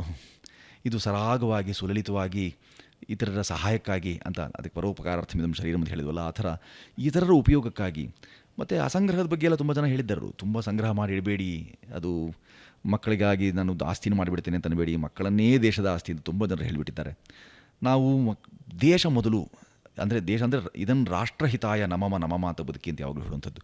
ದೇಶ ಬೇರೆ, ರಾಷ್ಟ್ರ ಬೇರೆ, ರಾಷ್ಟ್ರ ಚಿಂತನೆ ಬೇರೆ. ದೇಶ ಒಂದು ಭೂಭಾಗಕ್ಕೆ ಮಾತ್ರ ಸೀಮಿತವಾಗಿಬಿಡುತ್ತೆ. ರಾಷ್ಟ್ರ ಚಿಂತನೆ ಇದೆಯಲ್ಲ, ಯಾರು ನಮಗೆ ಆಸರೆ ಕೊಟ್ಟಿದ್ದಾರೆ, ನಮಗೆ ನೆರಳು ಕೊಟ್ಟಿದ್ದಾರೆ, ಆ ನೆರಳು ಆಶ್ರಯ ಕೊಟ್ಟಂಥವ್ರನ್ನ ನಿರಂತರವಾಗಿ ಸ್ಮರಿಸುವ, ನನ್ನ ರಾಷ್ಟ್ರ ನನ್ನ ಮೊದಲು, ಇದು ರಾಷ್ಟ್ರದ ಹಿತಚಿಂತನೆ. ಯಾಕೆಂದರೆ ನಿಮಗೆ ಸೂರಿಲ್ಲ, ನಿಮಗೆ ಇರೋಕ್ಕೆ ಜಾಗ ಇಲ್ಲ, ನಿಮ್ಮದಲ್ಲ ಅಂತಂದಾಗ ಸಹಜವಾಗಿ ನೀವೆಲ್ಲರೂ ವಿಚಲಿತರಾಗಿ ಒಂದು ದಿವಸ ಅನಾಥ ಭಾವದಿಂದ ನರಳಿರಿ. ಆ ಕಾರಣಕ್ಕೆ ನಾವು ರಾಷ್ಟ್ರಹಿತ ಮೊದಲು ಕಾಪಾಡ್ಕೊಂಡು ಹೋದೊಳದು. ಮತ್ತು ಸ್ವಾಧ್ಯಾಯಿಯಾಗಿ ಆದರೂ ಸಹ ನಿರಂತರವಾದ ಅಧ್ಯಯನ.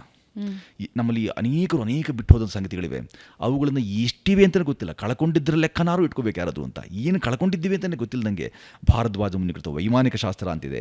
ಅದು ವೈಮಾಂತರಿಕ್ಷ ನೌಕೆಗಳನ್ನು ಶಕು ವಿಮಾನ, ವೃಕ್ಮ ವಿಮಾನ, ಅಂಗದ ವಿಮಾನ, ಮಾರುತ ಸಖ, ವಕ್ರಪ್ರಸರಣ ಯಂತ್ರ, ಗುಹಗರ್ಭ, ಹೀಗೆ ಅನೇಕವನ್ನು ಒಂದು ಪ್ರಕರಣವಾಗಿ, ಅತಿ ಪ್ರಕರಣಗಳಾಗಿ ನಿಮಗೆ ಸಂಹಿತೆಗಳನ್ನಾಗಿ ಆಗಲೇ ಕೊಟ್ಟೋಗಿದೆ. ಚರಕರಿದ್ದಾರೆ, ಸುಶ್ರುತಾಚಾರ್ಯರಿದ್ದಾರೆ, ಕಣಾದರಿದ್ದಾರೆ, ವಿಶ್ವಕ್ಕೆ ವೈಶ್ವಿಕ ನೋಟ ಕೊಟ್ಟಂಥ, ವಿಶ್ವಕ್ಕೆ ಕೊಡುಗೆ ಸಲ್ಲಿಸಂಥ ಅನೇಕ ಪ್ರಥಮರಿದ್ದಾರೆ, ಪ್ರಮಥರಿದ್ದಾರೆ. ಆ ಎಲ್ಲರ ಬಗ್ಗೆ ಕಿಂಚಿತ್ತಾದರೂ ಈ ನೆಲದಲ್ಲಿ ಇದ್ದವರಾಗಿ, ಈ ನೆಲದಲ್ಲಿಂದ ಉಪಕೃತರಾದವರಾಗಿ, ಈ ನೆಲದ ಋಣ ಇಟ್ಕೊಂಡವರಾಗಿ, ಋಣ ತೀರಿಕೆಯ ಬಾಬತ್ತಾಗಿ ಆದರೂ ಸಹ ನಮ್ಮ ಪ್ರಾಪಂಚಿಕ ಅಥವಾ ನಮ್ಮ ಪಾರಂಪರಿಕ ಅಧ್ವರ್ಯರನ್ನು ಒಮ್ಮೆ ನೀವು ಅವ್ರು ಏನು ಕೊಟ್ಟಿದ್ದಾರೆ, ಅವ್ರು ಏನು ಬಿಟ್ಟು ಹೋಗಿದ್ದಾರೆ, ಯಾರವರು. ಭಾಸ್ಕರಾಚಾರ್ಯ ನಮಗೆ ಗೊತ್ತಿಲ್ಲ, ಗಣಿತಶಾಸ್ತ್ರಜ್ಞ ಅಂತಲೇ ಗೊತ್ತಿಲ್ಲ. ಅವ್ರ ಮಗಳು ಬರೆದಂಥ ಲೀಲಾವತಿ ಗ್ರಂಥ ಏನು ಅದು ಗೊತ್ತಿಲ್ಲ. ಯಾವುದರ ಅಧ್ಯಯನವು ಯಾವುದು ಕೆಲಸಕ್ಕೆ ಬಾರದಂಥ ಒಣ ಒಣ ಚಿಂತನೆ. ಆಮೇಲೆ ಅವರಿಗೂ ಅಥವಾ ಬರುವ ತಲೆಮಾರಿಗಳಿಗೂ ಯಾವುದೇ ರೀತಿಯ ಉಪಯುಕ್ತವಾದಂಥ ಉಪಯೋಗಕಾರಿಯಾದಂಥ ಸಂಗತಿಗಳಲ್ಲದನ್ನು ಅವ್ರ ಮೇಲೆ ತುಂಬಿ ಅದನ್ನು ಪಕ್ಕಕ್ಕಿಡುವಂಥ ಕೆಲಸವನ್ನು ಮೊದಲು ಮಾಡಿ. ನಾನು ಹೇಳ್ತಿರೋ ಸತ್ಯ, ನಂದೇ ತುಂಬ ಔನ್ನತ್ಯ ಮತ್ತು ಯಾವುದೋ ಒಂದು ಶ್ರೇಷ್ಠತೆಯ ವ್ಯಸನ, ಇವನ್ನೆಲ್ಲ ಪಕ್ಕಕ್ಕಿರಿಸಿ ನಾನು ಹೇಳಿದ್ದು ಸರಿ ಇದೆ, ಅವ್ರು ಸರಿ ಇಲ್ಲ ಅಂತ ಅನ್ನೋದನ್ನು ಮೊದಲು ಪೊಳ್ಳುವಾದ ಅದನ್ನು ಬಿಟ್ಬಿಡಬೇಕು. ವಾದಿಸೋದನ್ನು ಬಿಟ್ಟು ಮೊದಲು ಗ್ರಹಿಕೆ, ಏನನ್ನು ಗ್ರಹಿಸ್ಬೋದು, ಏನನ್ನು ನಂದಾಗಿಸ್ಕೋಬೋದು, ಆರ್ಜಿಸಬಹುದೇನು. ನೋಡಿ, ವಿದ್ಯಾರ್ಥಿ ಅಂದರೆ ವಿದ್ಯೆಯನ್ನು ಕೊಲ್ಲುವವ ಅನ್ನೋ ಅರ್ಥವೂ ಇದೆ. ಕೊಲ್ಲುವ ಅರ್ಥ ಕೆಲಸ ಮಾಡಬಾರ್ದು. ವಿದ್ಯಾರ್ಥಿಯಾಗಿ ಬದುಕಬೇಕು. ಅಲ್ಪಪ್ರಾಣ ಮಹಾಪ್ರಾಣ ಯಾಕೆ ಬೇಕು ಅಂತ ತುಂಬ ಜನರು ಕೇಳ್ತಾರೆ. ಪ್ರಾಣರಹಿತವಾಗಿ ಹಿಂಗೆ ಬದುಕ್ತೀರಿ ನೀವು? ಹಾಗೆ ಇದೇ ಪ್ರಾಣ, ಅದಕ್ಕೆ ಅಲ್ಪ ಪ್ರಾಣ ಮಹಾಪ್ರಾಣ ಅಂತ ಕರೆದಿರೋದು. ಆ ಥರದ ಪ್ರಾಣ ಸಹಿತವಾಗಿ ಪ್ರಾಣಿಗಳಲ್ಲಿ ದಯೆ ಇಟ್ಕೊಂಡಂತೂ ಇತರರಿಗೂ ದಯೆ ಕೊಡಮಾಡ್ತಾ, ಮುಂದಿನ ಯಾವುದೋ ಒಂದು ಸ್ವಲ್ಪ ವೃದ್ಧಾಪ್ಯದಲ್ಲಿ ನಾನು ಸ್ವಲ್ಪ ಅಧ್ಯಾತ್ಮ ಮಾಡೋದ್ರ ಬದಲಿಗೆ ಯಾವ ಹರೆಯದಲ್ಲಿದ್ದಾಗ್ಯೂ ಸಹ ನೀವು ಅಲ್ಲಿಂದಲೇ ಒಂದು ಅಧ್ಯಾತ್ಮ ಏನು, ಯಾಕೆ, ಹೇಗೆ, ನಮಗೆ ನಮ್ಮ ಹಿರಿಯರು ಯಾಕೆ ಇದನ್ನು ಬಿಟ್ಟು ಹೋಗಿದ್ದಾರೆ, ಯಾಕೆ ಅದನ್ನು ಅಷ್ಟು ತೀವ್ರವಾಗಿ ಅವರು ಅಧ್ಯಯಿಸಿದರು, ಅನುಷ್ಠಾನಕ್ಕೆ ಮಾಡ್ತಾಯಿದ್ರು, ಇವೆಲ್ಲವೂ ಸ್ವಲ್ಪ ಸಣ್ಣದಾಗಿ ಅವಲೋಕಿಸಿದ್ರು ಸಹ ನಿಮಗೆ ನಾವೇನು ಮಾಡಿಲ್ಲ ಅನ್ನೋ ಜ್ಞಾನ ಬರುತ್ತೆ. ಈ ಎಲ್ಲವೂ 5 ಸೂತ್ರ ಅಂತ ಹೇಳಿದಿರಿ, 5 ಸೂತ್ರದಲ್ಲಿ ಹಿಡಿದುಕೊಡೋಕ್ಕೆ ಸಾಧ್ಯವಾಗಿಲ್ಲ ನನಗೆ. ಎಲ್ಲ ಸೂತ್ರಗಳನ್ನು ಇಟ್ಟುಕೊಂಡು ಪಂಚಸೂತ್ರಗಳು, ಪಂಚಕ್ಕೆ ಬೇರೆ ಬೇರೆ ಅರ್ಥ ಇದೆ. ಹಾಗಾಗಿ ಪಂಚವಾರ್ಷಿಕ ಯೋಜನೆ ಇದಕ್ಕೆಲ್ಲ ಹೇಳಿದ ಪಂಚಾದಶ ಎಲ್ಲ ಹೇಳ್ಕೊಂಡಿರ್ತೀವಿ ನಾವು. ಈ ಐದನ್ನು ಪ್ರಧಾನವಾಗಿ ಹೇಳಿದ್ರಲ್ಲಿ ವಿಂಗಡಣೆ ಒಂದೊಂದು ಗುಂಪು ಮಾಡಿಕೊಂಡು ಇದೊಂದು ಶಿರೋನಾಮಿ ಅಡಿಯಲ್ಲಿ ಇವನ್ನೆಲ್ಲ ಹಾಕೊಂಡ್ಬಿಡೋದು ಒಳ್ಳೆಯದು. ಅಷ್ಟನ್ನು ಹಾಕ್ಕೊಂಡು ಈ ಬದುಕು, ಯಾಕೆಂದರೆ ಭಾಳ ಕಡಿಮೆ ಅವಧಿ ನಮಗೆ ಜೀವಿತಾವಧಿ. ಈ ಅವಧಿಯಲ್ಲಿ ನಾವು ಏನನ್ನು ಕಂಡುಕೊಂಡಿದ್ದೀವಿ, ಏನನ್ನು ಕಂಡುಕೊಳ್ಳಲಿಲ್ಲ, ಇವುಗಳ ಬಗ್ಗೆ ಜಿಜ್ಞಾಸೆ ಇಟ್ಟುಕೊಂಡು ಈಗ ಮಾಡ್ತೇವೆ, ಆಗ ಬಾ ಈಗ ಬಾ ಹೋಗಿ ಬಾ ಅನ್ನದಲ್ಲೇ ಆಗಲೇ ಕರೆದು ಕೊಡುವವನ ಧರ್ಮ ಹೊನ್ನಾಗದೇ ಬಿಡೋದು ಅಂತ ಆಗಲೂ ಧರ್ಮನೇ ಮಾತಾಡೋದು. ಸದ್ಯ ಆಗ ಈ ಕಾಲದಲ್ಲಿ ಇರಲಿಲ್ಲ ಸರ್ವಜ್ಞ, ಇಲ್ಲಾಂದರೆ ನೀನು ಧರ್ಮ ಹೇಳ್ತಿದ್ದೆ, ನೀನು ಯಾವುದೋ ಬೇರೆ ವಾದಿ ಅಂತ ಹೇಳ್ಬಿಟ್ರು ಅವ್ರನ್ನ. ಆ ಥರ ಧರ್ಮವಂತರಾಗಿ, ಧರ್ಮಿಷ್ಠರಾಗಿ, ಧರ್ಮಭೀರುವಾಗಿ ನಡೆಯುವಂಥ ಕೆಲಸವನ್ನು ನಾವೆಲ್ಲ ಮಾಡುವಂಥ ಆಗಲಿ ಅನ್ನೋದೊಂದು ಸದಾ ಆಶಯ. ನನಗೂ ಹೇಳ್ಕೊಳ್ತೇನೆ, ಇತರರು ಹಾಗೆ ಪಾಲಿಸಲಿ ಅಂತ ಆಶಿಸ್ತೇನೆ.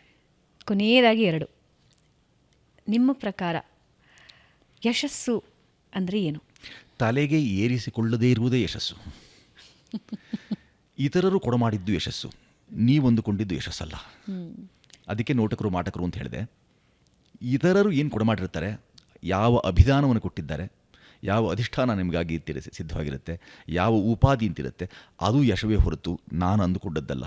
ಅದು ಇತರರು ಕೊಟ್ಟ ಭಿಕ್ಷೆ. ಸಾರ್ಥಕತೆ ಬದುಕು ಹುಟ್ಟಿದ ಆರಭ್ಯ ಬದುಕನ್ನು ಜನ್ಮ ಸಾರ್ಥಕ್ಯ ಮಾರ್ಗವೊಂದನ್ನು ಅನ್ವೇಷಿಸೋದೇ ಸಾರ್ಥಕತೆ. ಈ ಬದುಕನ್ನು ಯಾಕೆ ನಾನು ಬದುಕ್ತಿದ್ದೀನಿ, ಯಾಕೆ ಹುಟ್ಟಿದೆ, ಎಲ್ಲಿಂದ ಇದಕ್ಕೆ ಮೂಲ ಕಾರಣವೇನು ಅಂತ ತುಂಬ ಯಾವುದು ಆಳಕ್ಕೆ ಇಳಿದು ನಮಗೆ ಕೈಲಾಗದ್ದನ್ನು ಇಡೀ ಬದುಕನ್ನು ಹಾಳು ಮಾಡ್ಕೊಳ್ಳೋದ್ರ ಅಗತ್ಯ ಇಲ್ಲ. ಮೇಲ್ನೋಟಕ್ಕೆ ದ್ರಷ್ಟಾರರು, ಯಾರು ಕಾಣಿಕೆ ಸಹಿತ ಇರುವಂಥವ್ರು, ಯಾರು ಕಂಡಿದ್ದಾರೆ ಅವರೆಲ್ಲರೂ ಕೊಡಮಾಡುವಂಥ ಆ ಸಂಗತಿಗಳನ್ನು ಸ್ವಲ್ಪ ಹಾಗೆ ಹೆಕ್ಕಿ ತೆಗೆದುಬಿಟ್ರೆ ಸಾಕು, ಈ ಬದುಕು ಸಾರ್ಥಕವಾಗಿಬಿಡುತ್ತೆ. ಸಾರ್ಥಕ ಪಡಿಸ್ಕೊಳ್ಳೋದಕ್ಕೆ ಬೇಕಾಗಿರುವಂಥ ದಾರಿ ಇದೆಯಲ್ಲ, ಅದು ಸುಪಥವಾಗಿರಬೇಕು, ಸತ್ಪಥವೇ ಆಗಿರಬೇಕು. ಸತ್ಪಥ, ಸತ್ಯಪಥ, ಸತ್ಪಥ ಅಂದರೆ ಸತ್ತಪಥ ಅನ್ಕೊಂಡ್ಬಿಟ್ಟು ಆಮೇಲೆ ಯಾರಾದರೂ ಸತ್ಯವಾದ ಪಥ, ಆ ಮಾರ್ಗವನ್ನು, ಸತ್ಯ ಮಾರ್ಗವೊಂದನ್ನು ತುಳಿಯೋದು ನಿಜವಾದ ಅರ್ಥದಲ್ಲಿ ಜನ್ಮ ಸಾರ್ಥಕ್ಯ ಅಂತ ಅಂದ್ಕೊಂಡಿದ್ದೀನಿ. ದುಃಖ ಯಾಕೆ ಬರುತ್ತೆ? ಆಸೆಗಳಿಗೆ ಮಿತಿ ಇರಲ್ಲ. ಅದಕ್ಕೆ ನೀವು ಹೇಳ್ಬಿಟ್ಟಿದ್ದಾನೆ, ಬುದ್ಧರೇ ಹೇಳಿರೋದೇನು ಅಂತಂದರೆ, ನೀವು ಸುಖದ ಮೂಲ ಯಾವುದು ಅಂದರೆ ಆಸೆಗೆ ಮಿತಿ ಅಂತ ಹೇಳಿದ್ದಾರೆ. ನಾವು ದುರಾಸೆ, ಇದು ಇರಲಿ ಅದು ಇರಲಿ, ಒಂದು ತಾಸಿನ ಮಾತು ಅಂತ ಹೇಳಿದ್ರೆ 4 ತಾಸು ಮಾತಾಡ್ತಾನೆ ಇರೋದು. ದುರಾಸೆ, ನಾವು ಮಾತಾಡ್ಕೊಳ್ತಾನೆ ಇರ್ತೀವಿ, ಯಾಕೆಂದರೆ ಏನೋ ಆಗ್ಬಿಡುತ್ತೆ ಅಂತ. ಅದಕ್ಕಾಗಿ ಹರಟೆ ಅಂತ ನಾನು ಮೊದಲೇ ಹೇಳ್ಕೊಂಡ್ಬಿಟ್ಟೆ.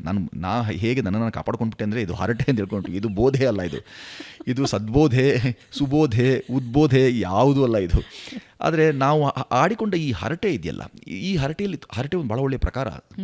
ಸಾಹಿತ್ಯದಲ್ಲಿ, ಸಾರಸ್ವತ ಲೋಕದಲ್ಲಿ ಹರಟೆ ಅಂತಲೇ ನಮ್ಮ ಅಡುಗೆ ಮನೆ ಸಾಹಿತ್ಯ ಸೇರಿಕೊಂಡ ಹಾಗೆ ಅನೇಕ ಸಾಹಿತ್ಯವನ್ನು ನಾವು ಕಳ್ಕೊಂಡ್ಬಿಟ್ಟಿದ್ದೇವೆ ಇವತ್ತು. ಅವೆಲ್ಲವೂ ನಮಗೆ ನಿಜವಾದ ಅರ್ಥದಲ್ಲಿ ಸಾರ್ಥಕ್ಯವನ್ನು ತಂದುಕೊಟ್ಟಿತ್ತು.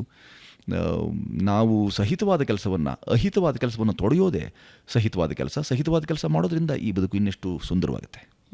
ಸಂತೋಷ ನಿರಂತರ, ಯಾವುದು ಚಿರಂತನವೋ, ಯಾವುದು ನಿರಂತರತೆಯನ್ನು ಕಾಪಾಡಿಕೊಂಡು ನಿಮಗೆ ಆರೋಗ್ಯದಾಯಿಯೋ ಅದು ಸಂತೋಷ. ಈ ಸಂತೋಷ ಯಾರೂ ನಿಮಗೆ ಕೊಡೋಕ್ಕಾಗೋಲ್ಲ, ಯಾವ ಕೈಗಡವೂ ಸಿಕ್ಕೋಲ್ಲ, ಯಾವ ಅಂಗಡಿಯಲ್ಲೂ ದಕ್ಕುವಂಥದ್ದಲ್ಲ ಸಂತೋಷ. ಈ ಸಂತಸವನ್ನು ನೀವೇ ನಿಮ್ಮೊಳಗೆ ಹುಡುಕಿಕೊಳ್ಳಬೇಕು. ಹುಡುಕುವ ಕೆಲಸವು ಅಯಾಚಿತವಾಗಬೇಕು. ಪ್ರೀತಿ ಅದು ಕೊಟ್ಟಾಗ ಕೊಟ್ಟವರು, ಕೊಟ್ಟ ಪಾಲು, ಇವೆಲ್ಲಕ್ಕೂ ಸಂಬಂಧಪಟ್ಟದ್ದು. ಯಾವರೊಟ್ಟಿಗಿನ ಪ್ರೀತಿ ಇದು ಬಹಳ ಮುಖ್ಯ. ಸಾಹಿತ್ಯದೊಟ್ಟಿಗಿನ ಪ್ರೀತಿ, ಕ್ರೋಢೀಕರಣದೊಟ್ಟಿಗಿನ ಪ್ರೀತಿ, ಹೀಗೆ ಅನೇಕ ರೀತಿಯ ಪ್ರೀತಿಗಳಿರೋದ್ರಿಂದ ಅವರವರ ಭಾವಕ್ಕೆ ಅದು ಬಿಟ್ಟದ್ದು. ದ್ವೇಷ ಮಾಡದೇಬಾರ್ದು. ಒಂದು ಲವಲೇಶವೂ ಉಪಯೋಗ ಇಲ್ಲ. ಅಂದರೆ ನಿಮ್ಮ ಜೊತೆ ಕೂತು ಮಾತನಾಡ್ತಾ ಜೀವನದಲ್ಲಿ ಎಲ್ಲೆಲ್ಲಿ ಯಾರ್ಯಾರು ಎಂತೆಂಥ ಎಡವಟ್ಟುಗಳನ್ನು ಮಾಡಬಹುದು, ಸಮಸ್ಯೆಗಳನ್ನು ಮಾಡ್ಕೊಳ್ಬಹುದು, ತಮಗೆ ತಾವು ಸಮಸ್ಯೆ ತಂದ್ಕೋಬಹುದು, ತಮಗೆ ತಾವು ಖುಷಿನ ತಂದ್ಕೋಬಹುದು ಅನ್ನೋದ್ರ ಬಗ್ಗೆ ಖಂಡಿತ ನಮ್ಮ ವೀಕ್ಷಕರಿಗೆ ಒಂದು ಸ್ಪಷ್ಟತೆ ಸಿಕ್ಕಿರುತ್ತೆ. ಜೀವನದಲ್ಲಿ ದುಃಖಕ್ಕೆ ಏನು ಕಾರಣ ಆಗುತ್ತೆ, ಸುಖವನ್ನು ಹೆಂಗೆ ಕಂಡುಕೋಬೇಕು, ಜೊತೆಗೆ ಜೀವನ ಎಷ್ಟು ಸರಳವಾಗಿ ಬದುಕಬಹುದು ಅನ್ನೋದಂತೂ ಒಂದು ಚೌಕಟ್ಟು ಹಾಕ್ಕೊಟ್ಟು ಹಾಗಾಗತ್ತೆ. ಧನ್ಯವಾದ ಸುಚೇಂದ್ರ ಪ್ರಸಾದ್ ಅವರೇ. 1 ಗಂಟೆ ಅಂತ ಅಂದುಕೊಂಡಿದ್ವಿ, ಆದರೆ ಸಮಯ ಹೋಗಿದ್ದೇ ಗೊತ್ತಾಗಲಿಲ್ಲ. ಆದರೆ ಇದರಿಂದಂತೂ ಬಹಳ ಸ್ಪಷ್ಟವಾಗಿ ನನಗೊಂದು ಸಾಲು ಹೇಳಬೇಕು ಅಂದರೆ, ಬಹಳ ಸರಳವಾಗಿದೆ ಜೀವನ, ಅದನ್ನು ಸರಳವಾಗಿ ಅನುಭವಿಸಿ ಅನ್ನೋದನ್ನು ತಿಳಿಸ್ಕೊಟ್ರಿ. ಧನ್ಯವಾದ. ಸಂಕೀರ್ಣವಾಗದೇ ಇರೋದೇ ಸರಳ, ಯಾವುದನ್ನು ಸಂಕೀರ್ಣವಾಗಿಸಿಕೊಳ್ಳಲ್ವೋ ಅದು ಸರಳ. ನೂರಾಸೆಯ ಹೆಗಲಿಗೇರಿಸಿ ನಡೆವ ಹಾದಿ ನಮ್ಮದೇ, ಬರುವ ದಿನಗಳ ಭರವಸೆಗಳ ಬೆಳೆವ ಹೊಣೆಯೂ ನಮ್ಮದೇ. ಧನ್ಯವಾದ. ವೀಕ್ಷಕರೇ, ಇದಾಗಿತ್ತು ಈ ಬಾರಿಯ ಬೆಂಗಳೂರು ಬಜ್. ಇವತ್ತಿನ ಇಡೀ ಪಾಡ್ಕಾಸ್ಟ್ನಿಂದ ನನಗೆ ಅರ್ಥ ಆಗಿದ್ದು, ಜೀವನವನ್ನು ಸರಳವಾಗಿ ಅರ್ಥೈಸ್ಕೊಂಡು ಸರಳವಾಗಿ ಜೀವಿಸಿದ್ರೆ ಯಾವುದೇ ಸಮಸ್ಯೆಗಳು ನಮ್ಮ ಹತ್ರ ಸುಳಿಯೋದಿಲ್ಲ ಅಂತ. ಇದರೊಂದಿಗೆ ಇವತ್ತಿನ ಪಾಡ್ಕಾಸ್ಟ್ ಮುಗಿಸ್ತಾ ಇದ್ದೀನಿ. ಮುಂದಿನ ವಾರ ಮತ್ತೊಬ್ಬ ವಿಶೇಷ ಅತಿಥಿಯೊಂದಿಗೆ ಭೇಟಿಯಾಗ್ತೀನಿ. ನಮಸ್ಕಾರ.